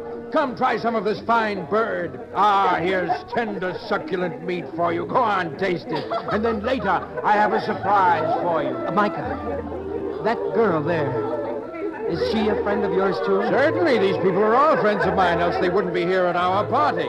You'd like to meet her? Oh, I would. Of course. I'll call her over to... May I talk to you? What do you want here now, innkeeper? Well, sir, this party is so great it'll be costly. I must have some assurance that it'll be paid. Do you hear the man, Judah, worrying about his money? Well, show him. Go on, pay him. Pay him? Why? Well, what is it, Judah? But I paid for the last party. And the one before that. Oh, come, lad. Don't let's quibble about money. Go on, pay the man. And meanwhile, I'll go and invite that young woman over here to sit with us. I'll be back, Judah. Well, young man, I'm waiting. My money. Oh, yes, of course. Here, let me get my money pouch out.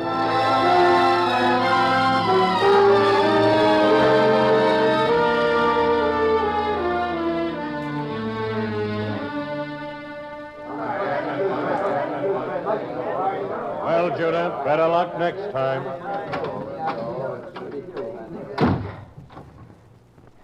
Well, that's over with.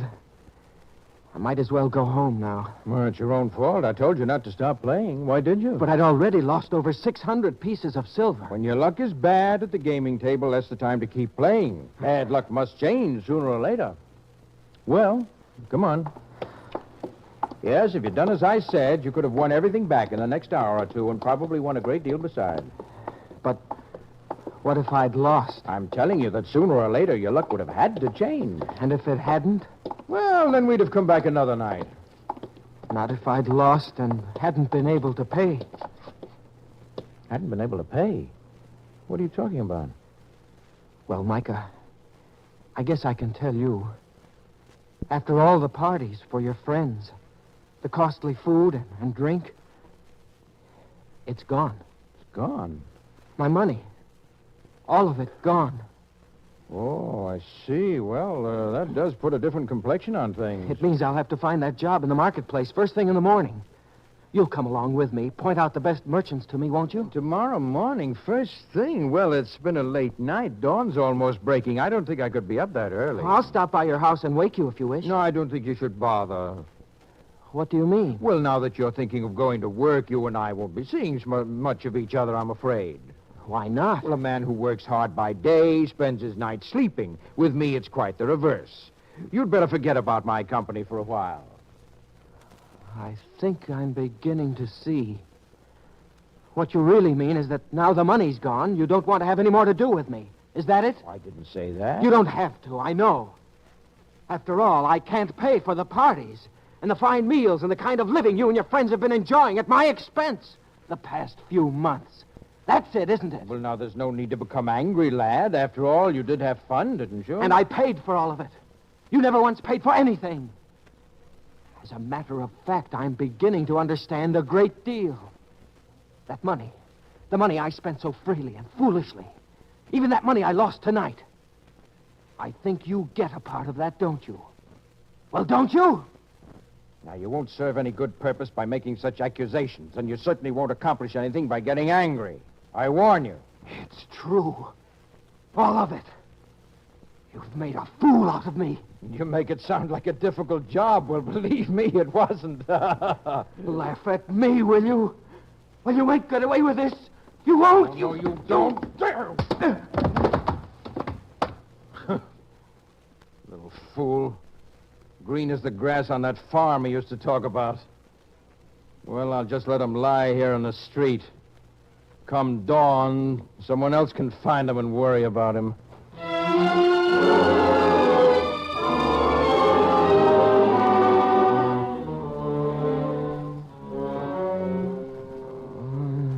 So, you've stirred at last. Huh?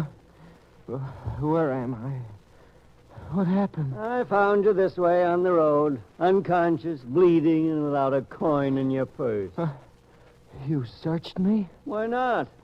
I said to myself, Meshach, search the man. If he's got any money, treat him well, and he'll give you a reward for your kindness. To tell you the truth, when I found you had no money, I was tempted to leave you, blood and all. But you didn't. You took care of me. Why? Because I felt sorry for you. And when I can feel sorry for a man, he's lower than I am. And that's pretty low, my lad. Now then, what's your name? Judah. I come from close by Hebron. My father has a farm there. Yeah. And you came to make your fortune in Baghdad. Yes. How did you know? You're not the first who's been swindled in this evil city of ours.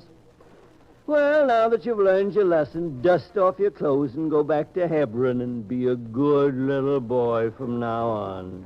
Go back? I can't. And why not? The money.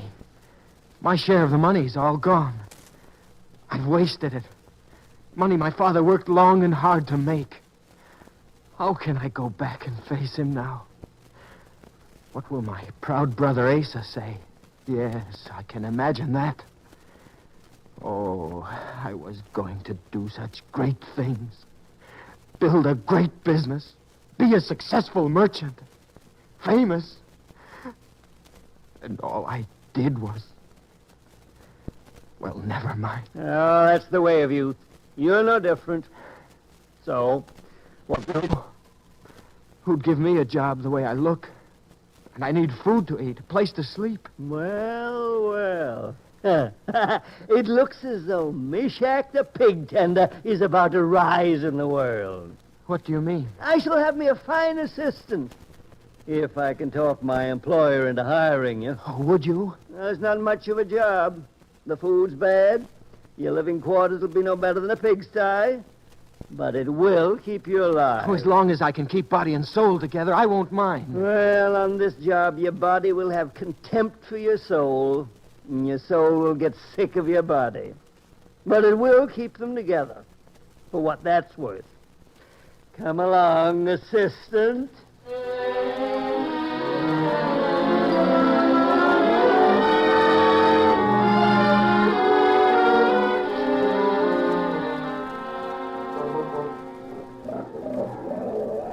Well, don't stand there, Judah. Pour out the slop for those pigs. Yes, Meshach.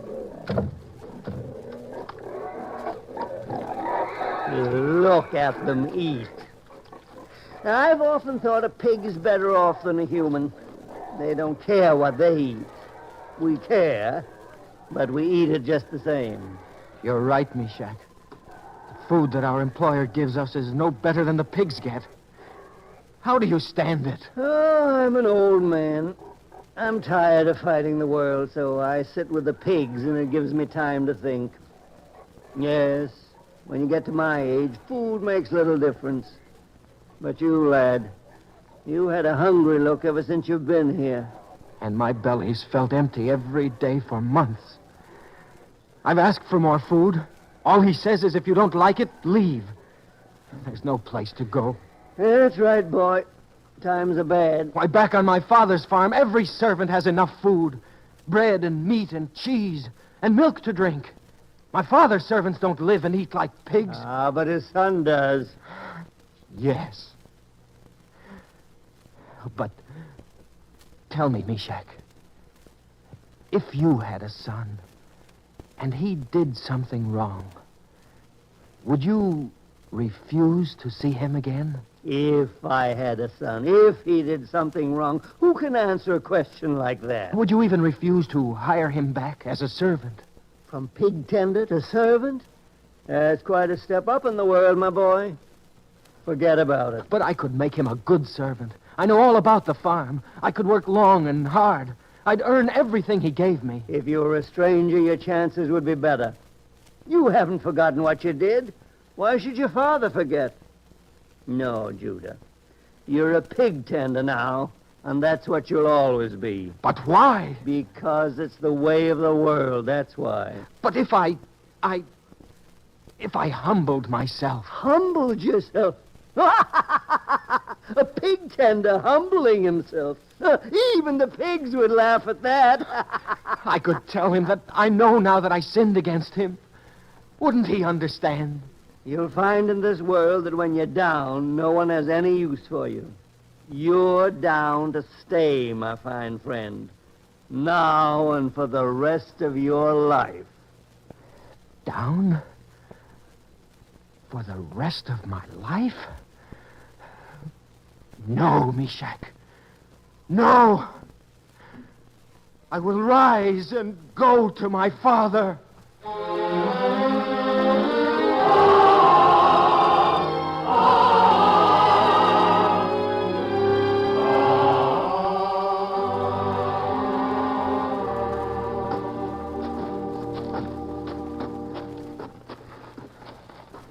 I'm glad that you finally agreed to come back with me, Meshach. Believe me, it's for only one reason. You'll need a friend after what you're about to find out, my boy. Perhaps. When I traveled this road before, I had a fine camel. And my coat. It was new and clean then. To think that I was the respected son of a good farmer little more than a year ago.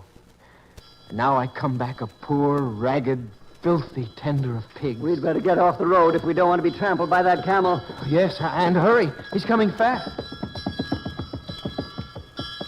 You there! You two! Yes? What do you want? You look familiar. Do I know you? I don't think so. I thought at first... Say... Aren't you Judah, the son of Samuel? Well, aren't you? Do I look like I've ever been in this part of the country before? Well, maybe I've made a mistake. But then maybe I haven't. And if I haven't, well, they'll all have a laugh over this.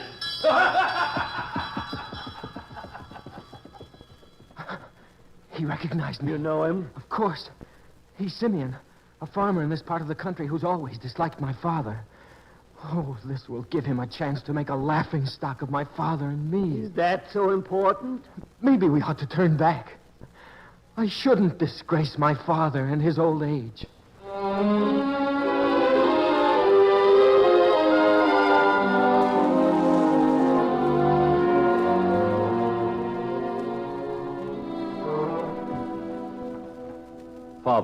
Father. Yes, Asa, what is it? What's the trouble? Have the cattle broken out of the north field again? No, Father. This time it's something else. Simeon just rode by the field where I was sorting the sheep. Yes, and what did he say this time? Another of his insults? It was an insult, all right. But this one may be true. What do you mean by that, Asa? He said he saw two filthy, ragged men coming toward our farm. Passed them on the road. Well, the roads are free, and if some ragged men were heading this way, who can stop them? What business is it of mine? Well, he said one of the ragged men was Judah. Judah? It can't be. Judah's dead. Didn't I go into mourning for him after we hadn't heard from him for a year? We never heard that he was dead. Yes, but if he were alive... If he were alive, it would be just like him to come back and try to get more money. I wanted you to be prepared for him when he got here, so he couldn't take advantage of you again. Judah. Alive. What are you going to do? Do? I'll go. I'll find him. Come with me, Asa.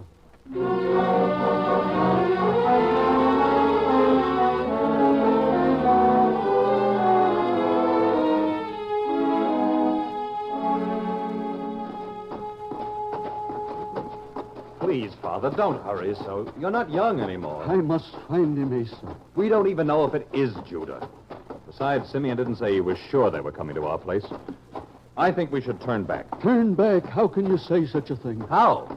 What has this brother of mine done that we should go seeking him? Wait. There are two men. Simeon said there were two of them, didn't he, Asa? You call those men? One of them is about Judah's size. A little thinner, but it looks like him. Wait. You men. Wait. Please, Father. Don't try to hold me back, Asa. Stop, please. It's very important. At least turn around and let me see your faces. Please turn around. All right. I'll turn around. Father. Judah. Look, Asa, it is Judah. So it is. Hurry, we must greet him. You can run to meet him, but not I. After all. I shall go to him. Judah, my son. My son. Father. My son, Judah. Judah, let me look at you. I know how this must hurt you, Father. I don't look like I did when I left here. But I can go. No one need ever know I was here. Oh, my boy, you do look thinner.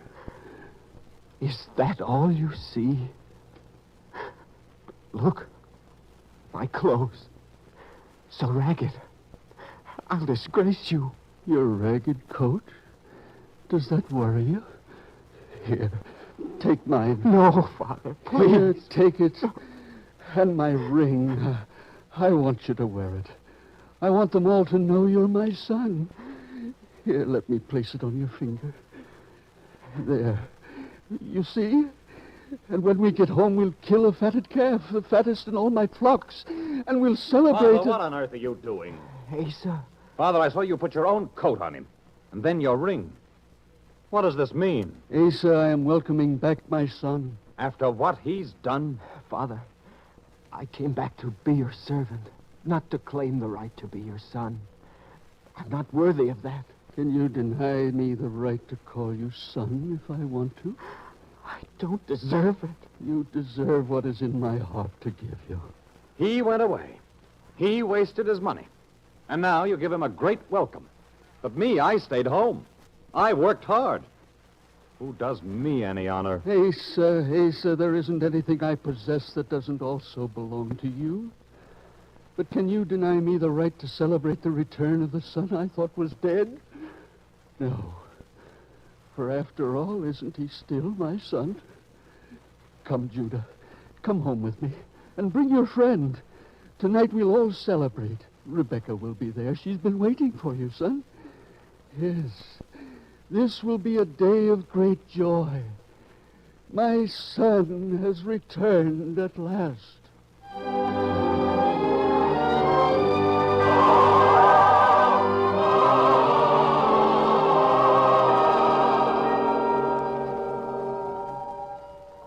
The man in ragged garments looks up now toward the master. He straightens his shoulders. He forgets his tattered clothes and the marks the chains have left on him. As he looks about him now, the faces are no longer stern and forbidding, but there is softness and compassion there, and the ragged man feels himself once again welcome among his brothers as he hears the master say,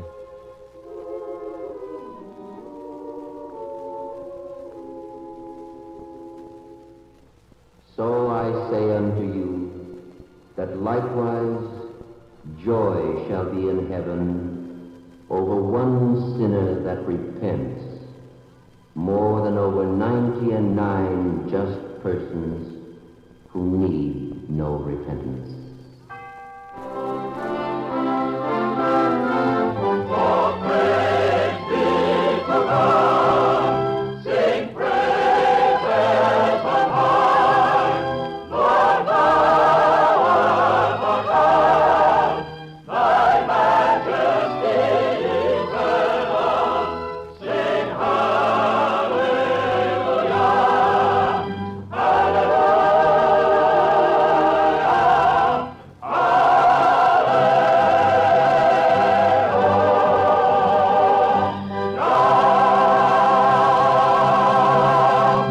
You have been listening to The Prodigal Son, another episode in the greatest story ever told from the greatest life ever lived.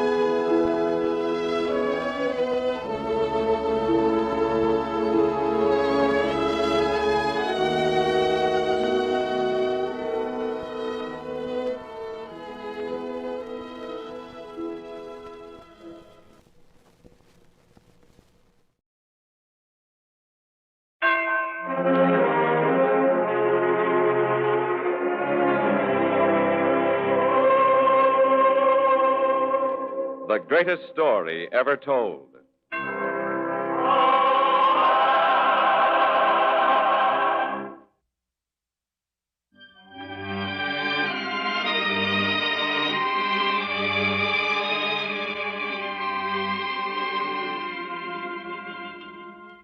Tonight we present Flight into Egypt, the fifth of 5 Christmas season dramas about the birth of that child who was to live the greatest life ever lived.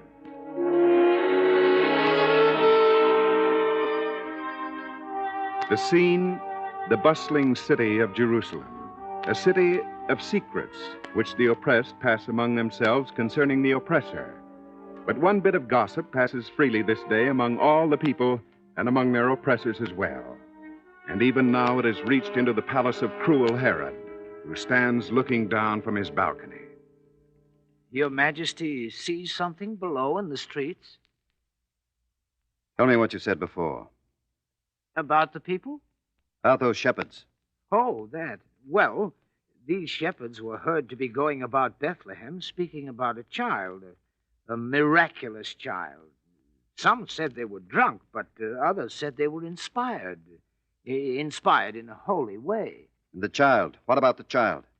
Well, the shepherds were saying that the child was born to become king of the Jews. Ah! Oh, surely you don't believe that any child born in Bethlehem of poor parents could ever grow to be king here? It happened to David, didn't it? He was a poor shepherd, wasn't he? He became a king. But those were other times, Herod. You can't allow yourself to be upset by every passing bit of gossip. Gossip runs rife at a time when great events are taking place. And this order to go and be counted for the Roman tax is such an event. Be quiet, Asa. Your Majesty is troubled. Asa. Yes, Majesty.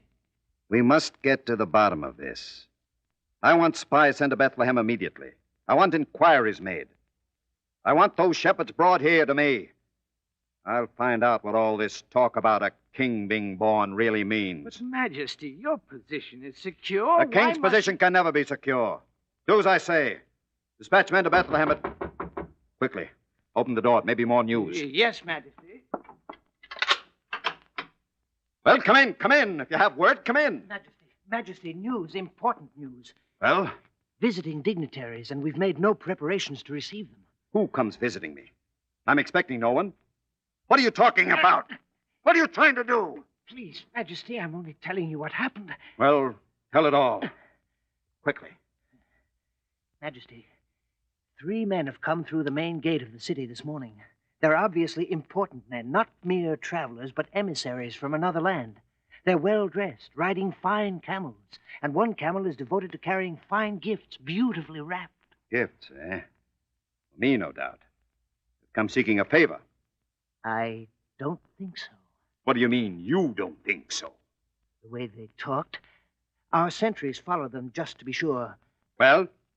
The 3 men didn't come to the palace. They went among the people, asking one question. The question? Majesty, I only quote them. Speak up! They asked, "Where is he that is born King of the Jews?" Aye. Majesty, please. Take your hands off me, sir. I'm all right. 3 men come seeking the King of the Jews. There was more, Majesty. More? They said they'd seen his star in the east and came to worship him.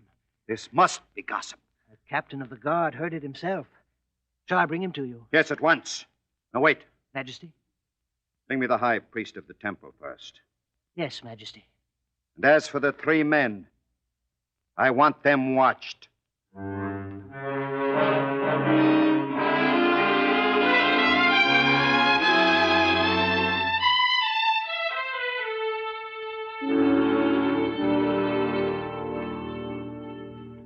What is it this time, Herod? Another order that will be painful to the people? You priests are always worrying. Well, this time I only want a little information about your religion, your folklore. They are not the same. Of course not. Badly phrased thought. About your religion, however. Is there any prophecy about a king being born? Special kind of king for the Jews? There is a prophecy. Yes? My people have been promised the Messiah. Messiah, eh? Tell me more. It's nothing you'd like to hear. I'm interested. Tell me more. The coming of the Messiah portends a new era in this world. Things will change. Governments will change. Even kings can't stand against it. This prophecy, does it say where this king will be born? It could happen in only one place, in the town of Bethlehem, here in Judea. The prophecy says it must happen there. Bethlehem. Tell me, priest, do you believe the prophecy? Does it make any difference if I believe it? That's no answer. That's my answer. It's insolence. It's enough that you believe it, Herod. I didn't say I did. Then what is there to be so fearful about? Am I free to go now? Get out. Get out! Thank you, Majesty. Hey, sir! Hey, sir! Yes, Majesty. Well, did he tell you? Is there a prophecy? Hey, sir, the three strangers, bring them here. Maybe I can learn something from them. Bring them to me. To seize 3 foreign dignitaries... I don't care how you do it. Bring them here at once. Now, wait. Perhaps we can extract more from them by friendly means. We shall invite them to dine with me. That's it, Asa. The 3 strangers shall dine with me.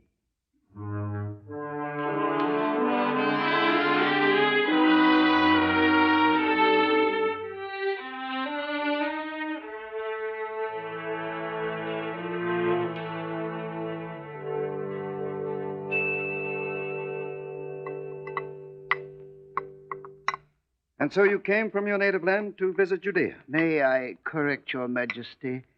We came not from one land, but from 3 lands, each from a different place in the east. Really? Oh. It's what made us even stronger in our determination to follow the star to our destination. Star? You follow a star? That's what makes us so sure.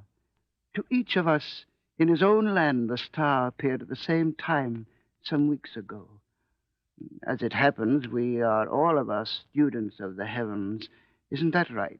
Yes, Majesty, we are. So each of us set out individually to follow this star which appeared so strangely in the skies. And it brought us together, so that together we came, seeking the newborn King of the Jews. I see. Of course, Majesty, we are deeply grieved that we are here in your presence without suitable gifts. But we hadn't expected such a greeting from Herod himself. But they tell me, wise men, that you did come bringing some gifts. Those gifts for the newborn king. Those we couldn't disturb. Could it all be a fancy of some kind? The star, the newborn king? How do you know? We've asked ourselves that many times since we first met in our journey. And you've agreed on some answer? Surely men wise as you 3 are. If there is any consolation in being wise, Majesty, it's that you know at some point knowledge must end. And where knowledge ends, there believing begins. I see. So you'll search till you find him? We must. We must worship him. We must lay our gifts before him. Surely I can do no less myself. I, for one, don't understand. Such a child born in my province. I should pay him honor, too. And I will. Wise men, do me a great favor. If we can? You can. It's a simple thing. When you find the child, come back to me. Let me know where he is, who his parents are. I want to worship him, too. Majesty, we'll do it on our way back. Good, good. This child shall receive such attention as was never paid to any child before. Believe me.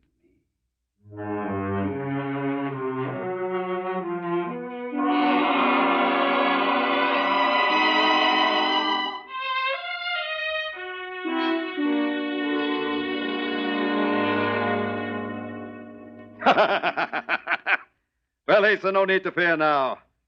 And no need to search for the child either. You've got news I haven't heard, Majesty? No news, only cunning. The child will be found for me. The 3 men? The 3 wise men, yes. Well, are you sure they know? I'm convinced of it.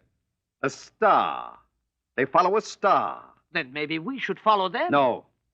Don't upset anything. Don't make them suspicious. They'll bring the child to me, or me to the child. Either way, I'll make short shrift of this king.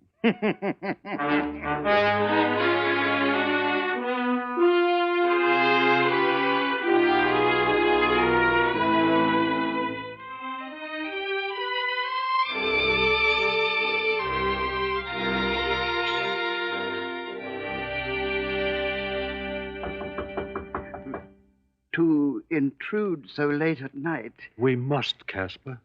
This is the place, isn't it? We've been to all the other inns. It's this inn, no doubt. Who's there? No room, no room.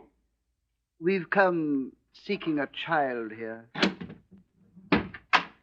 Child? What is it with this child that so many come seeking him? You mean there were others? Shepherds came a few nights ago, just as you. Did you hear, my friends? Others have sought him out, too. This is indeed the child. May we enter? I told you there's no room. We only want to see the child. Then come in. It's this way. They're no longer in the stable. Come. This room here.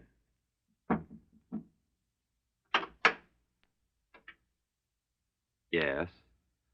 Who are these? The child. Everyone wants to see the child. Oh? Mind you, I want no more disturbances. When these friends of yours depart, you'll bolt the door after them. I need my sleep. You three, you've come to see the child. Yes, friend. Who are you? My name is Joseph. A humble carpenter chosen for a duty I hope I'm worthy to fulfill. The child.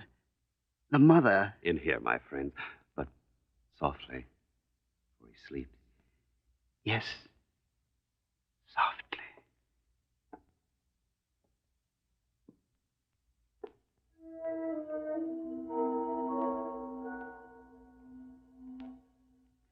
The child. We must kneel, brothers.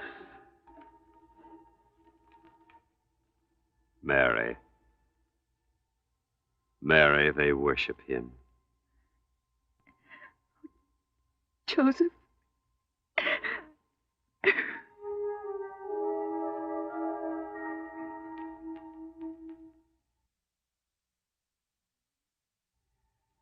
And the mother. We've sought you and the child a long time, across desert waste and plains and mountains.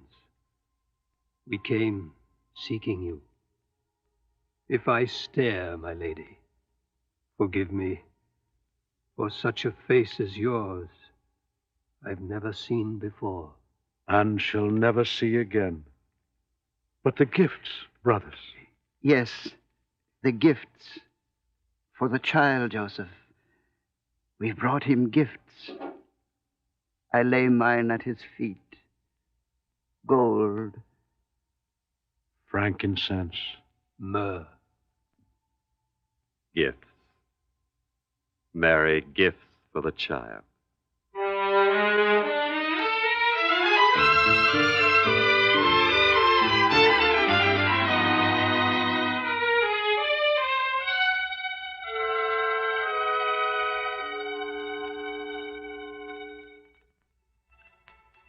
Joseph. Joseph. Who calls? It's a voice I've heard before. Joseph. You. The angel. The angel. Why have you sought me out a second time? Have I failed? Joseph, arise and take the young child and his mother and flee into Egypt. And be thou there until I shall tell thee. For Herod will seek the young child to destroy him. Destroy the child? No. We'll flee now in the dark of night. I've heard your word, and I will take them, mother and child, away from this place. And may the night be long and dark to cover our flight.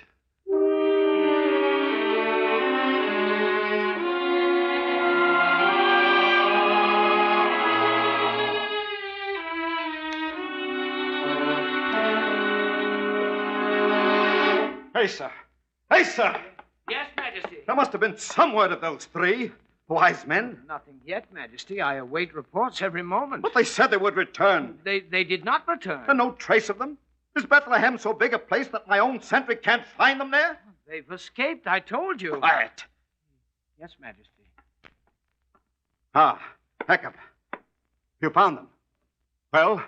Nothing, Majesty. They couldn't have disappeared off the face of the earth. They might as well have. Surely someone must have seen them in Bethlehem. No one last night, no one this morning. They may never have arrived in Bethlehem, for all we know. The priest said Bethlehem was the only place where the child could have been born. But no one saw the three old men. Majesty. Yes? Majesty, would the people ever cooperate with you? Would they tell you if they did see? You mean the three might have been there? Found the child and gone? Why not? And who would tell Herod's sentry?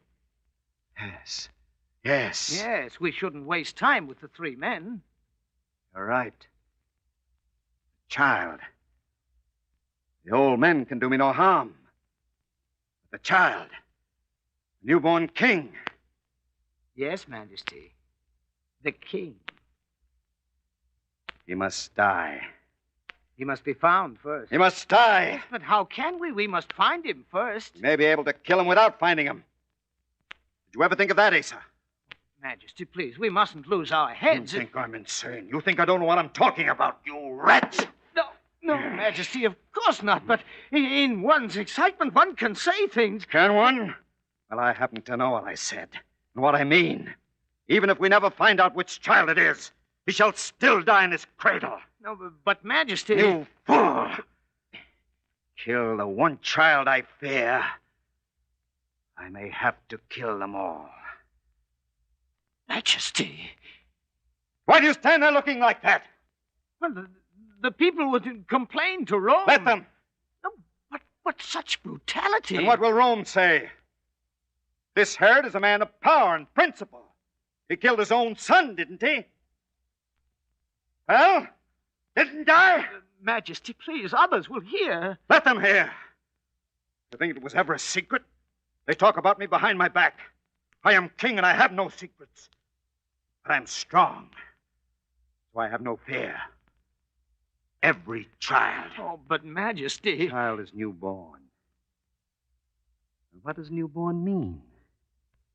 A day, a week, a month? A year? I won't be cheated by technicalities. I order it now that every child not yet 2 years old shall be considered newborn for the purpose of this action. Every child up to 2 years old? Oh, that's more than a few. I don't care if it's more than a great many. That's the order. You heard that, Jacob? Yes, Majesty. That's not all. We must be sure. I must be sure. What else is there to think of, Majesty? Isn't it enough? Wait. Of course, the child was born in Bethlehem. Does that mean it must still be there? Perhaps they moved the child. Are moving it even now. Who would move a newborn child unless in great emergency? I told you I won't be defeated by any technicalities. The prophet said Bethlehem. But maybe the prophecy is elastic. After all, it was made hundreds of years ago. We must be sure. Bethlehem has been Bethlehem for hundreds of years. Till I will be sure. Asa is right, Majesty. Bethlehem is Bethlehem. Bring me a campaign map. There on the table. Yes, Majesty. Child. Who could it be? The map, Majesty. Find me Bethlehem. Here, Majesty. Quickly. Something to make a mark. No, never mind. I'll do it this way. Oh, Majesty, you destroy the map. I know. There, Jacob. This part of the map you take with you. It is Bethlehem and every town around it. Search it all, just in case they try to escape me. Every child, everywhere. In towns or farmhouses or on the roads. Wherever you find them. Hold out your hand. Yes, Majesty. I place this part of the map in your hand. Close your fist. Yes, Majesty. Now go. And don't return to me.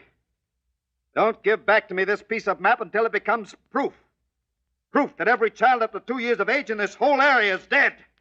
Whether found in a town, a field, or on the road. Yes, Majesty.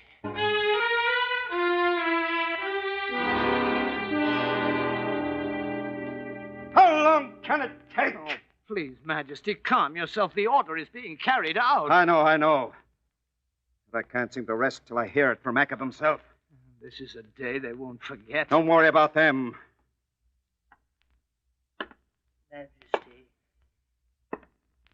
Majesty. Well, Jacob? Done, Majesty. Done. Piece of map. Here, Majesty. Here. Good. Well done, Jacob. There'll be a reward for you.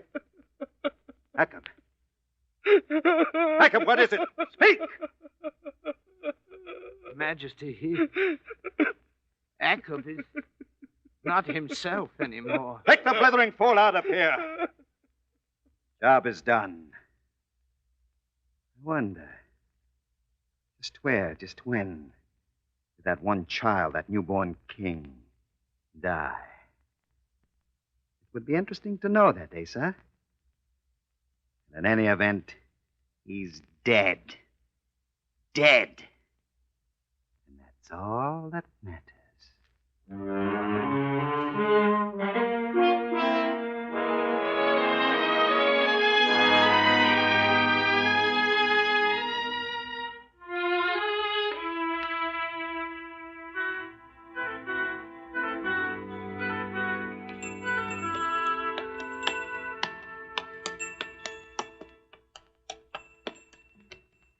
Ah, Mary, it's been a long night. Judea is almost behind us now. Once our people fled from Egypt. Now we flee there for safety. Over the same road, the same desert of Sinai. Even past the mount where the 10 Commandments were handed down. We follow the voice of the angel now, as we did before. All will be well for you, Mary, and for the child. Oh.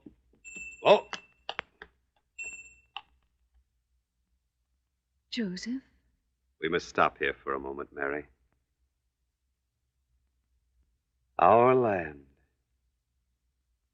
This is the last we shall see of it for a long time. Dark and peaceful seems the land of Israel now. But beneath the darkness, turmoil and strife and suffering. I don't like to leave Israel to its agony. But one day, Mary, the word of the angel shall come to us again. And then we shall return. We shall return, Mary, to Israel, land of our forefathers. And the child shall be with us.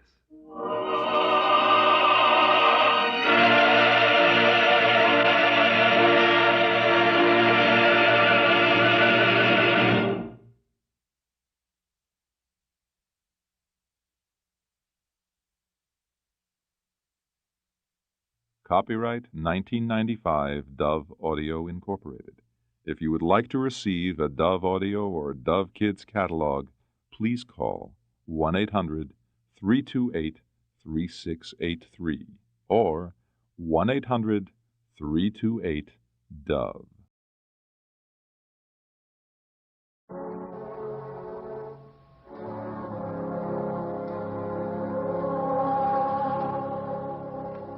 The greatest story ever told. Presented by the United States Armed Forces Radio Service.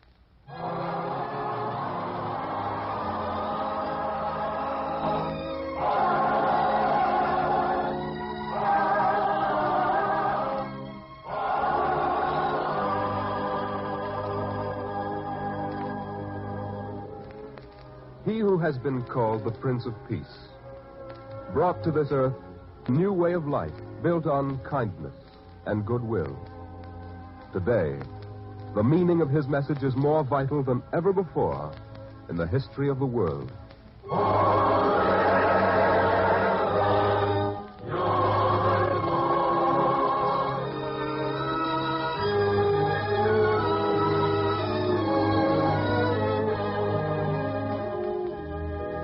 town of Bethany. On other days, a quiet, peaceful town. But today there's a great stir. For instead of accustomed hundreds, Bethany's streets are filled with thousands of people. And they are anxious people, awed by the presence of one about whom they have heard a strange, yes, an incredible tale. Most of all, the people crowd around the temple, for he is there. And they are anxious to see him and hear him speak. Let me through, sir. I must see him. Aye, they all say the same. There are more people in the temple today than I have ever seen before. All to see him. I've heard he was actually raised from the dead. Oh, you mean Lazarus. I thought you spoke of the master. I came to see Lazarus first. If it's true that Lazarus was raised from the dead, then I want to see the master. Lazarus was dead 3 days. 3 days? And he was brought back to life? You can't disguise your wonder. Maybe you doubt, but I saw it. I believe. For Lazarus is a brother of Mary and Martha, whom I have known since childhood. I tell you, I saw it. And is Lazarus inside the temple? He is. Then I must see for myself. Make way for me, please. Oh, I'll stand aside. But people have come from Jerusalem, Bethlehem, Nazareth, from all over the land. They are as eager as you to see Lazarus and the master. I say, make way. Please, make way, please. I must see Lazarus. Quiet, son. This is a temple. Oh, yes. Which one is Lazarus? He sits up there, on the platform. Oh. It's a miracle. A miracle. More than that happens here today. The Master has just spoken of eternal life. Eternal life. Is such a thing possible? It's what he said. But there are people here who disbelieve, who question him. Would they dare to question one who was raised a man from the dead? They'll try. But quiet now. The questioning is about to begin. And now, the Master will answer all questions. Who would ask the first? I would like to ask a question. Who is that man? Nathan, a very clever lawyer. And he is a bitter man. He doesn't believe Lazarus was raised. You may ask your question, Nathan. The Master has spoken of eternal life. And that is certainly an inviting prospect. If the taxes are ever reduced, am I right? He's trying to heckle the Master. Oh, he's a smart one, that Nathan. Now, there's only one small question I have to ask. What is the secret of this eternal life? Is it perhaps achieved by some magic brew compounded by the witches in the hills of Galilee? Can it be bought? Can it be earned? My question, Master, is this. What shall I do to inherit eternal life? Eternal life.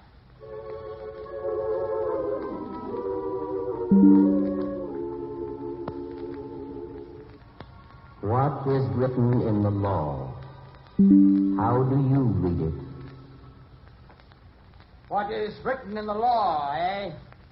Well, there's a part in the commandments which says, you shall love the Lord your God with all your heart, and with all your soul, and with all your strength, and with all your mind, and your neighbor as yourself. That's how I read it. You have answered right. Do this, and you shall live. But there are words here that could stand some explaining, if you can explain them. Take just one. The word, neighbor. Who is my neighbor? Is he the man who lives next door to me? Or in my own town? Or in the next town? What I want to know is, who is my neighbor? To think the Master was being tried as a criminal, the way Nathan cross-examines him. To some, any man with a new idea is a criminal. But the Master's calm. Look at his face. Did you ever see such calmness and such kindness, even toward Nathan?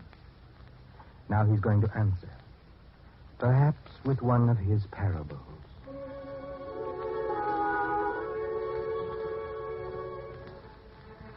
A certain man went down from Jerusalem to Jericho, and he fell among thieves.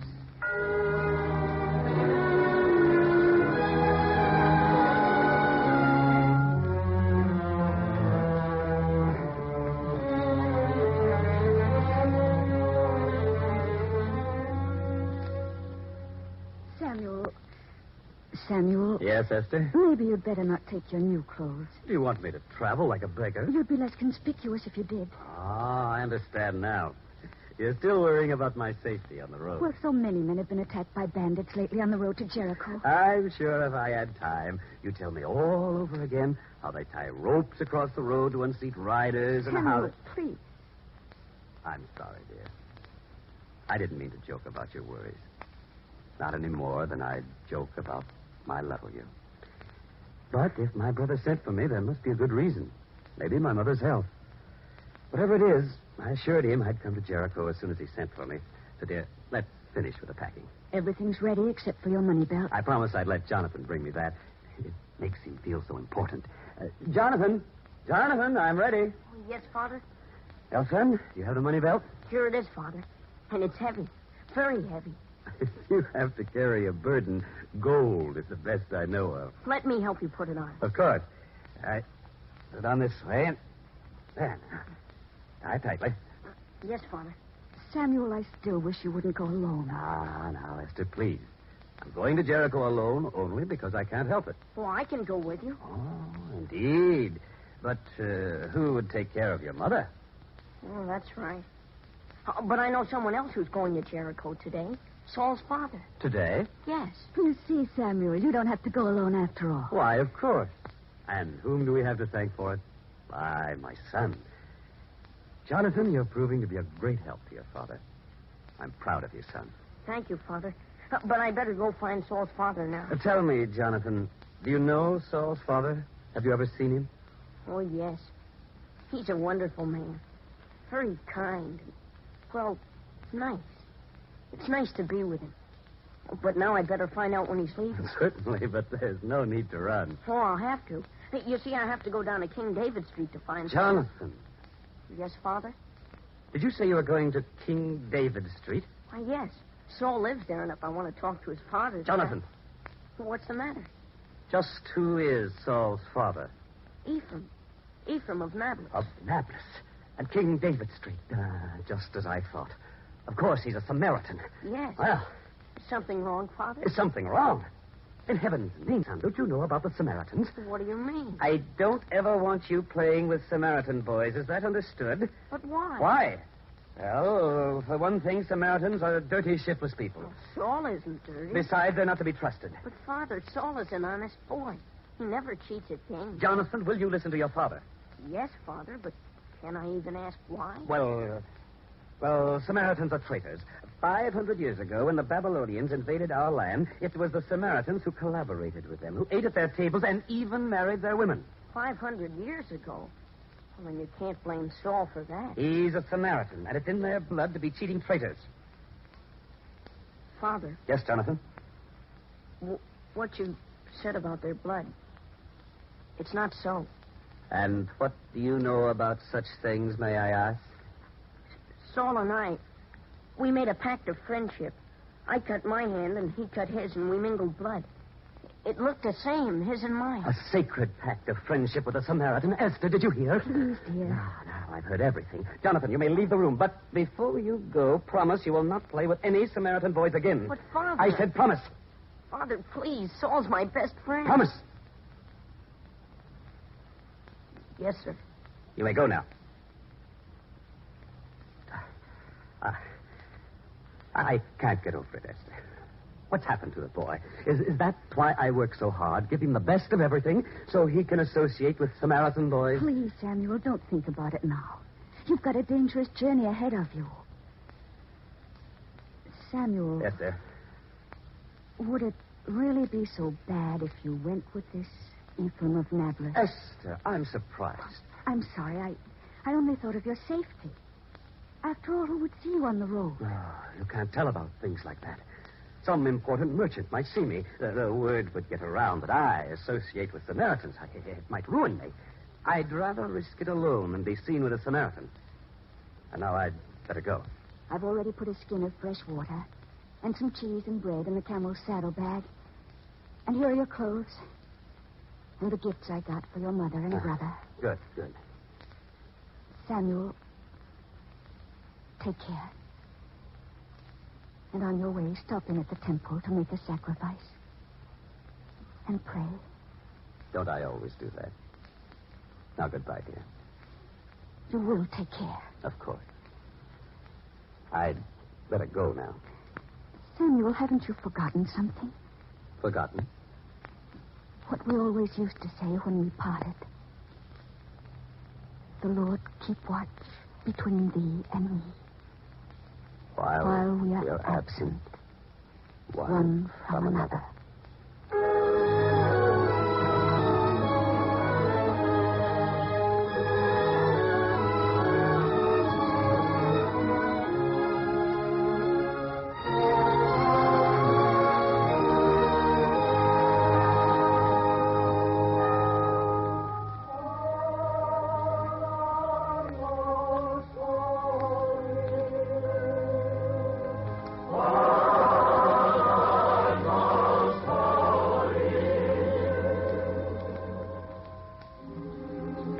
And this thing more I ask, O Lord, that you keep my wife and son safe while I am on my journey. For without them, what is my life? Keep them and bless them for the day I shall return, if it is thy will.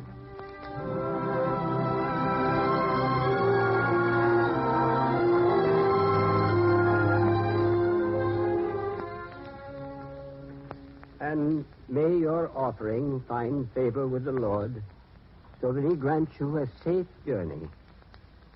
Amen. Amen. And thank you, good priest, for your benediction. I trust you'll have good luck on your venture. Where are you going? To Jericho. Jericho? Oh, that's bad. Yes, if it weren't a family obligation, I wouldn't risk it. Well, it's not so dangerous as long as you go in a caravan. Caravan? I'm afraid not. I can't wait until one leaves. You mean you're going alone? Yes. My camel's outside, and I'd better leave now if I want to cover the road in daylight.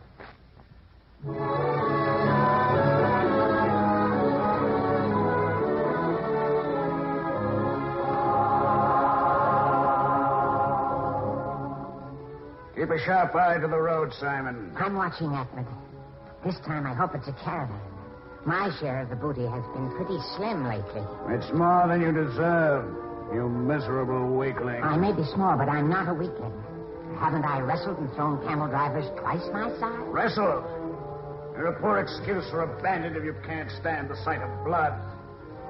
Give me a man who can kill with pleasure. When you start talking that way, I pity the next travelers who come along this road. Just keep a sharp watch. A bandit without a taste for blood. Sometimes I think I should work alone. Wait, Atwood. The traveler is coming on a camel. See? Off there.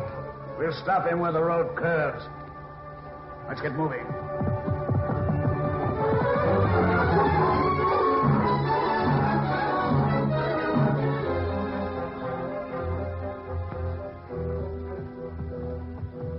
Hello there, friend. Yes? Who are you? I'm a lone traveler from Jericho, and I'm thirsty. Could you spare a man a mouthful of water? Surely, friend. I'm Samuel of Jerusalem. You're welcome to drink all you can hold. I thought you said you were alone. My friend's a little man. He can't drink much. Come, Simon. The man says we can have a drink. Now, wait. I doubt if you are a traveler. You don't look like one, and besides... Get around on the other side of him, Simon. Say, what is this? You hear that? What is this? Hand over your money belt if you know it's good for you. Money belt? So you are a bandit? Yes, I'm a bandit. You hit him a good one, Atwood. Don't talk so much. Just dismount, get his money. Sure. Hurry, get the money belt and let's get out of here. Sure, but I think you gave him too heavy a blow. Shut up. Search him, get his money belt, and let's go. Yes, sir. The belt is tight, but I'll...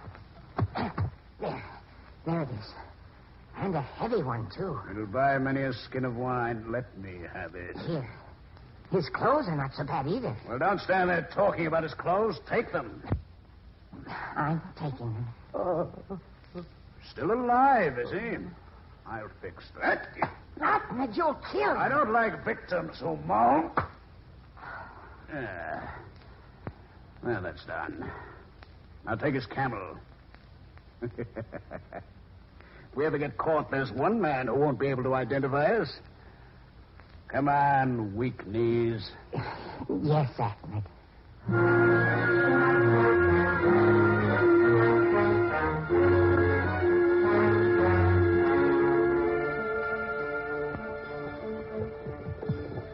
Help!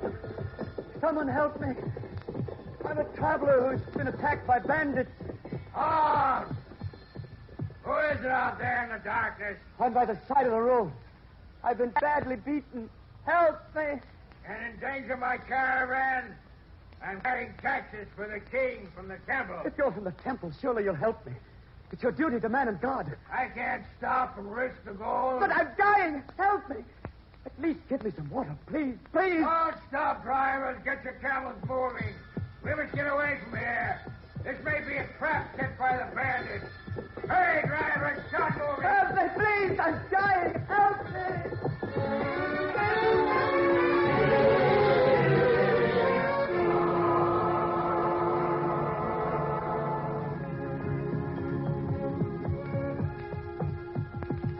Another caravan.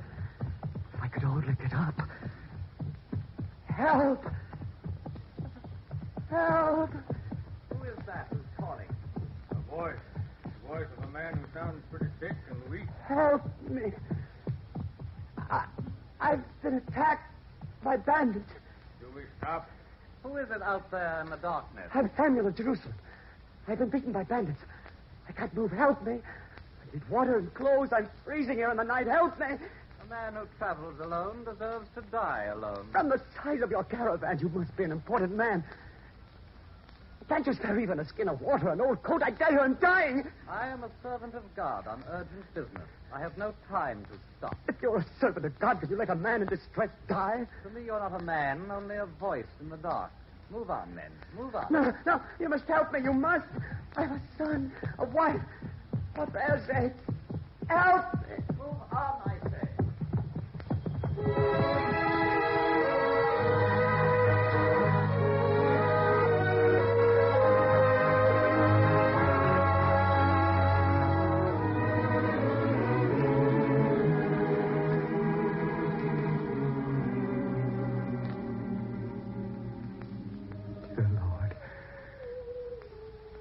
What is to become of me? Am I to die out here on the road? Isn't there anyone who'll stop to help me? My wife Esther and my son Jonathan. Will they ever see me again? Or even know what's happened to me? Oh, dear Lord. There must be help somewhere. From someone. Who's coming? Who is it? Help me. Help. Who calls out there? I'm a traveler from Jerusalem, attacked and beaten by bandits. Help me. Help me. Faster, camel. Faster. There's a man in trouble. I'll help you, friend. Here, let me... Oh, he's fainted. Oh, maybe dead. I'd better give him some water. Here, friend. Let me lift your head. Now, think.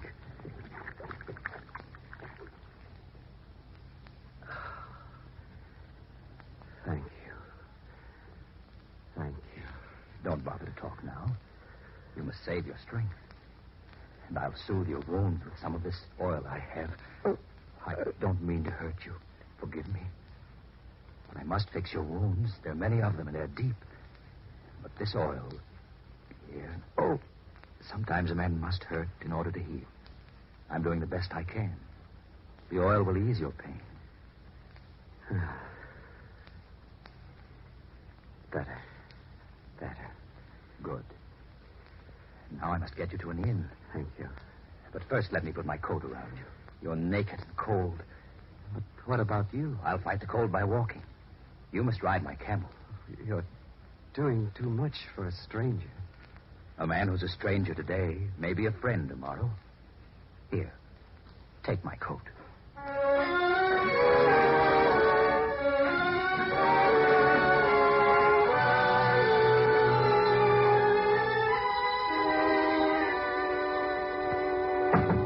Innkeeper! Innkeeper! Who's knocking this time of night? I have a traveler with me. He's sick. He needs a bed. All right. I'll open up. I say, this man isn't sick. He's been beaten. By the bandits, probably. Yes, but talk won't help him. He needs a comfortable bed and good care. Well, if the bandits got him, he probably doesn't have the money to pay for a bed and food. I didn't think to inquire, but I have the money. May I feel the weight of the coin in my hand first? Please, this man is sick. The sick man may die. And who's to take the risk? Not me. The coin. Here. All right. You can bring him in now. Lean on me, friend. Thank you. Here. Rest here. Thank you, friend. I'd stay here with you, except I have urgent business in Jericho. But you'll receive good care here. Isn't that so, innkeeper? Of course. As long as the money holds out. I'll be coming back this way in a few days with more. Give this man everything. I'll pay for it. As you say. I'll get him some milk now. You've been very kind to me. Why? You're a man. Isn't that reason enough? But others passed me by. A man who's suffered hardship and hatred knows the value of a kind deed. When you return from Jericho, we'll go back to Jerusalem together. You must be a guest in my house. Perhaps. I insist. There must be some way I can show my appreciation. Besides, my wife and son would never forgive me if I didn't bring you home and do you honor equal to your kindness to me tonight. Your wife and son might not think so highly of me. Why not? Because I am from Nablus. You, a Samaritan? Yes, friend. So, you see, your wife and son might not welcome a guest called Ephraim of Nablus. Ephraim? Why do you say it that way? Forgive me, Ephraim, forgive me. For what? Without knowing you, I've hated you. I don't understand. I'll tell you about it one day. But now that I know who you are, I insist you not only dine with us in my house, but bring your wife and your son Saul as well. You know that I have a wife and a son. Yes, I know. And there are many things I know now that I never knew before. It isn't a man's face or his possessions or the way he speaks or the place he was born which determines how good a man he is. It's what he does towards his fellow men that should earn him his place in this world. And yours, Ephraim, should be among the highest. Promise you'll come to my house, please. I promise, Samuel.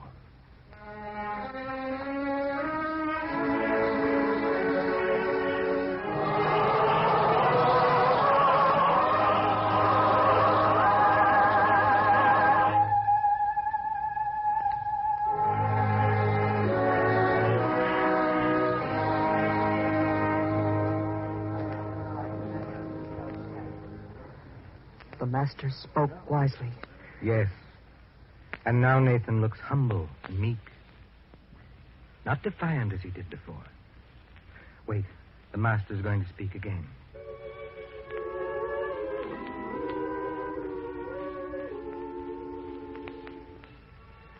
Which now of these three do you think was neighbor to him that fell among thieves? I know now, Master. The man who showed him mercy.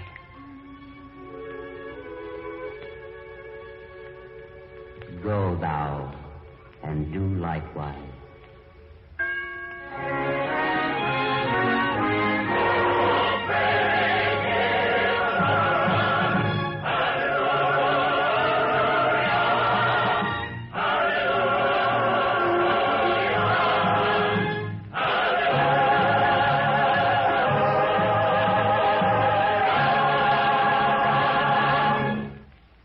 You have been listening to The Good Samaritan, another episode in the greatest story ever told from the greatest life ever lived.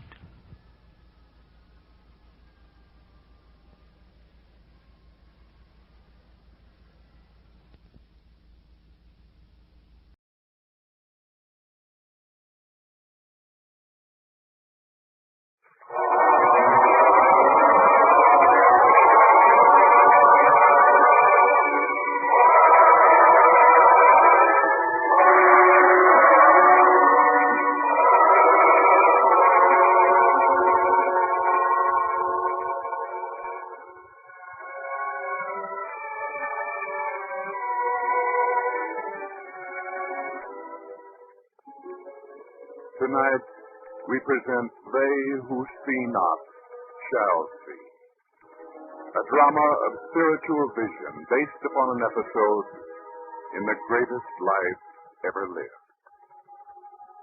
Our scene is a roadside not far from Jerusalem. Two men, the apostles, John and Peter, carefully tend a small fire over which the day's meal is cooking.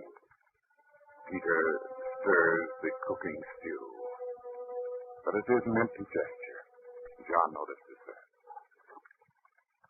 You've still not settled your mind on it, Peter. No, John. And when I don't understand it, it shows all over this big face of mine. Then what is it that troubles you? What he said. That he had come into the world for judgment. That they which see not might see. And you find it hard to understand. Was it only to heal the blind? There are the blind and the blind. Oh, John, words confuse me. You know that. Those whose eyes don't see are blind. And yet those whose spirits don't understand, they're blind too. Even blinder than those with darkness in their eyes. Think back to the whole thing as we saw it happen. Back to the time before Joshua and his son Paul met the Master. Perhaps to a day when Joshua stood by the wall of the city, begging for his life.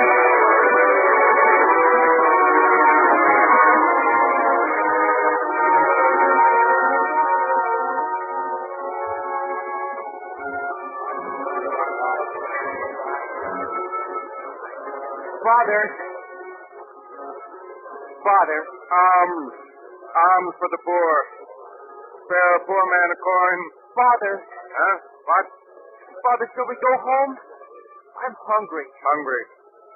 The way you talk, you'd think there was a feast spread for us. Some lentils. I'll cook them and we'll have a hot soup. Lentils. Please, Father, let's go home. I'm tired. Besides, it's getting dark. Is it? Yes, Father. Then we'd better go. There'll be no more travelers coming into the city now. Come. Lead me home. Yes, Father. How many coins? Very few. Things get worse.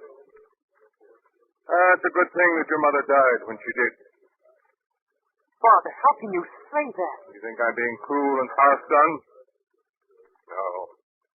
All she had of life was suffering and poverty, taking care of a blind man. And what good did it ever do her? She didn't mind. She was too good and loyal a wife to mind. Once there was a great hero named Joshua who blew down the city wall of Jericho with a blast and a horn. He was so powerful. But me, Joshua the blind man, I'm good for nothing. He didn't blow down the walls of Jericho with a trumpet. Oh. You come along and change the history of our people. Only the young would try that. No, Father.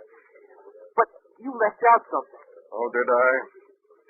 Wasn't it God who helped him? And if it was? Maybe God could help you, too. Help me? I've had enough help from him.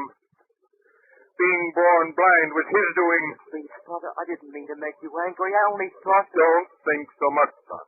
Just guide your blind father home, as you'll have to do for the rest of my life.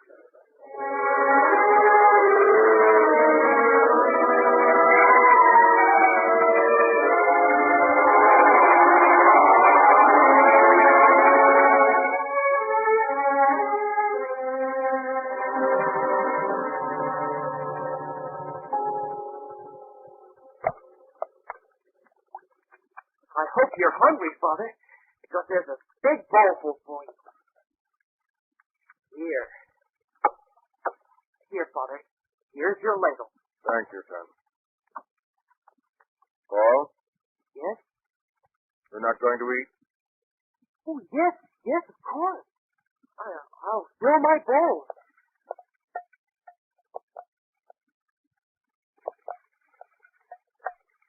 There we are. Now we can both eat at the same time. We can? Why, of course. Would you like to trade bowls with me? Trade bowls? Why, I couldn't eat yours. It would be too much. Hand me your bowl, Paul. No, Father. I could hand it to me. Please, don't bother. Paul! You try to fool me because I'm blind. Don't you know a blind man's hearing is sometimes better than seeing? There wasn't enough. I'm not hungry. Honest, I'm not. So you sit there scooping an empty ladle into an empty bowl. You think I don't have a heart, son? Can anything hurt me worse than hearing that hollow sound and knowing with each scoop you take that your stomach is crying for food? Here. Take mine. I can go without. We could share it. It isn't much, but it's something. It isn't much. We never had much. We never will. Because of this curse that's been put on me. What did I ever do that I should have been punished so? Be a man in every way, but not be able to provide for your mother or you. Is it any wonder that I'm bitter? Please, Father, don't start talking that way again. Every time you do, I become afraid. And you're not afraid that you'll have to be tied to a blind man all your life? As your mother was? I'm not, because I don't think you'll be blind forever. When you're young, it's easy to fill your head with notions like that. You think if you wish hard enough, anything you want will come to pass. Life isn't like that, son. Father, I believe it can happen. I've heard him talk about it, and I believe it can happen. Him? Yes, Father, the master. Is that where you go every day after you brought me to the city gate? Yes. You don't mind? Mind? Fills your head with something besides the poverty we have. Why should I mind? You don't believe? Believe? I only believe what I know. Everything else is nonsense. You wouldn't say that if you'd heard him talk. I've heard my mother talk since I was a boy younger than you are now. She used to tell me how things would change one day. I believed it then, but I don't anymore. That's why I left my home and my mother and father. I want eyes that see, not excuses or hopes or dreams or anything. I just want to see. And you will. You sound as though you feel sure. I do. About something like this, you've got to feel sure. You've got to. I don't like to feel sure of anything so impossible, even at your young age. But I am sure. Would it break your heart to find out once and for all that the master can't help me? What would you say then? I don't know. It might be time you learned a lesson, my boy. And I may have to teach it to you tomorrow. You're going to the master tomorrow? He'll be passing through the city gates tomorrow, as usual. You're to lead me up to it. You understand? Oh, yes, Father. That'll be wonderful. You feel so sure. Yes. Oh, and, Father, when you talk to him, don't be, gruff. You know what I mean. As I am to everyone else, is that what you mean? I didn't want to say that. It's true. But go on. What else must I be careful of? Well, when you speak to him, think of his face as I've seen it, as so many others have. Kind and understanding. With eyes so soft, they seem to suffer for everyone. Think of him that way, Father.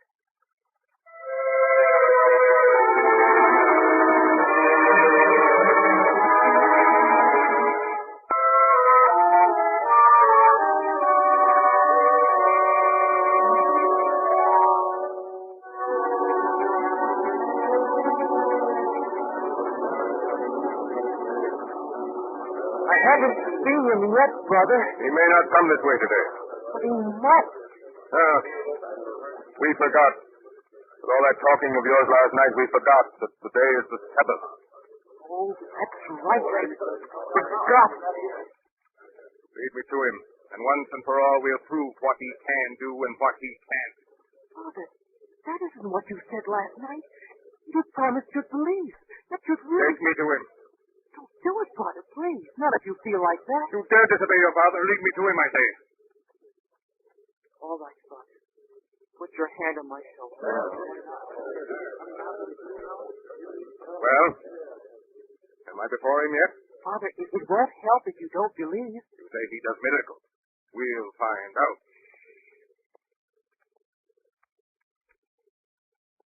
Here, Father.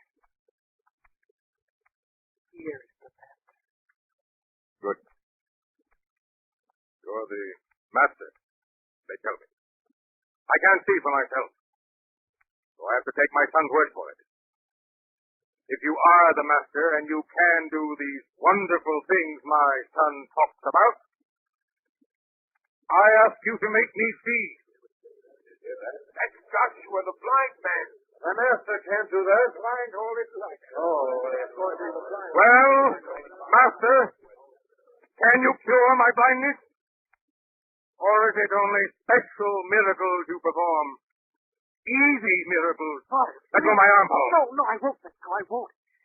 You won't talk that way to the master. Master, please listen to me. My father, he's a bitter man.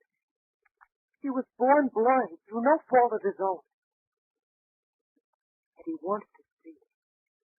Can you blame him, Master? Is it so much to want? Paul. He hasn't spoken a word. Has he done anything? No. Well, now you know. No, Father, don't give up. Not yet. Master, if my father doesn't believe, it's because he doesn't know. He's never heard you speak. He's never seen you. But I have. I believe, Master. I know. I know you can help him if you think he should be helped. Please, Master.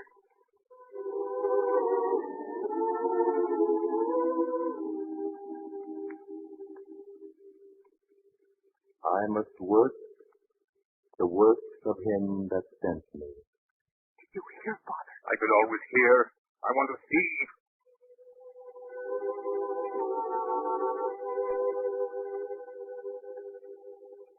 As long as I am in the world, I am the light of the world. Words again, Paul. Don't you understand?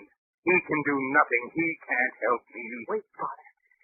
He's bending down to pick up some dust. Dust? What good is dust? He's mixing it into clay and... Father, hold still. He's coming closer to me. He? What is he going to... Wait. What are you doing to my eyes, Master? Don't be afraid, Father. He's only putting the clay over them. Clay? Over my eyes? Would he try to make me see by covering my eyes? I told you, Paul, he couldn't help and he can't. He can't.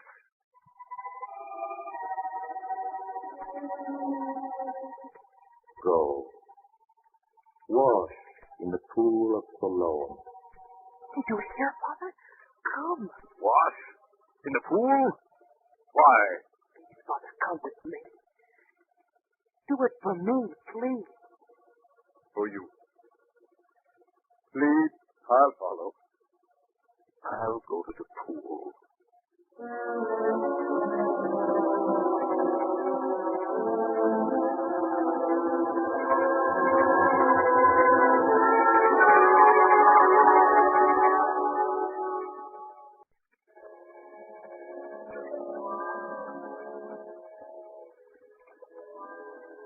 Closer, Father. I'll wash the clay from your eyes. Foolishness. Please, Father. Go ahead. Break your heart if you have to. Go ahead. Wash.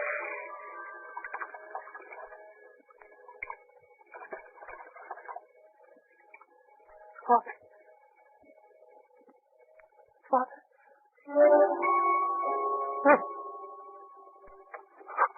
Father, what is it? What? Oh. Turn to me.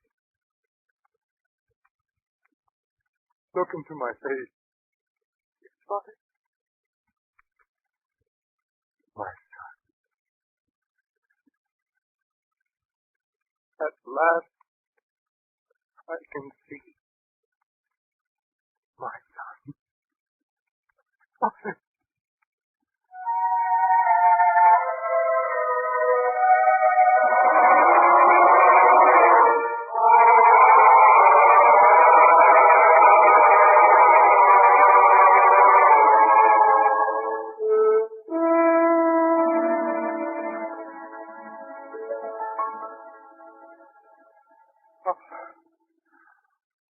A whole new world. Everything new. I knew it. I always knew it. Yes, you did. Now hurry. Lead me back to the city gate. Lead you? But, Father, you can see now. And if I can, I must become accustomed to this different world of light. Lead me until what was familiar to my touch becomes familiar to my new eyes. And I must see him. His face. As you spoke about it. We're almost to the gate now. See? There it is. Yes. Then where is he? Pointing out to me. I don't... Not here. The master isn't here, Father. Gone? You mean he's gone? He isn't here. Oh, I wanted to talk to him. I wanted to thank him, to tell him, Joshua. Joshua. Is it really you? You are Aaron. I know your voice. I know it. Joshua, you can see. Yes. I can see. I washed my eyes in the pool, as he said. And I can see. I can see. Everyone, listen to him. Listen. Joshua, he can see. He can see.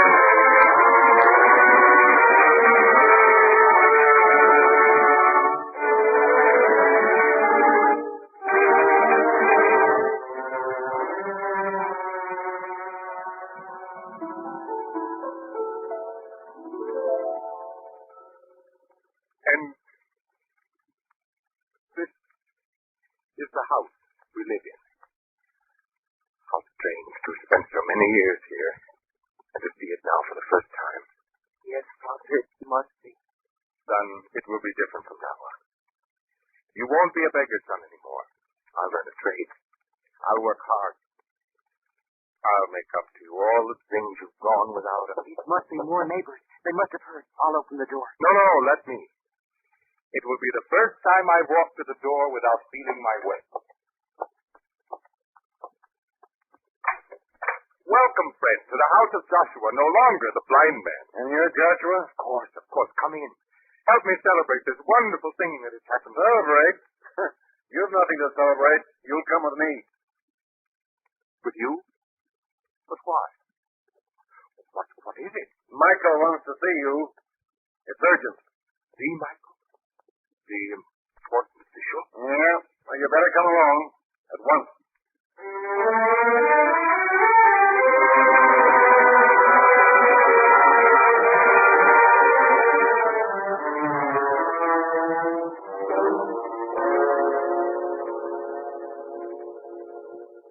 came here quickly as I could with the guard. My boy is waiting outside. What is it? What's wrong, Michael? A story has spread through the city like wildfire that you, who were blind all your life, have been cured by the Master. And it's true. Tell me, have you ever heard of any case where a man blind from birth was made to see? No. And you'd have me believe this now? He made me see. And he did it on the Sabbath. Any man who would do work on the Sabbath is a sinner. And you say this sinner cured you? Is the day so important that a man should refuse his sight because it is afforded to him on the Sabbath? Come with me, you fraud. Where? Through this door. Blind man. I have witnesses there who will prove you've not been blind since birth. Now you'll keep your voice down till I tell you otherwise. I want no more trickery. But I tell you... Quiet! I'll open the door. Look in that room. Who are they? That old man and woman, huh? You don't recognize them? How could I recognize anyone by looking at them? Everything I see now, I see for the first time. I'll tell you who they are. They're the parents of Joshua, the blind man, the real Joshua, the one who was blind from birth. Now we'll uncover your little game. Well, my dear people, is this man your son Joshua, or is he an impostor? Joshua! Joshua! Oh, Joshua, is it true? Mother. What, Mother? Look, Caleb, our son. His eyes move and shine, and they can see. This is the greatest miracle I've ever heard of, Mother. Father, you look almost as I had imagined you would. Very touching sight, this whole thing, but I say I've had enough of this prearranged pretense. Why does he talk that way? Why did he send for us and say someone was pretending to be our son? Don't play the innocent with me. This is all a great plot. The Master, you, blind man, and your mother and father. Why, this man isn't your son. You tell me who my own son is? I refuse to believe this thing. That man is a sinner. You say he's a sinner. If he were not of God, he couldn't have done this great thing for me. I refuse to believe it. It's impossible. It couldn't happen. Isn't that what makes it a miracle? Look, enough of this talk. You know what will happen to all of you in the event that you persist in this story that this preacher cured your son who was blind from birth. What would happen to her? You'll be driven from the city and forbidden entrance here anymore. But why? Now, it's still not too late to admit that this whole thing is a fraud. Many men have posed as blind men or cripples in order to eke out a living without working. As that's your only crime, we can forget that. But you must admit that he didn't cure you of your blindness. Now, will you admit it? It's not the truth. Stop saying that. I feel sorry for anyone who can't believe, even in the face of this great thing that has happened. The man is a fraud. He must be cured me. Don't say that again. All our lives, we've lived with the curse that our son was born blind. And now you ask us to say it isn't true. Would parents lie about a thing like that?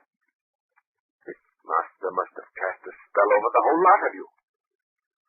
Now I give you one more chance to admit you've all been lying. Else I'll have you banished from the city. What do you say? Will you admit it? Only one thing I know. Once I was blind. And now I see.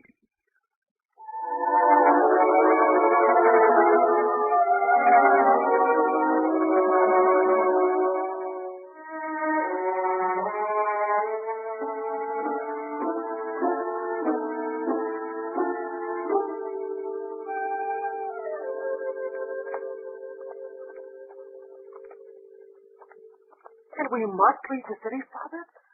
Why? The authorities say I'm a fraud. But leaving won't be so difficult. It could have been worse. We'll find another place to live. We can. We can do anything now, can't we, Father? Now that I can see, now that I know, we can do anything, Paul. could they say you were a fraud? Men can say anything if they have a motive. But you don't mind, do you, Father? Mind? Of course not.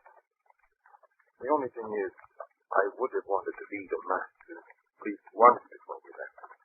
I may never have that chance. Yes, it would have been a... Father, look ahead there on the road. Those men coming toward us? Yes, the one who leads them. The master. And he seems to recognize us. He knows us. I think he came looking for us, Father. Then we must go to meet him. Come, Paul, come. Master! Master! I searched for you. And now I've found you. I can be see. And it was your doing. How can I thank you, Master? How?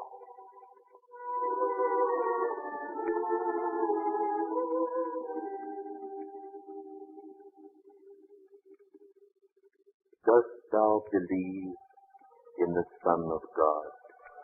Who is he, Lord, that I might believe in him? Thou hast both seen him, and it is he that talketh with thee. Lord, I believe.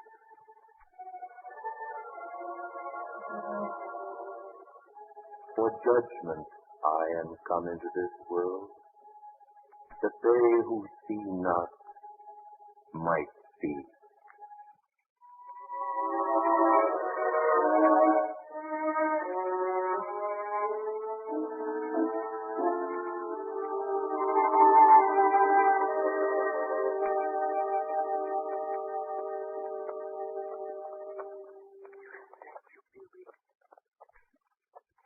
You said it.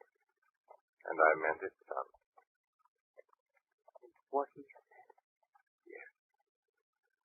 What he said. First, he gave sight to my eyes.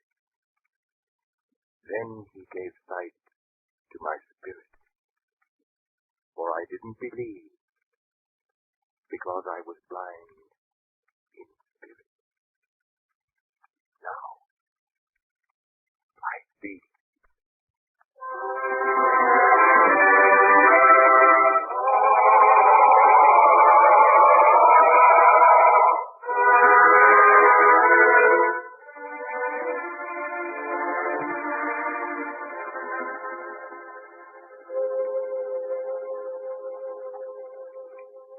That was how it happened, Peter. I know.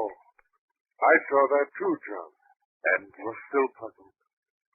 You mean he cured the blind man and he made him understand all at the same time? Yes, Peter. The miracle was only a sign of the thing he meant to do. What good is it that a man have sight in his eyes if his spirit and soul are blind? He is with us to bring understanding and light into the world. As he said.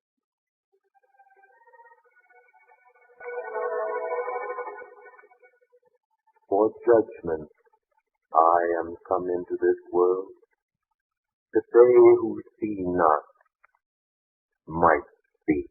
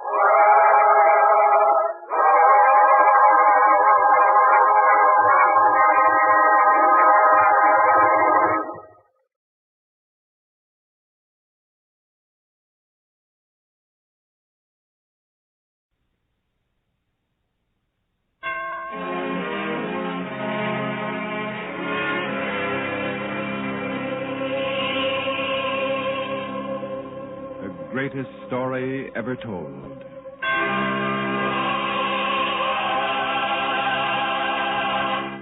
Presented by the Goodyear Tire and Rubber Company.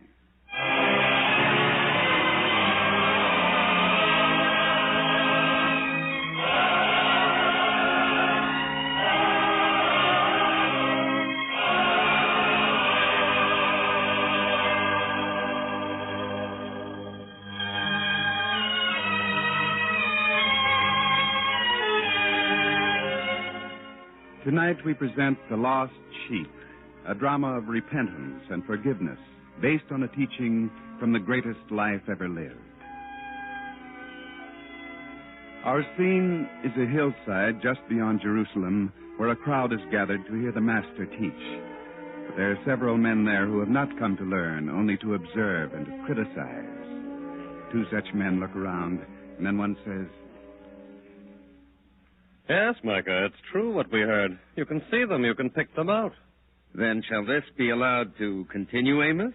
Whoever it was that said there are more sinners at the Master's feet than there are in the jail of Jerusalem was right. What are you going to do about it? Come, a little closer to the Master. We'll ask him a thing or two. Can asking do it, Amos? If we confront him with the fact that among his followers there are sinners, he may drive them out. If he does that, he'll have lost this reputation he has for kindness and love for all people. Come along. We'll talk to Peter, one of his followers. Peter? Peter? You call me friend? Can I help you? Yes, Peter. I'm a man greatly distressed. I'd like to follow the Master, but there's one thing that stands in my way. Well, if you explain, I may be able to help. Well, Peter, I've lived in Jerusalem a long time. I know many people. That man there, for instance, his name is Benjamin.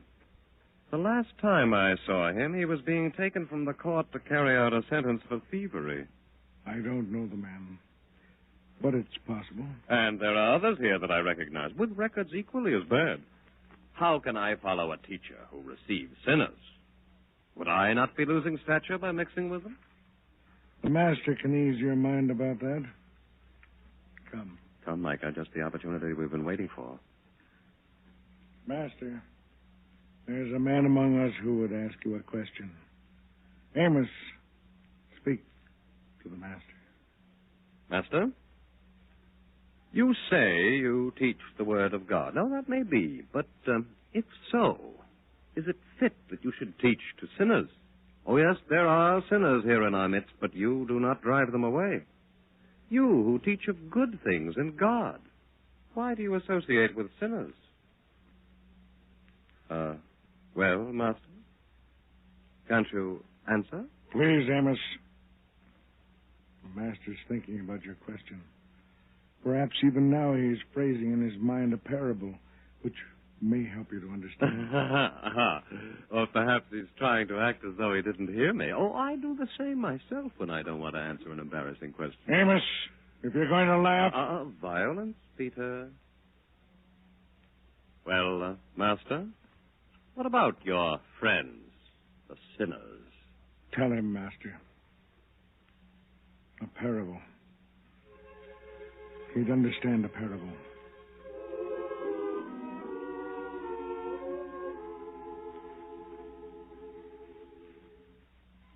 How think ye, if a man have 100 sheep, and one of them be gone astray, doth he not leave the 99, and goeth into the mountains, and seeketh that which is gone astray?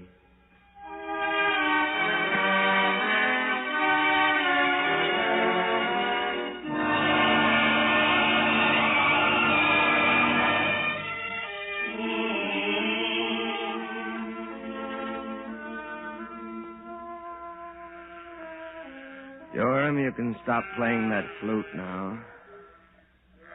I'm sorry, Elisha. But at night when we're out here in the fields, there isn't much else to do. Well, you should have thought of that before you apprenticed yourself to a shepherd. You wouldn't even be here if my brother hadn't... Oh, never mind. Go back to playing on that flute if you have to. Elisha, Yes? I don't like to ask, but every time you begin to talk about your brother, you never finish what you're saying. So? Why? If you showed as much interest in the sheep as you do in trying to find out about my brother, I'd have more faith in you as a shepherd. I'm sorry. I just wanted to know. Well, you won't.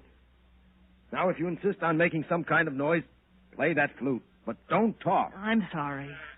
Shh. Quiet, Tophet, quiet. Tophet growls there's always something wrong.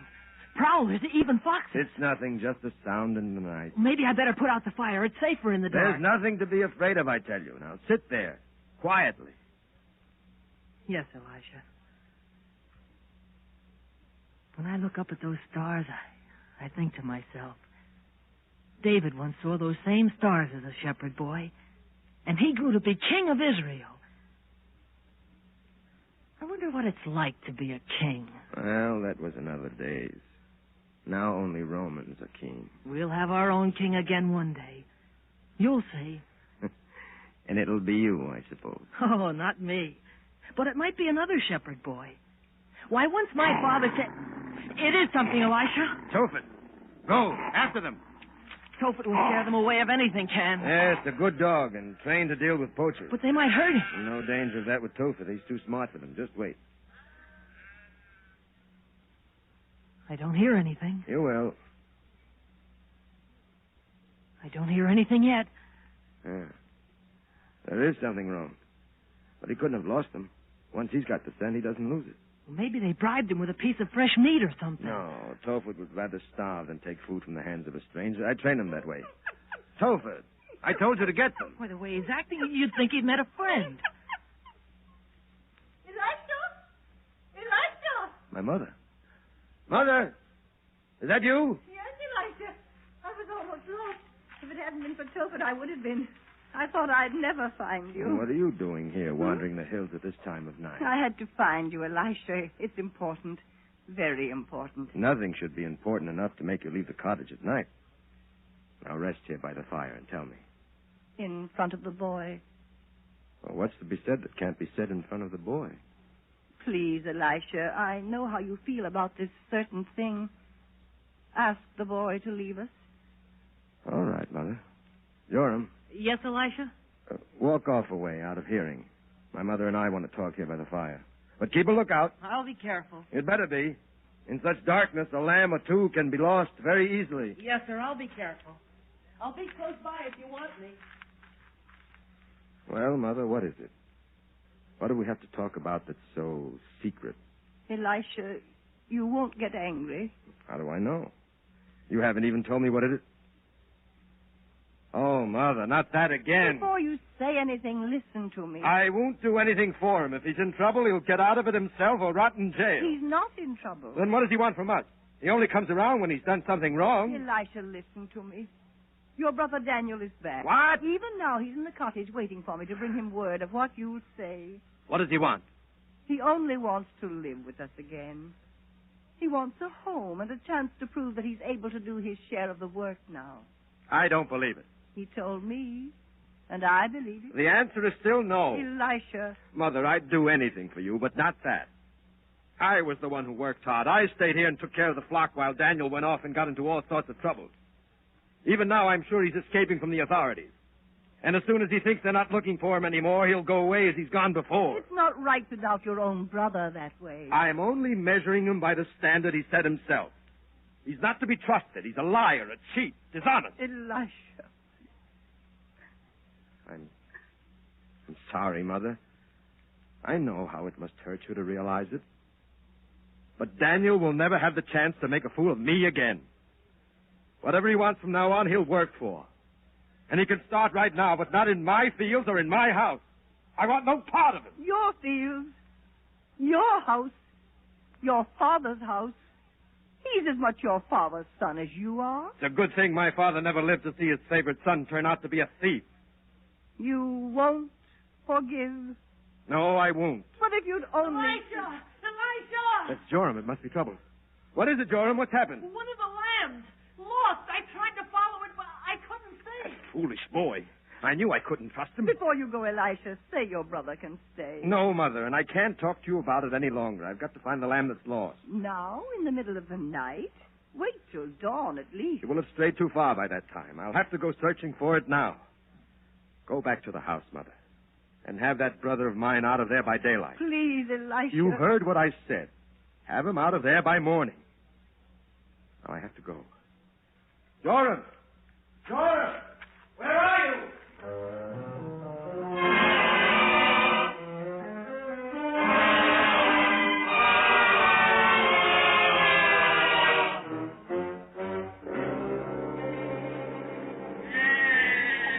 I told you to be careful, you little fool. Elisha, I said I'm sorry. Well, enough talk.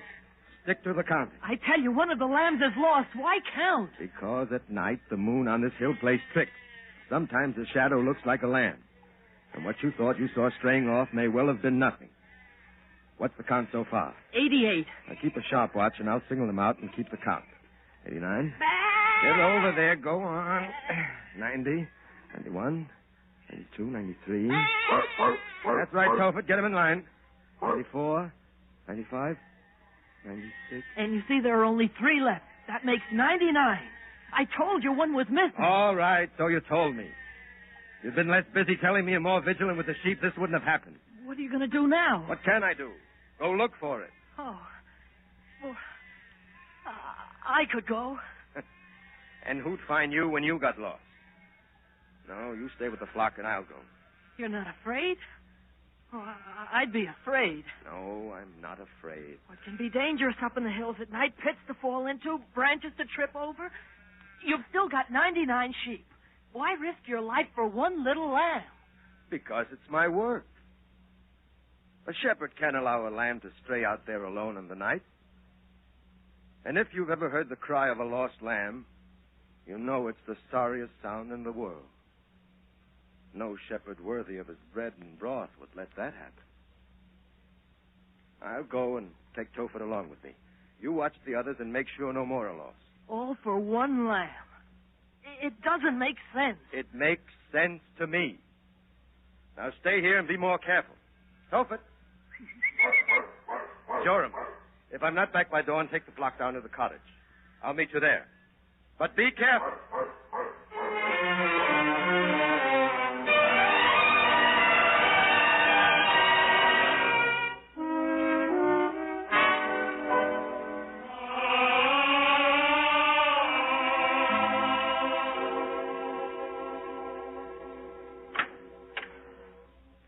Is that you, Mama?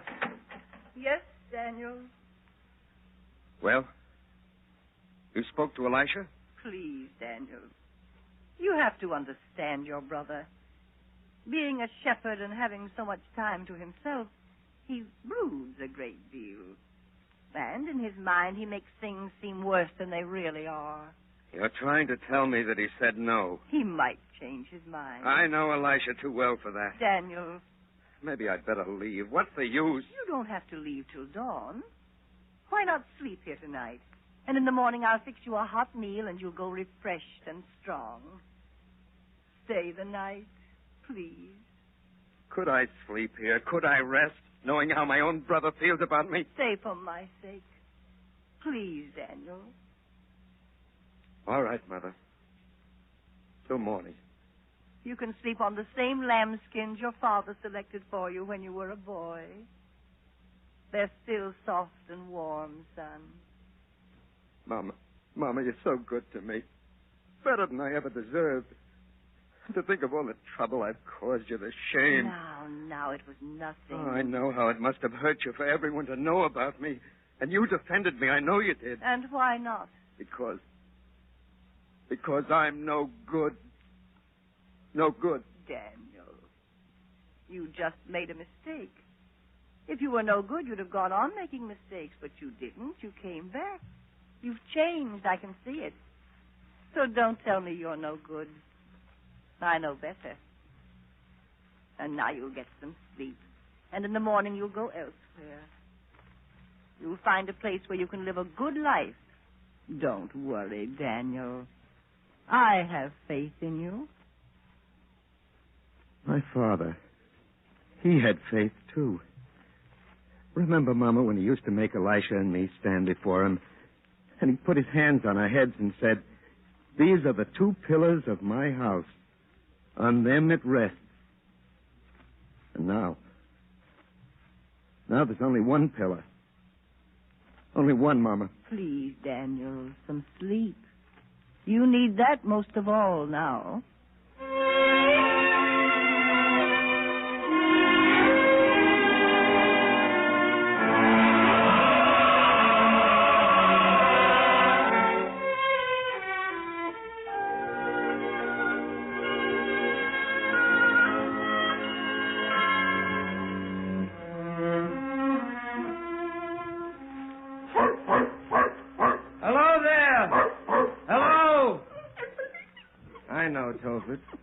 It doesn't make sense to call out to a lost lamb as you would to a man, but how else can you make them know you're near? Come on, a little further. Well, Tophet, did you pick up the scent of that lamb? Come on, try. You get it, boy? Do you? Good. Go on. Lead the way. Go, Tophet, go. Good boy, Tophet, you found him. Now, if I can get through these bushes and this underbrush. Keep after him, Tophet. Ah, there he is. And now, Tophet, don't scare him any more than he's scared already. Come now. Ah, you don't have to be afraid of me. Come on. Oh, I see now. You're caught on the brambles. Easy now.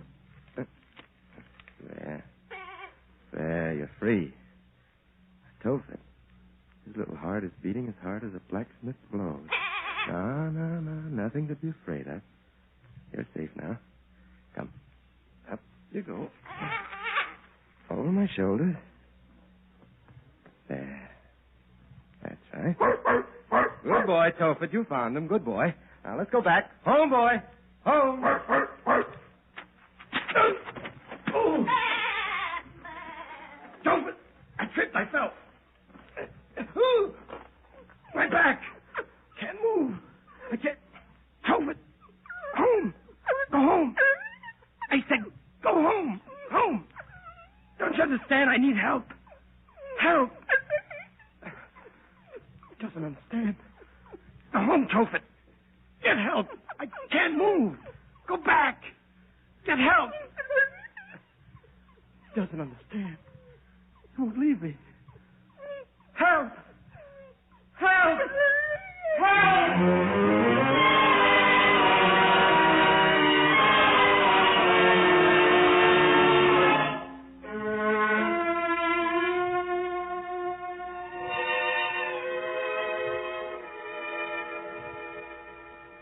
You'd better eat more, Daniel. It may have to last you all day. And all the time you keep your eye on the door. You're afraid Elisha will return. He said to get me out by daybreak, didn't he? Please, Daniel, don't make it any more difficult than it already is. Eat. Oh, Elisha.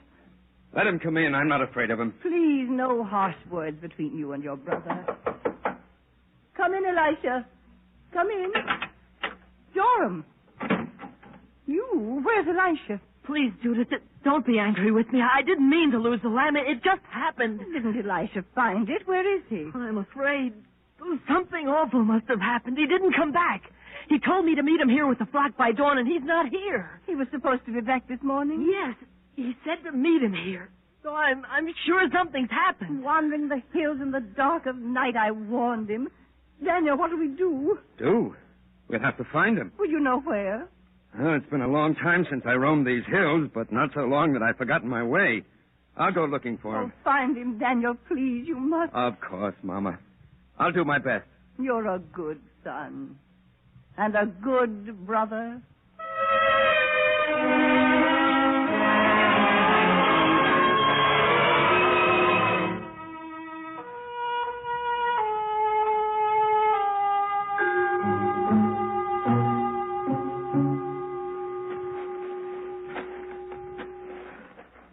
Elisha! Can you hear me? Elisha! Elisha! Where are you? Can you hear me? Hello there! Oh. Hello! Elisha! Is that you? It's me! Help! My back! Badly hurt! Help! Can't move! Don't worry. I'm on the way. Just keep calling. I'll follow your voice. Keep calling. Here I am! Here! Over here! I can see you now. It's all right. I can see you now. Elisha, you... What are you doing here, Daniel? I told Mother... Oh, we can talk about that later. Let me help you. Let me get you home. Mother's worried. Help from you? I don't want your help. Oh, don't be a fool, Elisha. Here, let me help you. Is this the lamb you went searching for? That's the one. You're just like Father in that respect, Elisha. No lamb was ever allowed to suffer. But come, I'll get you home. Mother will be glad to see you. Here, let me help you up.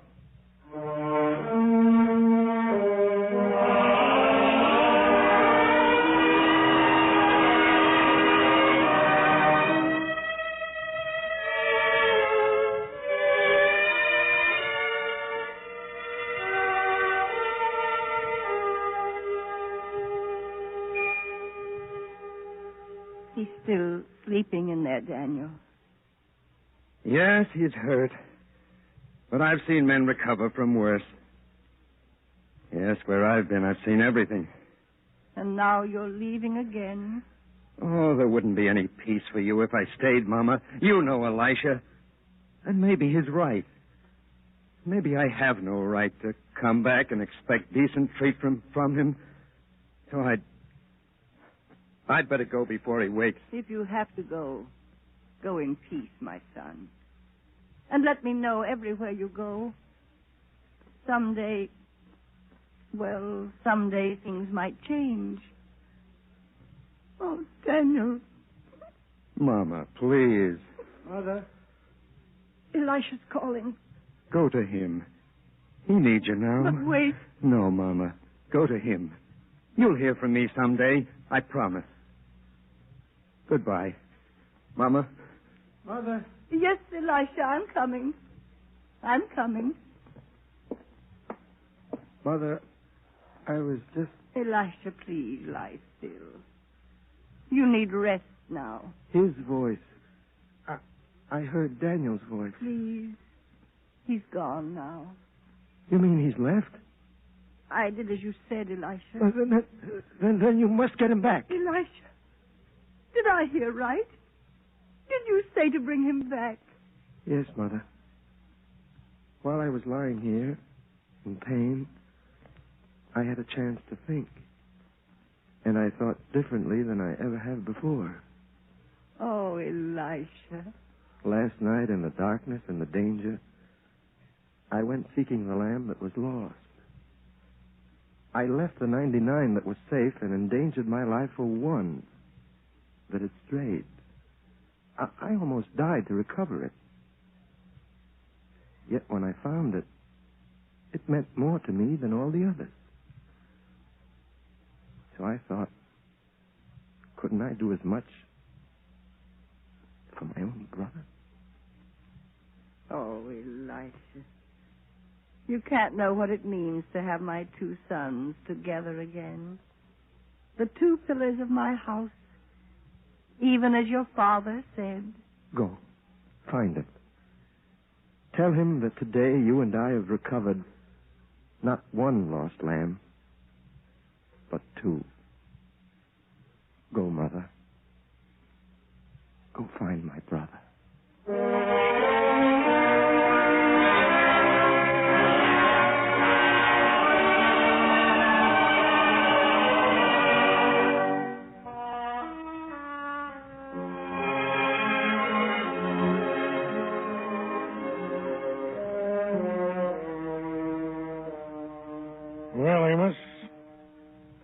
Master's parable any meaning for you? Can't you speak? Peter, it's not easy for a man to say that he's been wrong. It's not difficult if a man is honest and humble. Then I think I've been neither, because I am wrong. I know what the Master sought to tell me in his parable. And I know now why he welcomes sinners who have ceased to sin. For how else shall they change their ways if we don't help them and give them a chance to change? Master, I've been wrong. These sinners, they are as the lost lamb.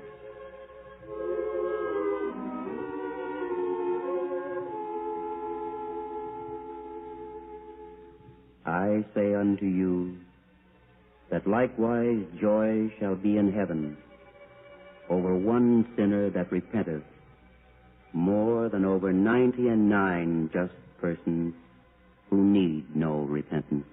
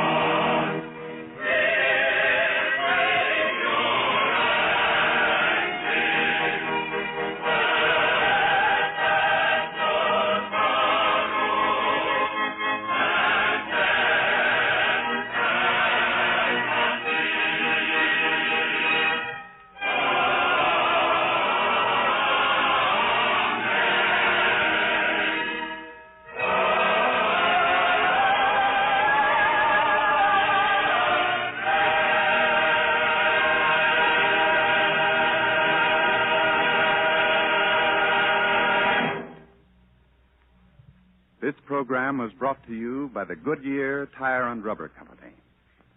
Next week on this same network at this time, we'll present As Ye Would That Men Should Do to You, another episode in the greatest story ever told from the greatest life ever lived.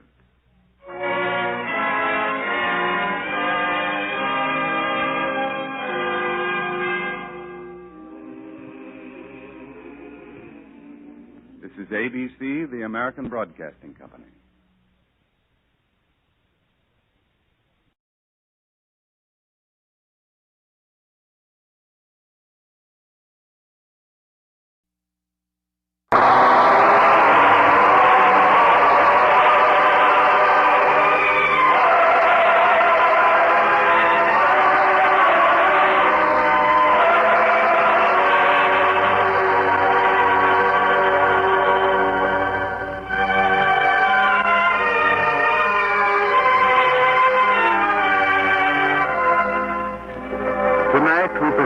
Chief Seed at the Wedding, a drama of humility based on a teaching in the greatest life ever lived. Our scene is a great house in Jerusalem where the Master has been invited to eat the Sabbath meal. As they wait for their guests to arrive, the men eye each other expectantly till one of them says, Well, it's on everyone's mind. We might as well talk about it. What could you possibly mean, Caleb? The way you're all looking at the seat at the head of the table, I can see that you each feel entitled to it. Am I right, Samuel? Well, now that you've mentioned the subject yourself, it's possible that I feel I'm entitled to sit in the chief place. Oh, but you see, Samuel, there are others who feel the right is theirs. And if you will look around, you will notice that there is no man here who is inferior to the others. And since I did the inviting, I might as well allow you all to share my little joke. I don't joke about my standing in the community. Soon the master will arrive, at any moment. We shall present this question to him. We'll let him settle the matter of who shall have the place of honor. What's the... Oh. Master, we bid you welcome to the Sabbath meal. And you've come at a propitious time, for we have a great problem which has come up. None of us seems able to settle it. Master, which man here shall be entitled to the chief seat at the table? Yes, Master. Which one of us? No answer? Is it because you can't decide, Master? The Master will answer. Don't worry about that. We didn't address you, whoever you are. My name is Peter. I follow the Master. I'm here to see that no harm comes to him. Can it harm him to answer a single question? Master, I want an answer. Who is entitled to the place of honor? Will you answer, Master?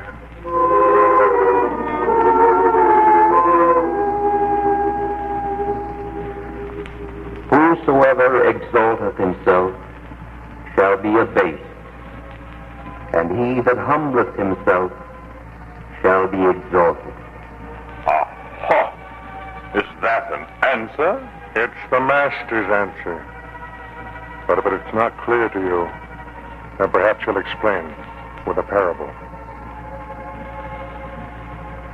When thou art bidden of any man to a wedding, sit not down in the highest place.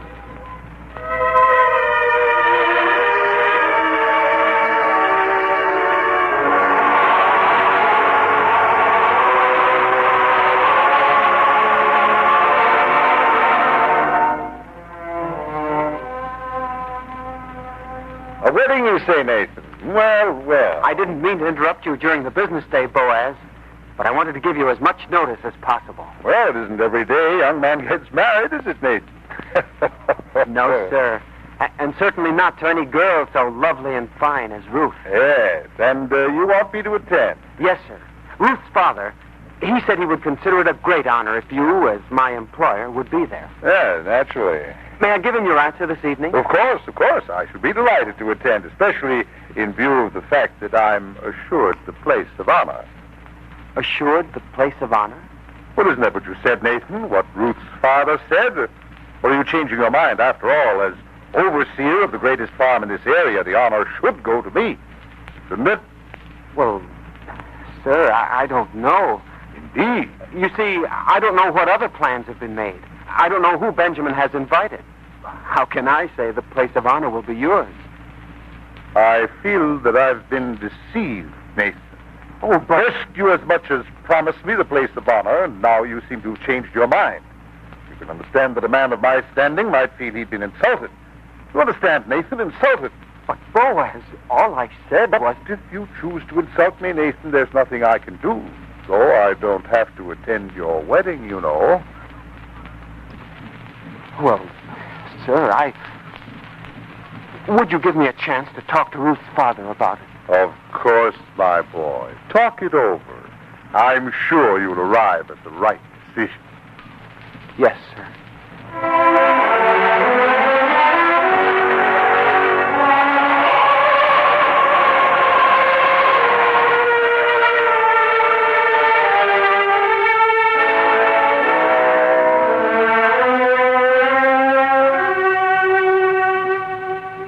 Ruth, darling, the way Boaz talked, it was almost a threat.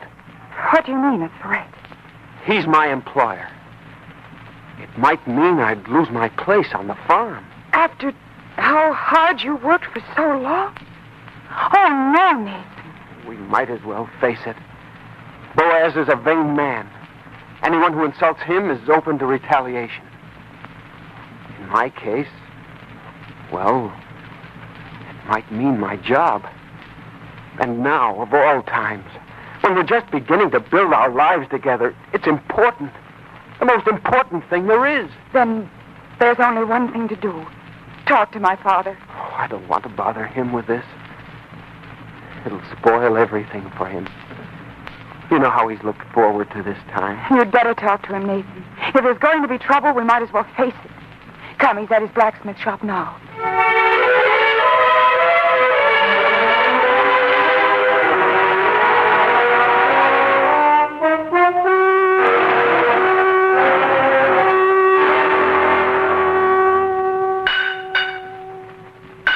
You'll have to keep talking as I work. After all, I can't allow the iron to grow cold.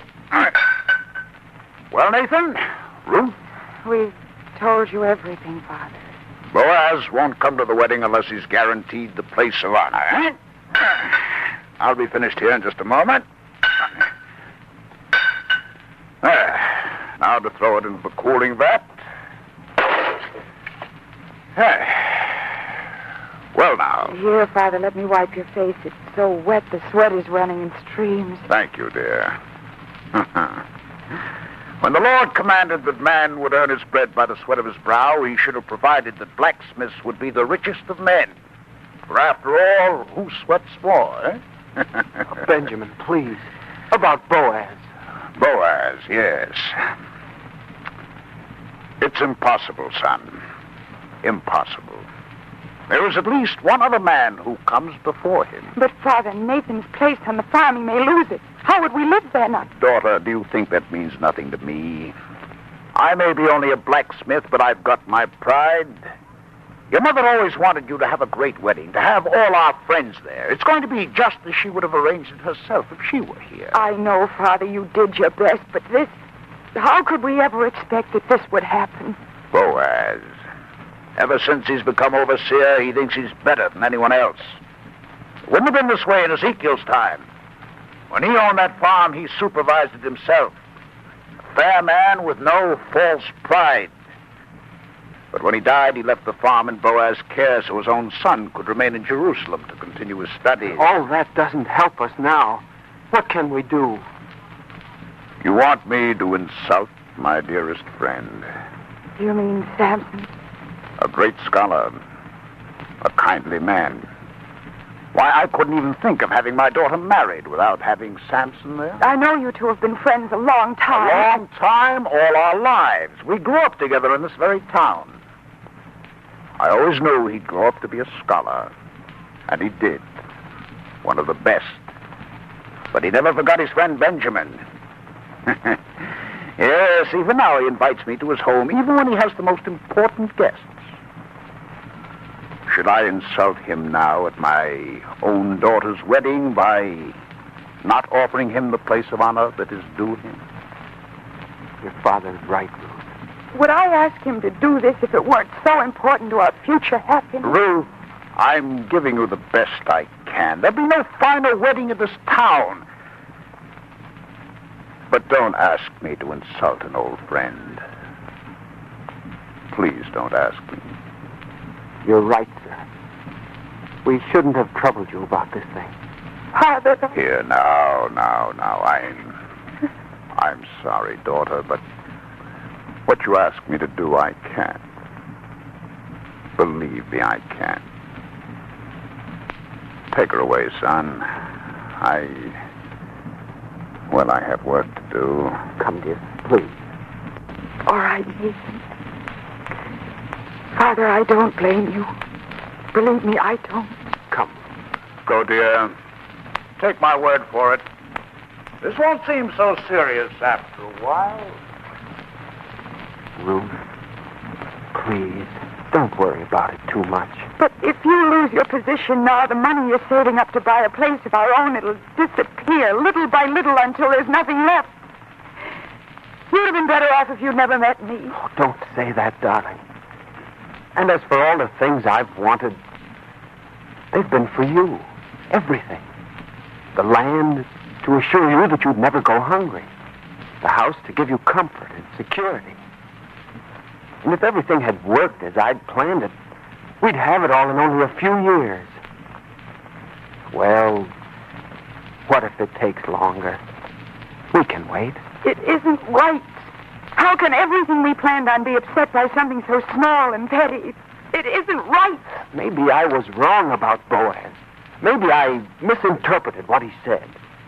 Let's wait. Let's see what happens.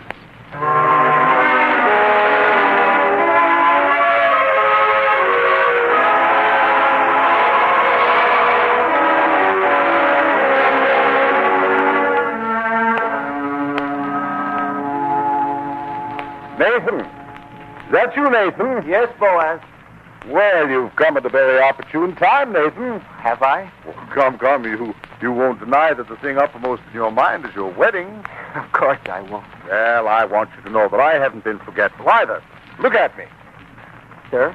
Well, this cloak I'm trying on, it's new, just made for me and finished this very day. It's a nice-looking cloak, Boaz. Oh, that's all you can say? I go to the trouble and expense of having this made just to appear at your wedding feast, and you don't seem to appreciate it. For the wedding feast? Of course. After all, how would it look if the guest who occupies the honored place were dressed in accordance with his station? What's the matter with you, Nathan? You seem dull today. Boaz, I guess it's my fault. I should have told you before. Told me what? About the wedding. I don't understand you. You did tell me about the wedding. I've even had a new cloak made. What are you talking about? What you requested about the seat of honor. I requested? You promised, you mean? Well, what about it? I spoke to Benjamin several days ago. He said it couldn't be arranged. What? I talked to him. I asked him. But it would mean he would have to insult an old friend, Samson. Samson, eh? A useless man. They'd give him the place of honor over me. He's a scholar, the most famous in the history of our town. Such a man deserves honor. You understand? Understand?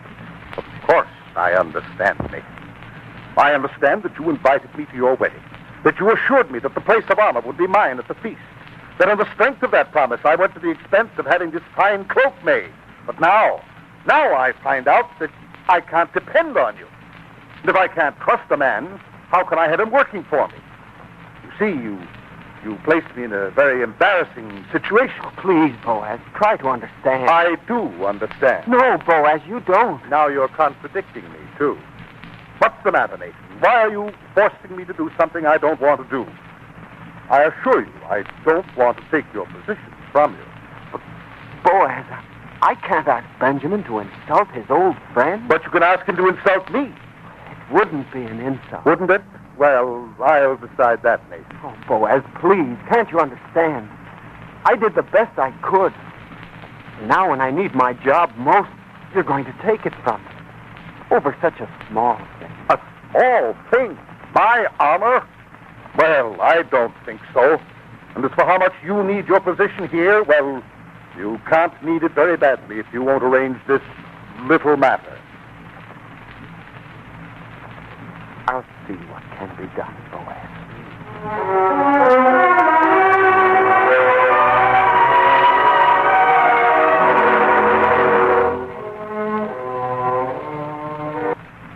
You see, Ruth, I wasn't mistaken.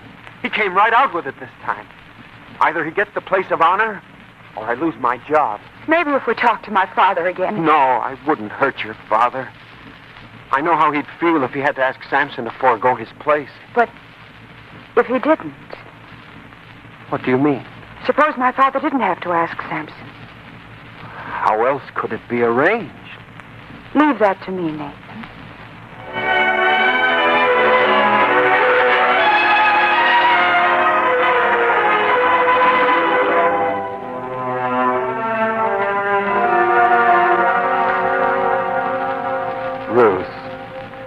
Ruth, I can't tell you how flattered I am that such a lovely young girl could find time to visit a stodgy old man like myself. Please, Samson, it's something important. What's more important than a wedding? Tell me that. Why, I was there the day your father and mother were married. Now, that was a wedding. But I'll let you in on a secret, my dear. I don't think your mother was quite as beautiful as you are. But we won't tell anyone that, particularly not your father, eh? Oh, Samson. Oh, I'm sorry, my dear. I shouldn't have mentioned your mother. I can understand how you'd miss her most of all now. I do. But what I came to see you about, it's a great favor, something you must understand. Nathan's employer, Boaz, he won't come to the wedding unless he's given the place of honor. And if he doesn't attend, Nathan will lose his job. Young man with the added responsibilities of a wife needs his job more now than ever. No, we can't let that happen. But my father believes that you're entitled to the place of honor, and we all do. Me?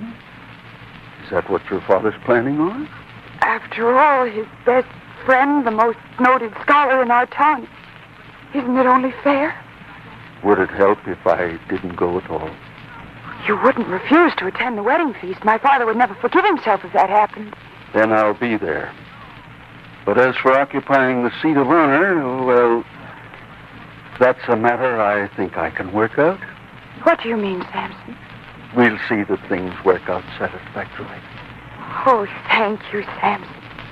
Samson, I just have to kiss you. Well, such a gift is indeed an honor. Now, don't worry, Ruth. I'm going to try and arrange everything for you. But no matter what happens, when I see you next, you'll be a bride.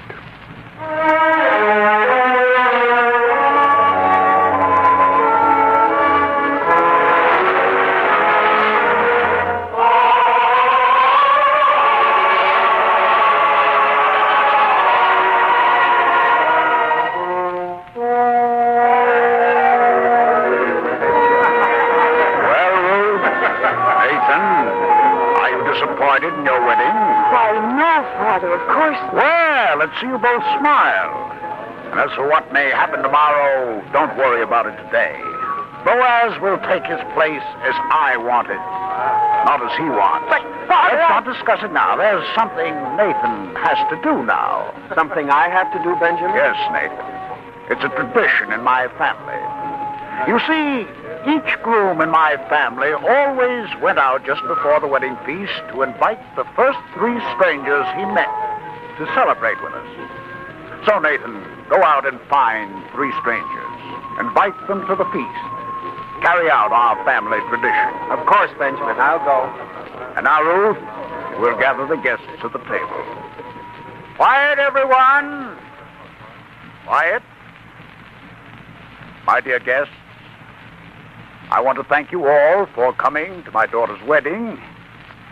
You do me honor by sharing this happy occasion with me.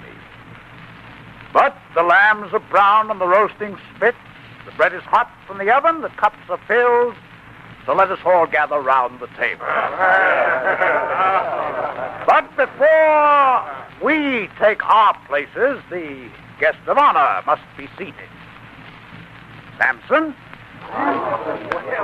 Benjamin, you do me honor far greater than I deserve. When I attended your wedding, I sat with the others further down the table. Let me sit there again today. Give the honor to another man. Give it to Boaz. To Boaz? Please, Benjamin, as a favor to me. But Samson, my best friend. Benjamin, if a man gives me a gift, must I accept it? Of course not. Well, then, honor is such a gift. It must never be sought. Once offered, it need not be accepted. For reasons of my own, I cannot accept now. Let me take my place at the tables with the others, as I did at your wedding so many years ago, remember? Please, for old time's sake, Benjamin, give the place to Boaz. Samson, Well, I think I understand. And it's like you to do this. Boaz, I invite you to take the place of honor at the head of the table. Why, thank you. Thank you, Benjamin. It's so totally unexpected, but if you force the honor on me, I shall accept. I understand. And Now, all the others, take your places around the table. And now, as soon as the three strangers are here... Benjamin, I've done what you asked. 3 strangers. Here they are. Thank you, Nathan.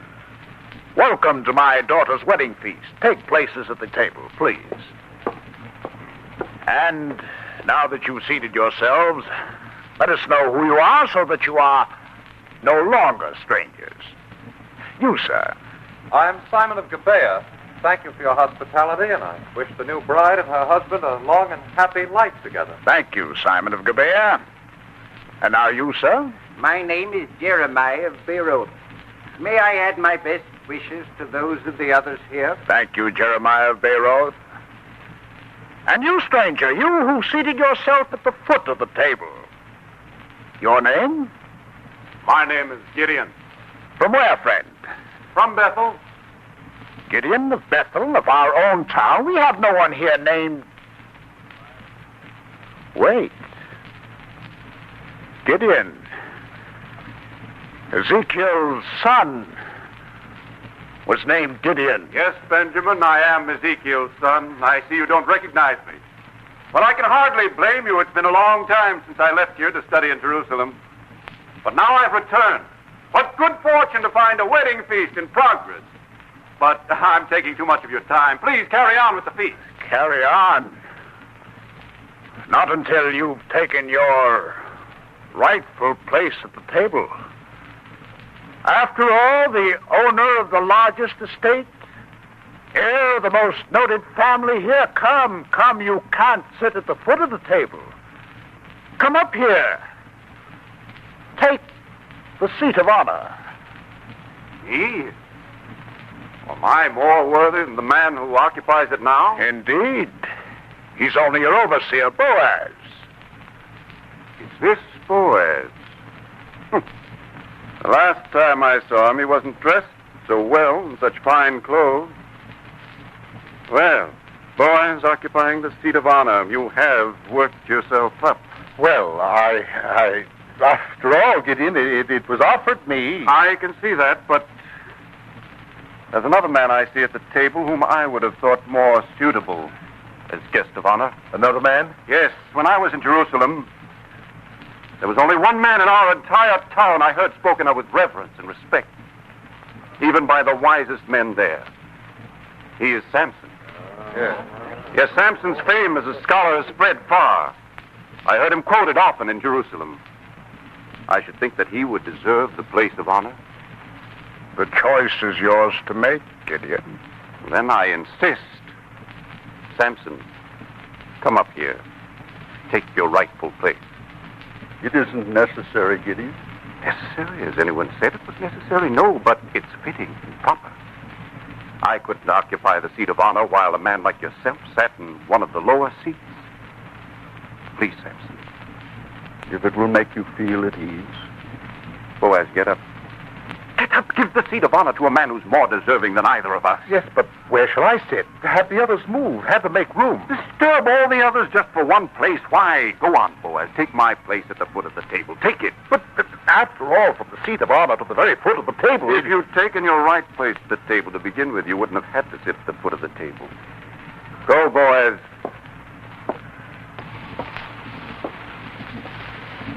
Now, Samson, take the place of honor you deserve. I'll take your place, and we'll have a wedding feast as I remember them from my younger days here. Come, Samson. Everyone, rise and do honor to a man who deserves honor. And now that everyone is in his rightful place, I wish to offer a gift to the newly married couple.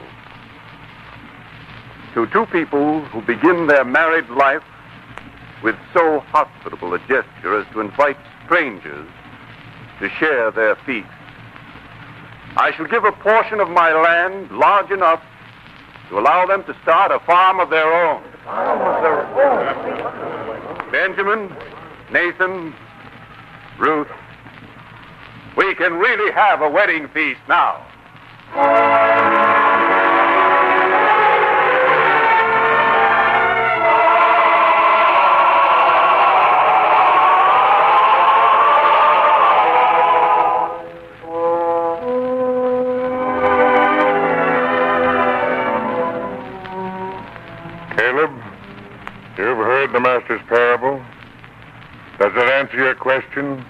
As to who shall sit in the place of honor? I think it does. As for me, I shall forego my right to the place. Samuel, you may have it. I should take the place of honor? I won't contest your right to it. But there are others here. Perhaps they feel they're entitled to it. We shall offer it to them. Who of you would sit in the chair of honor at this Sabbath meal? Caleb, it seems there is no one who would claim the honor. Then it seems that we have indeed learned the lesson the Master sought to teach us. Am I right, Peter? Yes, Caleb. I think you've all learned the humility of which the Master spoke. It is not the man who seeks honor who gets it, but the man who is humble and doesn't demand honor. He is the man to whom people accord it freely and sincerely. Master, before we sit down to the Sabbath meal, tell us once more the words you spoke about humble men.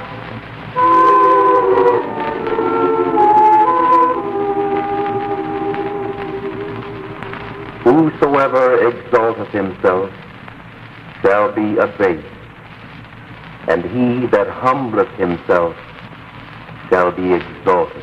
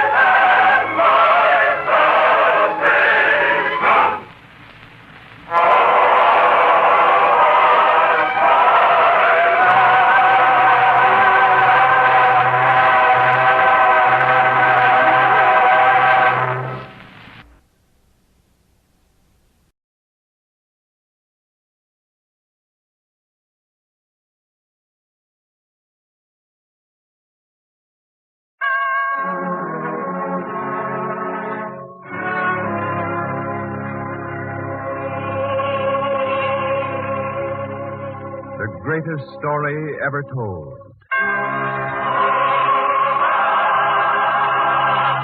Presented by the United States Armed Forces Radio Service.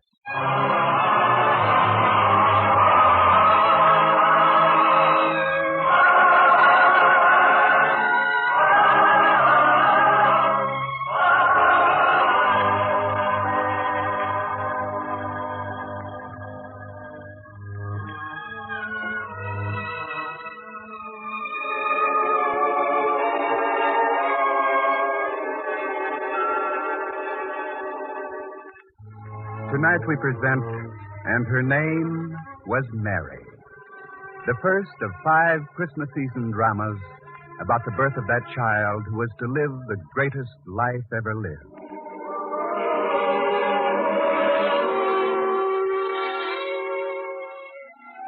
Galilee, north of Jerusalem by some 50 miles, and in Galilee, Nazareth, a small town, little different from other towns in that country, which suffered under the Roman tyranny. And in Nazareth lived a carpenter, a good man, kindly, an honest craftsman, yet more, for he was descended of kings. In his veins flowed the blood of Abraham, Isaac, and Jacob. A prince of the house of David he was. And though destined to play a great role in the dramatic events of Bethlehem, he was unmindful of it as he worked one day in his carpenter shop. There. The traveling box is finished. Strong, workmanlike. I hope Samuel is pleased with it. Why shouldn't Samuel be pleased with it? Samuel, you surprised me while I was talking to myself. A habit one develops from living alone so long. Is that the box? Good. Sturdy. Able to take the hard service, I'll put it to. Samuel, you're planning a long journey. I may never come back. You mean I'll never see you again? And we've been friends so long. We could go on being friends. And even fellow soldiers in a good fight. A hard fight. You know how I feel about force, Samuel. And I think you're wrong. Joseph, why don't you join the resistance with me? There's so much to do. So tough a fight ahead will need every man. Don't you see, Joseph, Herod must go if Israel's to have any peace. It's not for me, Samuel. I don't believe in force. Maybe because you don't know. Tucked away in your carpenter shop in Galilee all the time, you hear little of what's going on in the outside world. If you'd come to Judea with me, if you'd see what goes on there. No, Joseph, we're not alone in this. There are a great many of us.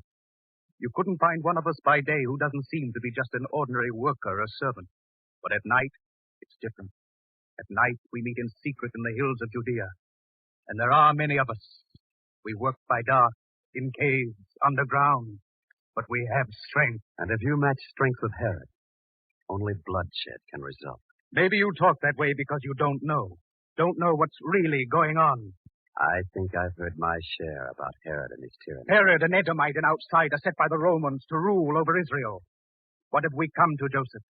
Doesn't that in itself make you want to fight? The thought is bitter. But bloodshed isn't the way, Samuel. What if I could prove to you that it is? I don't think you can. When you hear this, you'll change your mind. This is secret, Joseph. Men have died to get this information for us. You know you can trust me. Of course. The resistance has its sources of information all over, even in Herod's palace. Nothing Herod does is secret from us. And the cruelty of the man knows no bounds. Let me tell you what happened. And when you hear it, even you must realize that peaceful ways are not the answer. This Herod is a monster.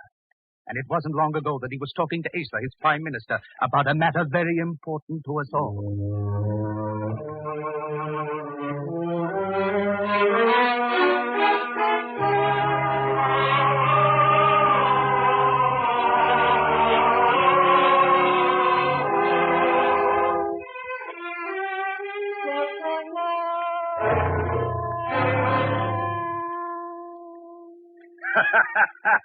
They complained, Asa, did they?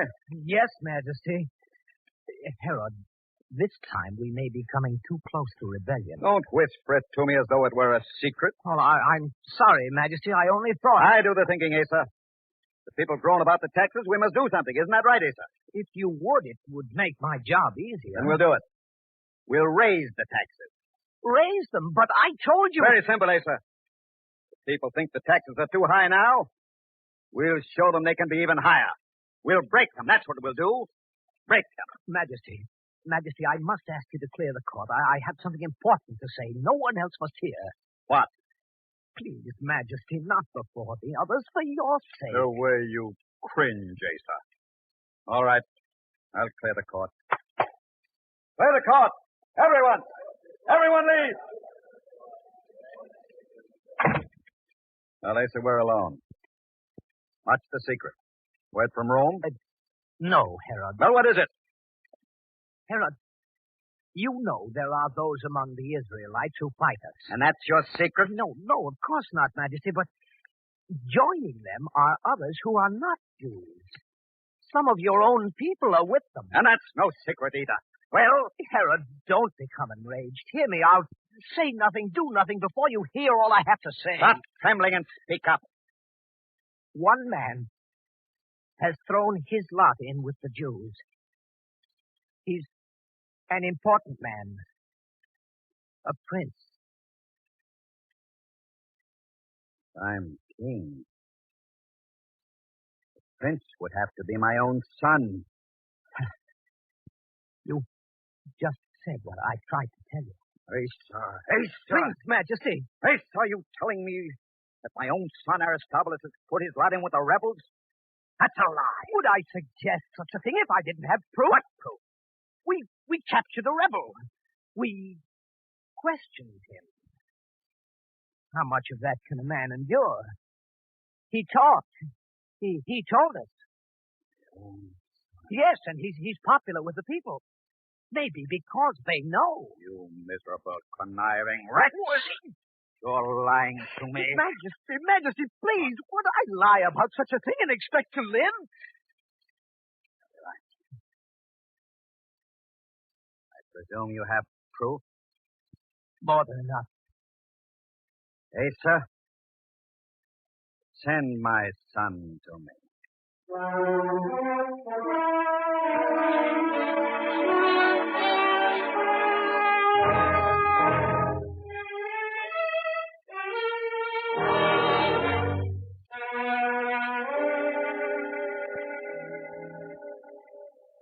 Father, you sent for me? Yes, Aristobulus. I have news. Upsetting news. Bad news has a way of coming to this palace. And what does that mean, son? The news you spoke of, what is it? A band of rebels attacked one of my strongholds. We captured one of them. And under persuasion, he gave us certain information. Valuable information. If it didn't appear so ridiculous. He talked. He talked indeed. He said you were one of them. Oh? Is it true? Yes, it's true. Treason against your king is bad enough. Treason against your father. Treason and tyranny have a way of going together, Father. I'll take no reproaches from you. You talk like the fool that you are. And I've permitted you to have your own way long enough. You've got to realize your responsibilities. You're heir to my throne. It may not be as much of a legacy as you think, Father. What does that mean? You're giving away something you don't have. Rome has lent you this kingdom, and Rome can take it away. I'll take care of Rome. And who'll take care of the people? For they can take your throne away, too. I refuse to listen to such talk any longer. A truth is a truth, whether men listen to it or not. Now you listen to me. Rome is powerful. Rome rules the world. No one dares stand against them. I'm trying to keep you from making some foolish mistake that might cost you your life. And what good is my life if I can't risk it for a cause in which I believe? You call that a cause? To protect the Jews against Rome? Are they your people? Why take risks for them? Any people is my people. And its troubles are mine. Aristobulus, I order you to discontinue your treacherous actions. Look, son, you can travel, visit foreign lands, even Rome itself. Do anything you please, but stay out of trouble. The life of royal exile doesn't appeal to me. I must go on doing what I've been doing, even though it means your death or mine. I command you to be quiet. You may have quiet by crying out commands to your servants, but you can't command the people to be quiet. And when your conscience cries out, command that to be quiet, too. Conscience? You are a boy, aren't you? And you, Father, are a poor, miserable shadow of a man. You shouldn't have said that. Now, get out! And think over what I've said!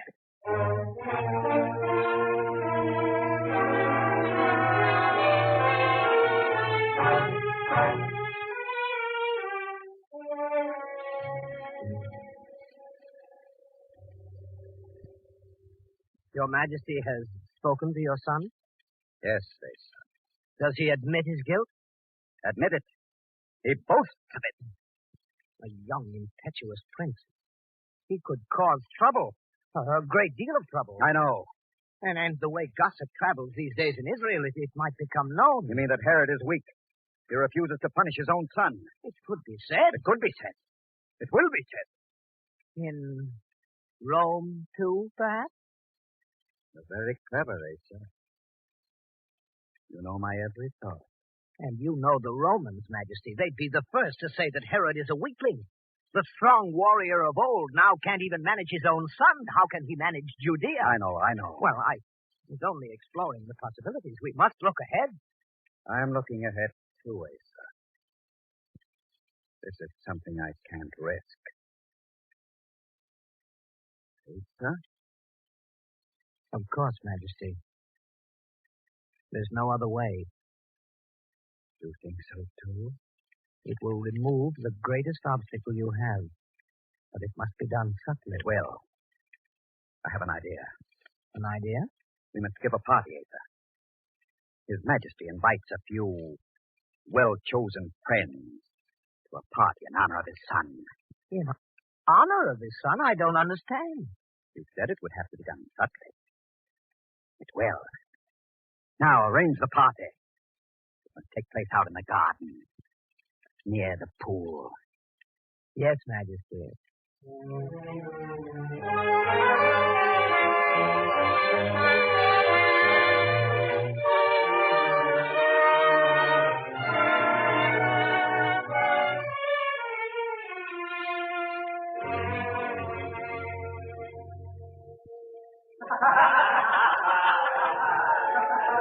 And all this, my son, is to show you that I don't harbor any grudges against you. You mean... I mean that your father is not the tyrant you think he is.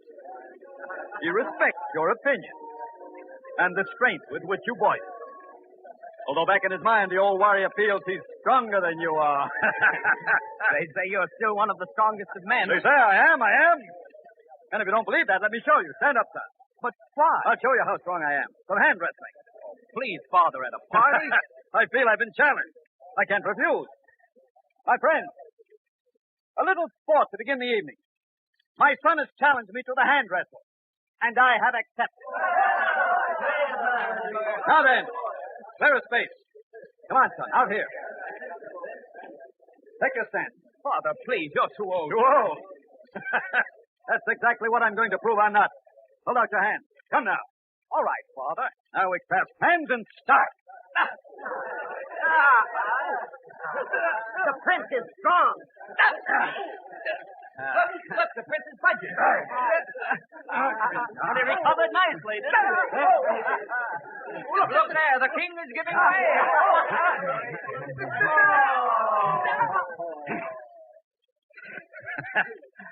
You did it, son.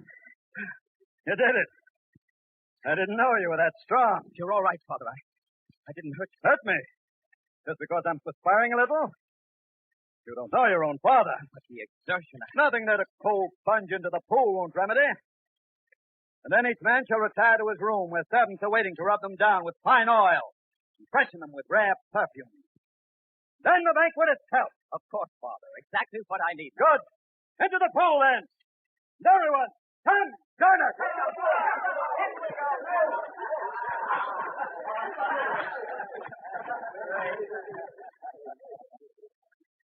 Asa?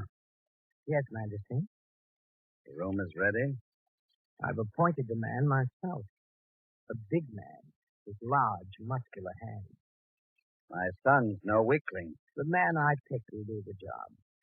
Once Aristobulus goes into that room, once he lies down on the couch, he's as good as dead. Everything is ready, then. Come, Aristobulus. Time to be anointed and perfumed. Come. Shall I lead him into the room? Yes. And the strangler had better do his job well.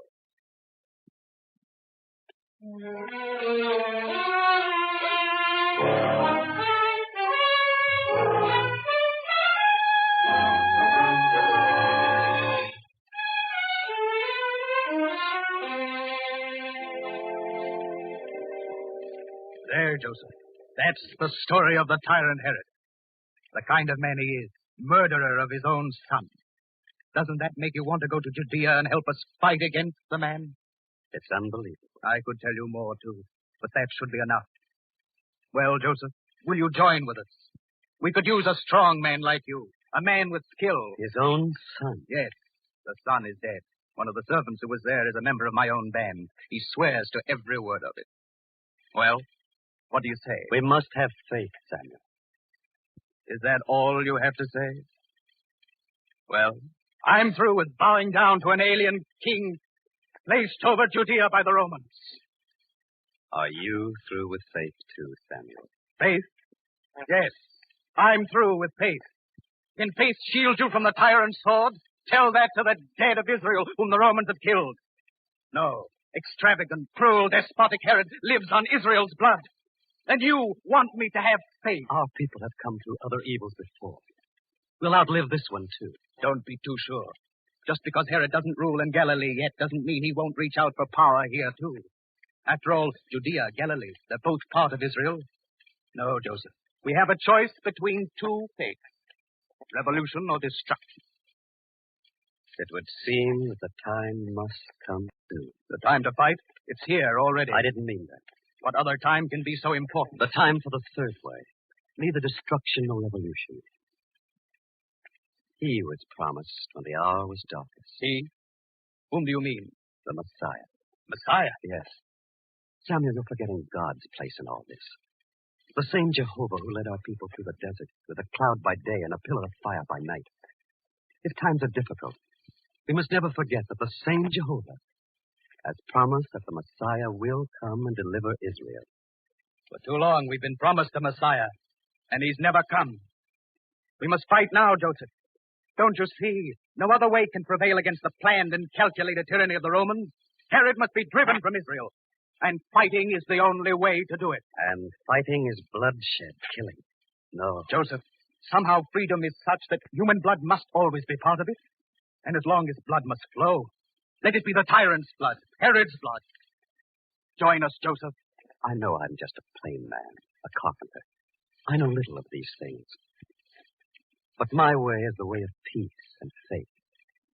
I have faith it will happen. The Messiah will come. When? How? Answer me that. How? The prophet Isaiah tells us. He shall be born of a virgin, and shall not be the son of any man, but of God. When? I should have to be gifted with the divine knowledge of a prophet to know that. But I'm content to wait. And some of us aren't. We know what the answer should be, but it's not the Messiah. Can he help throw off the yoke of the Romans or of Herod? If you mean, is the Messiah to come to us as a general leading great armies? No, I don't think so. Then what chance will he stand against Herod? Herod would think no more of destroying your Messiah than he did of killing his own son. Anything that stands between Herod and his throne must die. And that goes for Messiahs, too. That's no way to talk, Samuel. I'm sorry, Joseph. I know how dear the belief is to you. To all Israel. Not to all Israel. For some of us have decided on action. This prediction of the prophets that a Messiah will come. It could be a mere legend handed down, a tale born in time of stress and brought to light to keep up hope in other times of trouble. Joseph, I don't believe it. Oh, Samuel. I didn't want to hear that. Not from you. It's said, and I don't retract it. Think, Joseph. Maybe you will join us. No, Samuel. And I give you my answer for two reasons. Two? One, that I know the way can't be through bloodshed and killing. And the other? Somehow, my future is here in Nazareth. You love the place so much? It's not the place. It's a strange sense connected in some way with a maiden. A maiden? You, Joseph? After all these years, you're not so young anymore? You may laugh when I tell you. Why should I laugh? If it's important to you, Joseph, I'd like to hear it. Who has a better right? Who's a closer friend to you? No one. Since we were boys together and played games in the hills of Galilee, you've been the only one I could talk to about the feelings that go on inside me. Now, there's this maiden. And I haven't been able to talk to anyone else about her. Joseph, you've fallen in love. I don't know if anything like this has ever happened before. Every man feels the same when he falls in love for the first time. You must understand. She's so very different. This maiden is unlike any I've ever seen before. It's a man's privilege to suppose that when he falls in love. It must be more than that. But what makes you think there's no other like her? I've never seen one. And you've never been to Jerusalem either. There are thousands of women there, fair and dark, tall and short, with different kinds of beauty. Surely among them there must be one who can compare with this maiden you speak of? No, Samuel, no. There is no other like her. That's the talk of a lovesick boy. Not a grown man like yourself. Now you're laughing at me, Samuel. Forgive me, Joseph. But it's impossible for me to believe that any one maiden could be so different from all others. This one is.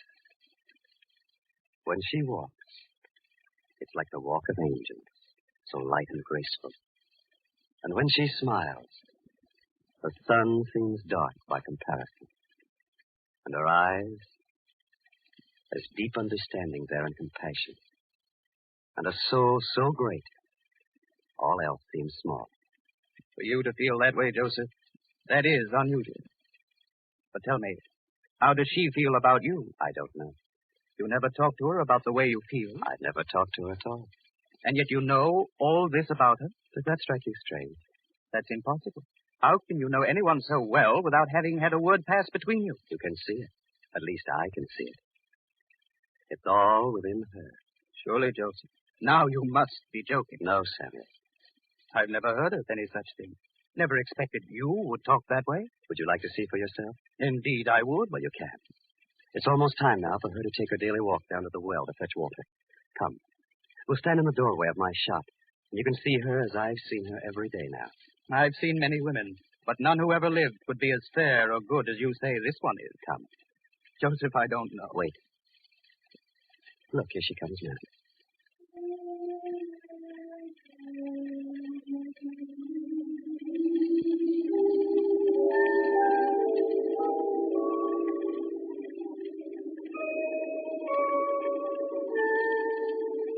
From here, she looks like any other maiden in Nazareth. Not to me.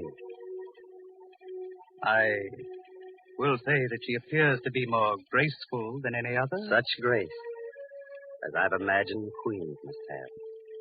Yes. And her face. Her face.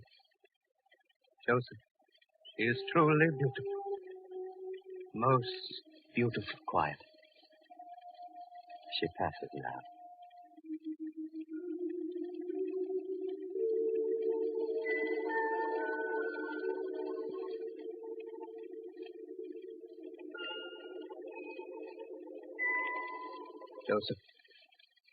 Joseph, there is something about her. Feeling I can't describe. It's not her graceful walk, or her lovely face, or even her eyes, which have such depth and feeling. Joseph, I don't know what it is, but there's something about that maiden that I shall never forget. And that's the way I feel. And the feeling has grown greater with every day. Now I understand, Joseph. I'm sorry for what I said before. Joseph, tell me, don't you even know her name? Her name? Her name is Mary.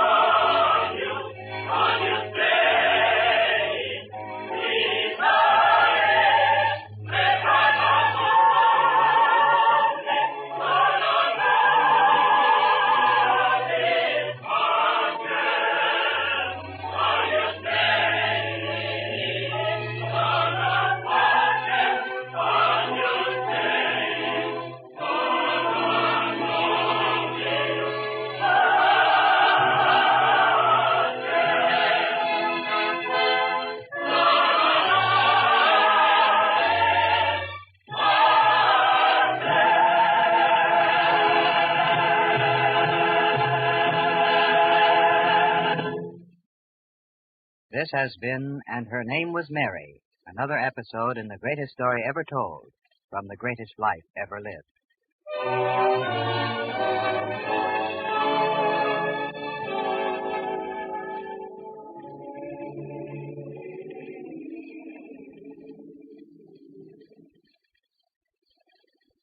This program was the first in a special series of 5 to be presented this week through the United States Armed Forces Radio Service, the voice of information and education.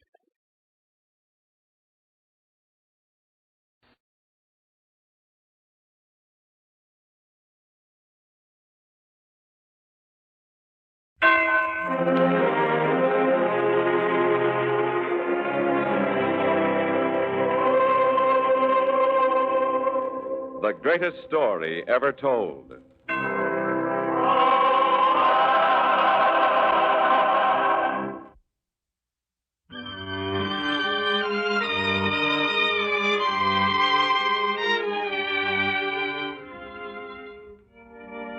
Tonight we present Blessed Among Women, the second of 5 Christmas season dramas about the birth of that child who was to live the greatest life ever lived. Yet another child was to be born before him, to herald his coming, and this child was to be John the Baptist.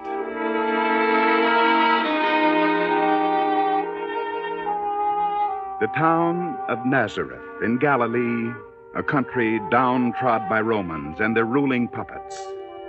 And here lives the maiden Mary, in the home of her parents, Joachim and Anna. Now, to their house came a gentle carpenter, Joseph, who this day was uneasy in his new clothes and very mindful of his mission there as Mary's mother greeted him. Welcome to our house, sir. Peace be with you, good woman. I have come to... It isn't easy to say, is it, Joseph? No, it isn't. Well, wait here. My husband, Joachim, is just as uneasy as you are. I'll fetch him at once. Joachim, he's here. Come. Yes. Good day to you, Joseph. And what brings you to our house? Joachim, I have come here to... Well? Your daughter, Mary. Yes? I would deem it the highest honor if your daughter and I were to be betrothed, sir. Well, I'm glad you got it out finally. To be frank, I was more than a bit on edge myself. Joseph, my wife Anna and myself would be proud to have you for a son-in-law. Proud indeed. Anna and I are both happy it will be you. Thank you, Joachim. But now you would like to see your betrothed, eh? Well, we'll bring her in. Anna, bring our daughter in. They're coming now. Mary. Well, my dear, here he is. Your betrothed. Joseph. Anna, what are you crying about? This is a great day, a day for celebration. Shh. Please, Mary. Joseph, just let me look at both of you for a moment. Bless you. God bless you both. Anna, what is it? Mary, Joseph, this is more than tears of joy. Anna, please. I don't know, Joachim. But there's something unusual, different. What do you mean, Anna? The presence of God is here. In this room. But, my dear woman, God is everywhere. Not the same way. I don't know what to make of it. My own wife acting like a prophet, feeling strange things. I don't know. Joachim, the door. Yes, of course, the door. Is there anything to be startled about? I'll see who it is. If you have a... Elizabeth, my dear, what a surprise to see you. Elizabeth, my niece Elizabeth. Welcome. You couldn't have come at a better time. Elizabeth, our Mary is betrothed this very day. Mary, I'm so happy for you. And this is Joseph. May you be the right man for her, Joseph. Thank you, Elizabeth. You could have said nothing finer than that. Now come, all of you. The betrothal feast is ready, and now we'll have Elizabeth with us to celebrate. It'll be a wonderful feast. It will. It will, for I have great news of my own to tell you. Great news? What news? It can wait. The betrothal is important now.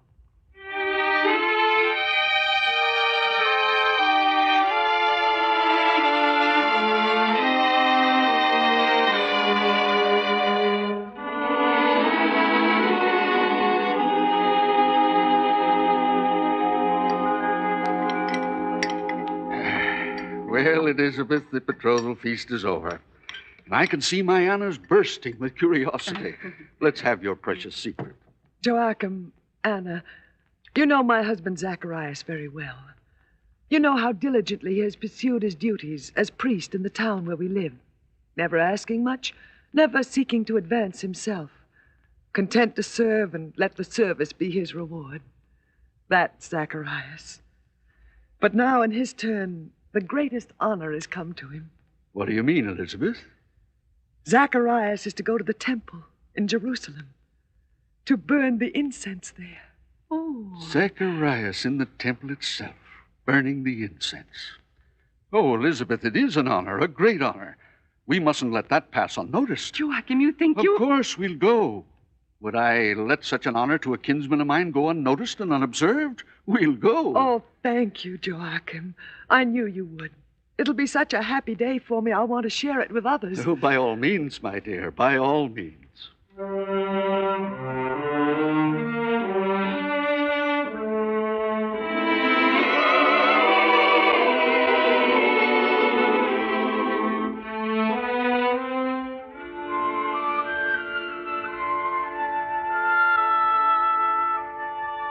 I knew it somehow, Elizabeth.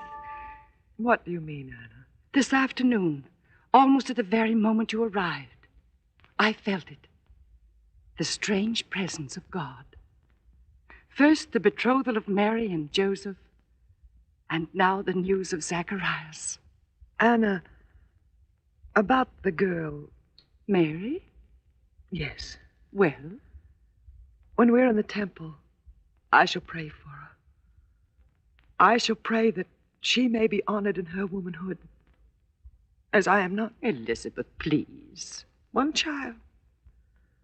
All I ever wanted was one child. Only for Zacharias' sake, that's all.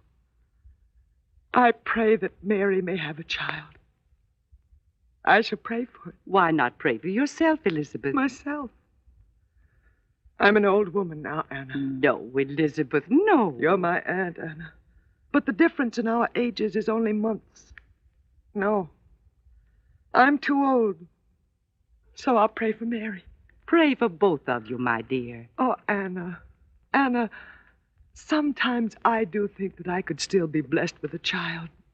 But now I know how useless it is. You mustn't feel that way. Nothing is impossible if it's God's will. We'll go to Jerusalem. We'll go to the temple. We'll all pray for you and for Mary.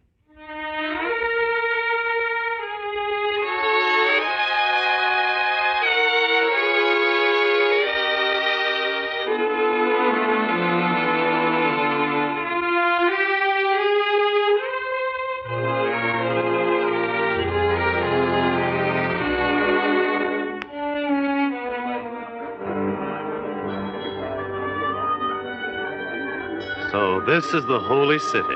Yes, Joseph, Jerusalem itself. Whoever thought it would be traded like a sack of wheat, doled out to the tyrant Herod by a Roman conqueror? Where is the glory of Israel now? One day it will be restored to us, Joachim. You really believe that, Zacharias? I do indeed. Zacharias, you're a priest, a learned man, while I'm nothing more than a carpenter. But I have thoughts of my own. And lately, I've been thinking of the Messiah. Who hasn't, with what's going on before our eyes? Some don't believe. He will come. He must come. If not in our time, then later. But he must come before this world destroys itself. It seems now that who destroys most rules most in this world. I'd never thought of it that way before. Zacharias, I would like to talk to you more about this, if I may. Of course, Joseph, but not now. After the ceremony at the temple.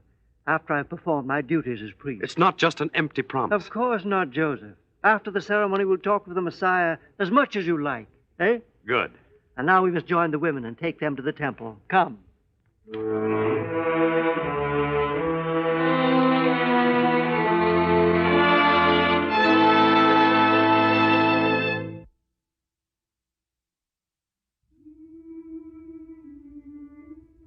Such beauty, Joachim.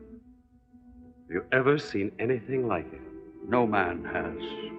There is only one such temple in all the world. The gold, the ivory, the glistening marble, and the drapings blue as the bluest sky. And to think, Joseph, that in a very few moments my own kinsman Zacharias will enter the innermost temple of God to burn the incense there. Now, this must be the time. Yes. Zacharias is moving toward the door of the inner temple. How magnificently he walks.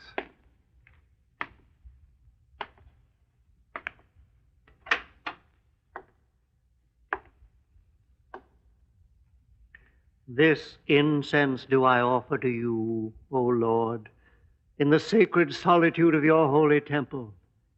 And this prayer do I make to you, Almighty One, that my wife Elizabeth should... What is this presence here? I am the angel Gabriel. Lord, have I offended thee that I am visited thus? Fear not, Zacharias, for thy prayer is heard. And thy wife shall bear thee a son, and thou shalt call his name John. A son?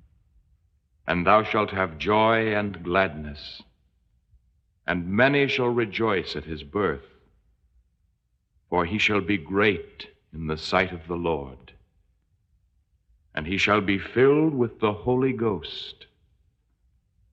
And many of the children of Israel shall he turn to the Lord their God. And he shall go before him in the spirit and power of Elias, to turn the hearts of the fathers to the children, and the disobedient to the wisdom of the just, to prepare a perfect people for the Lord. But how shall I know this? How could it be? For I am an old man, and my wife is also well along in years. I am Gabriel, who stands in the presence of God, and am sent to speak unto thee and to show thee these glad tidings. And behold, thou shalt be dumb and not able to speak until the day that these things shall come to pass, because thou believest not my words, which shall be fulfilled in their season.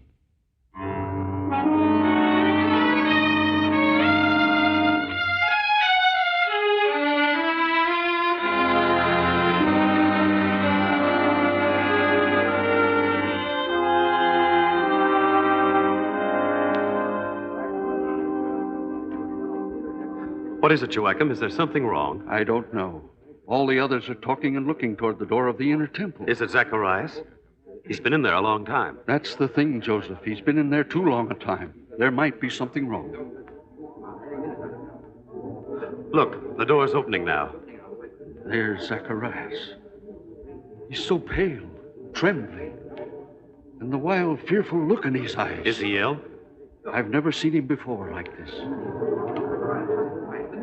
Joachim, look. Zacharias is falling. He's fainted.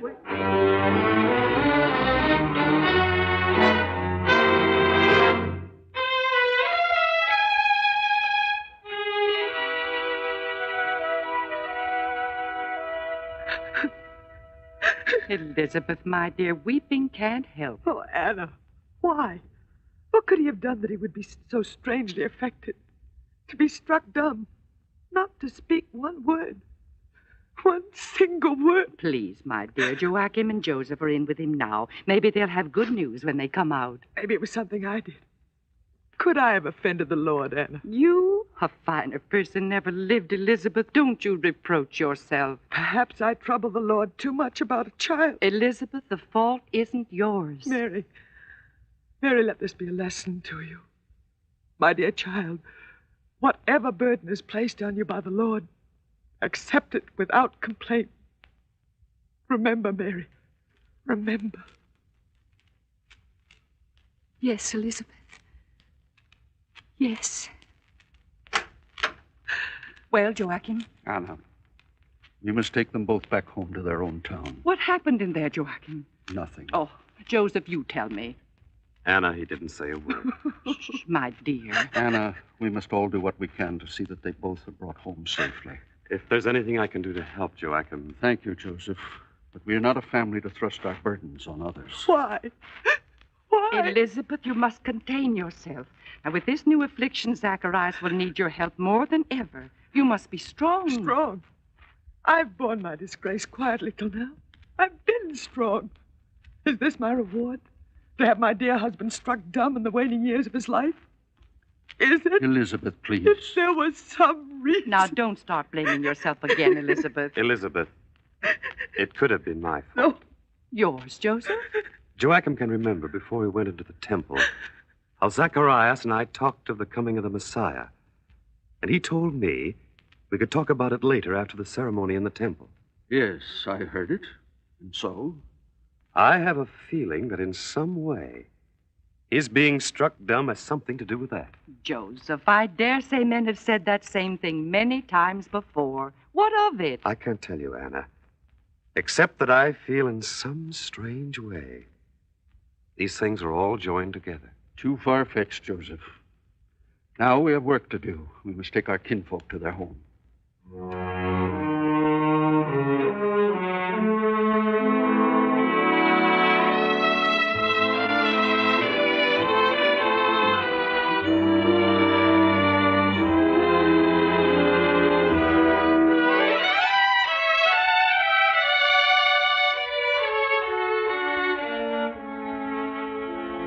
You're back at the house so soon, Joachim? My work is done. Why not come home to rest? There's some word from Elizabeth? Why should you ask that today of all days? It isn't the first time in the last months I've asked. I feel sure that Zacharias will recover one of these days. But why you should have asked today? What's that to do with anything? I merely asked. A message did come today. Well, what did it say? You'd never believe it. But what did it say? I have the scroll here. Read it for yourself. I don't understand women. I never will. A message from a relative takes on the proportions of a state secret. Why, Anna. I know what it says. Elizabeth. She's going to have a child. Oh, that's wonderful news. And Zacharias? It's in the letter, too. Still the same. At least he will have this to comfort him in his troubles. Mary, did you tell her? Yes, she knows. She must be very happy. After all, Elizabeth is her favorite. Yes. She just smiled a little, and then she uttered a prayer for the child. Of course. Anna. You're not going to say it again, are you? Have you noticed since I first mentioned it? She was always different from other girls. Yes. So quiet. And in a way you always feel she's thinking fine thoughts. Noble thoughts. I wonder, Anna, what does she think about? Do you know? She doesn't tell me, and I never pry. You're right. Oh, such a fine girl. I hope Joseph is worthy of her. You needn't worry about that, Joachim. Mary and Joseph. Somehow the two seemed linked together for all time. But now where is she? I'd like to talk to her. Oh, she's not in the house, I know that. Oh, I don't want to know where she isn't, but where she is. After all, there are things to talk over, marriage plans. She should be back soon. It's almost mealtime. I suppose it can wait until mealtime, then.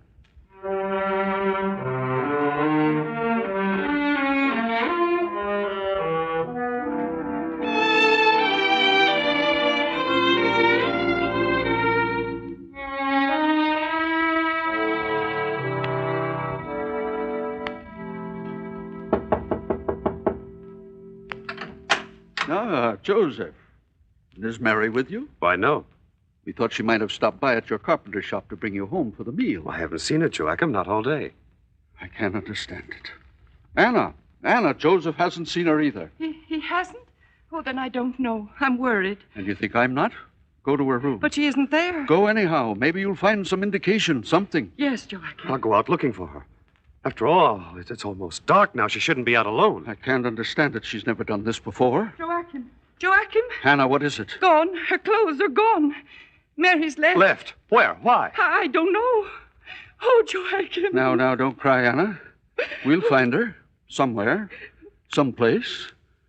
Won't we, Joseph?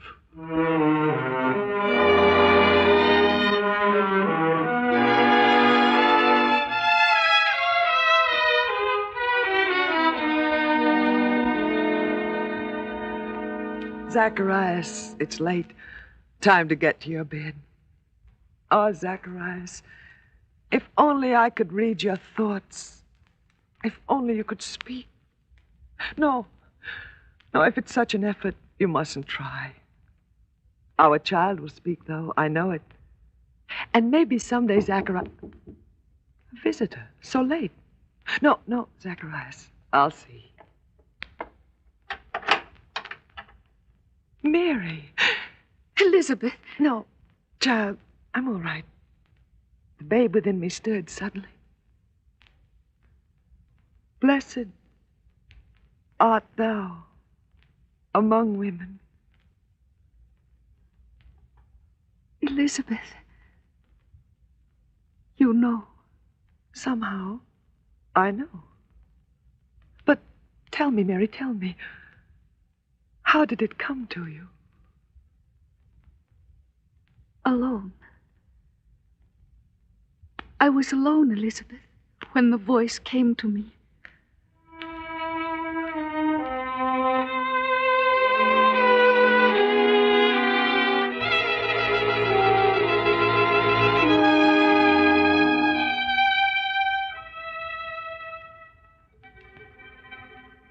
Hail, Mary, full of grace. The Lord is with thee. Blessed art thou among women. Fear not, Mary, for thou hast found favor with God. And behold, thou shalt bring forth a son, and shalt call his name Jesus. He shall be great, and shall be called the Son of the Highest. And the Lord God shall give unto him the throne of his father David, and he shall reign over the house of Jacob forever. And of his kingdom there shall be no end. How shall this be? The Holy Ghost shall come upon thee, and the power of the Highest shall overshadow thee. Therefore also the Holy which shall be born of thee shall be called the Son of God. And behold, thy cousin Elizabeth, she hath also conceived a son in her old age, she who was called barren. For with God nothing shall be impossible. Behold, the handmaid of the Lord. Be it unto me according to thy word.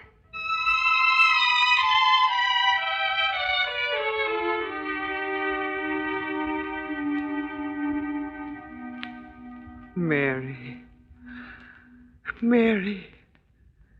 And when I greeted you, the same words came from my lips.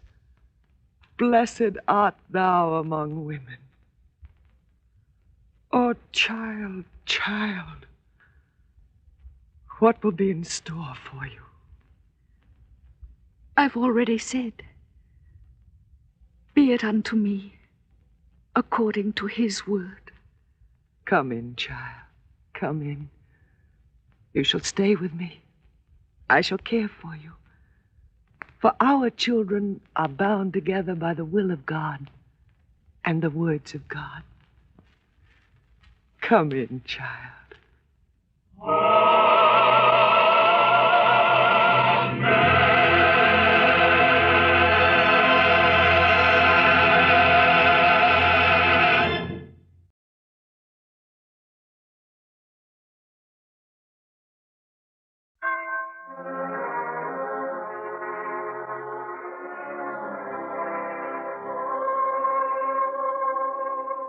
The greatest story ever told.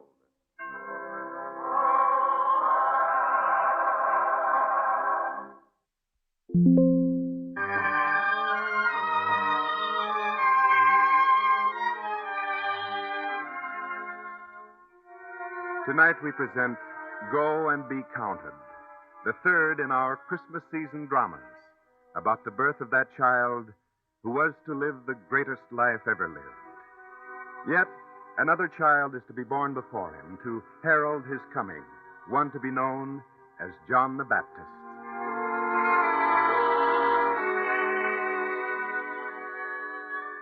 In the home of the priest Zacharias in Judea, the maiden Mary waits.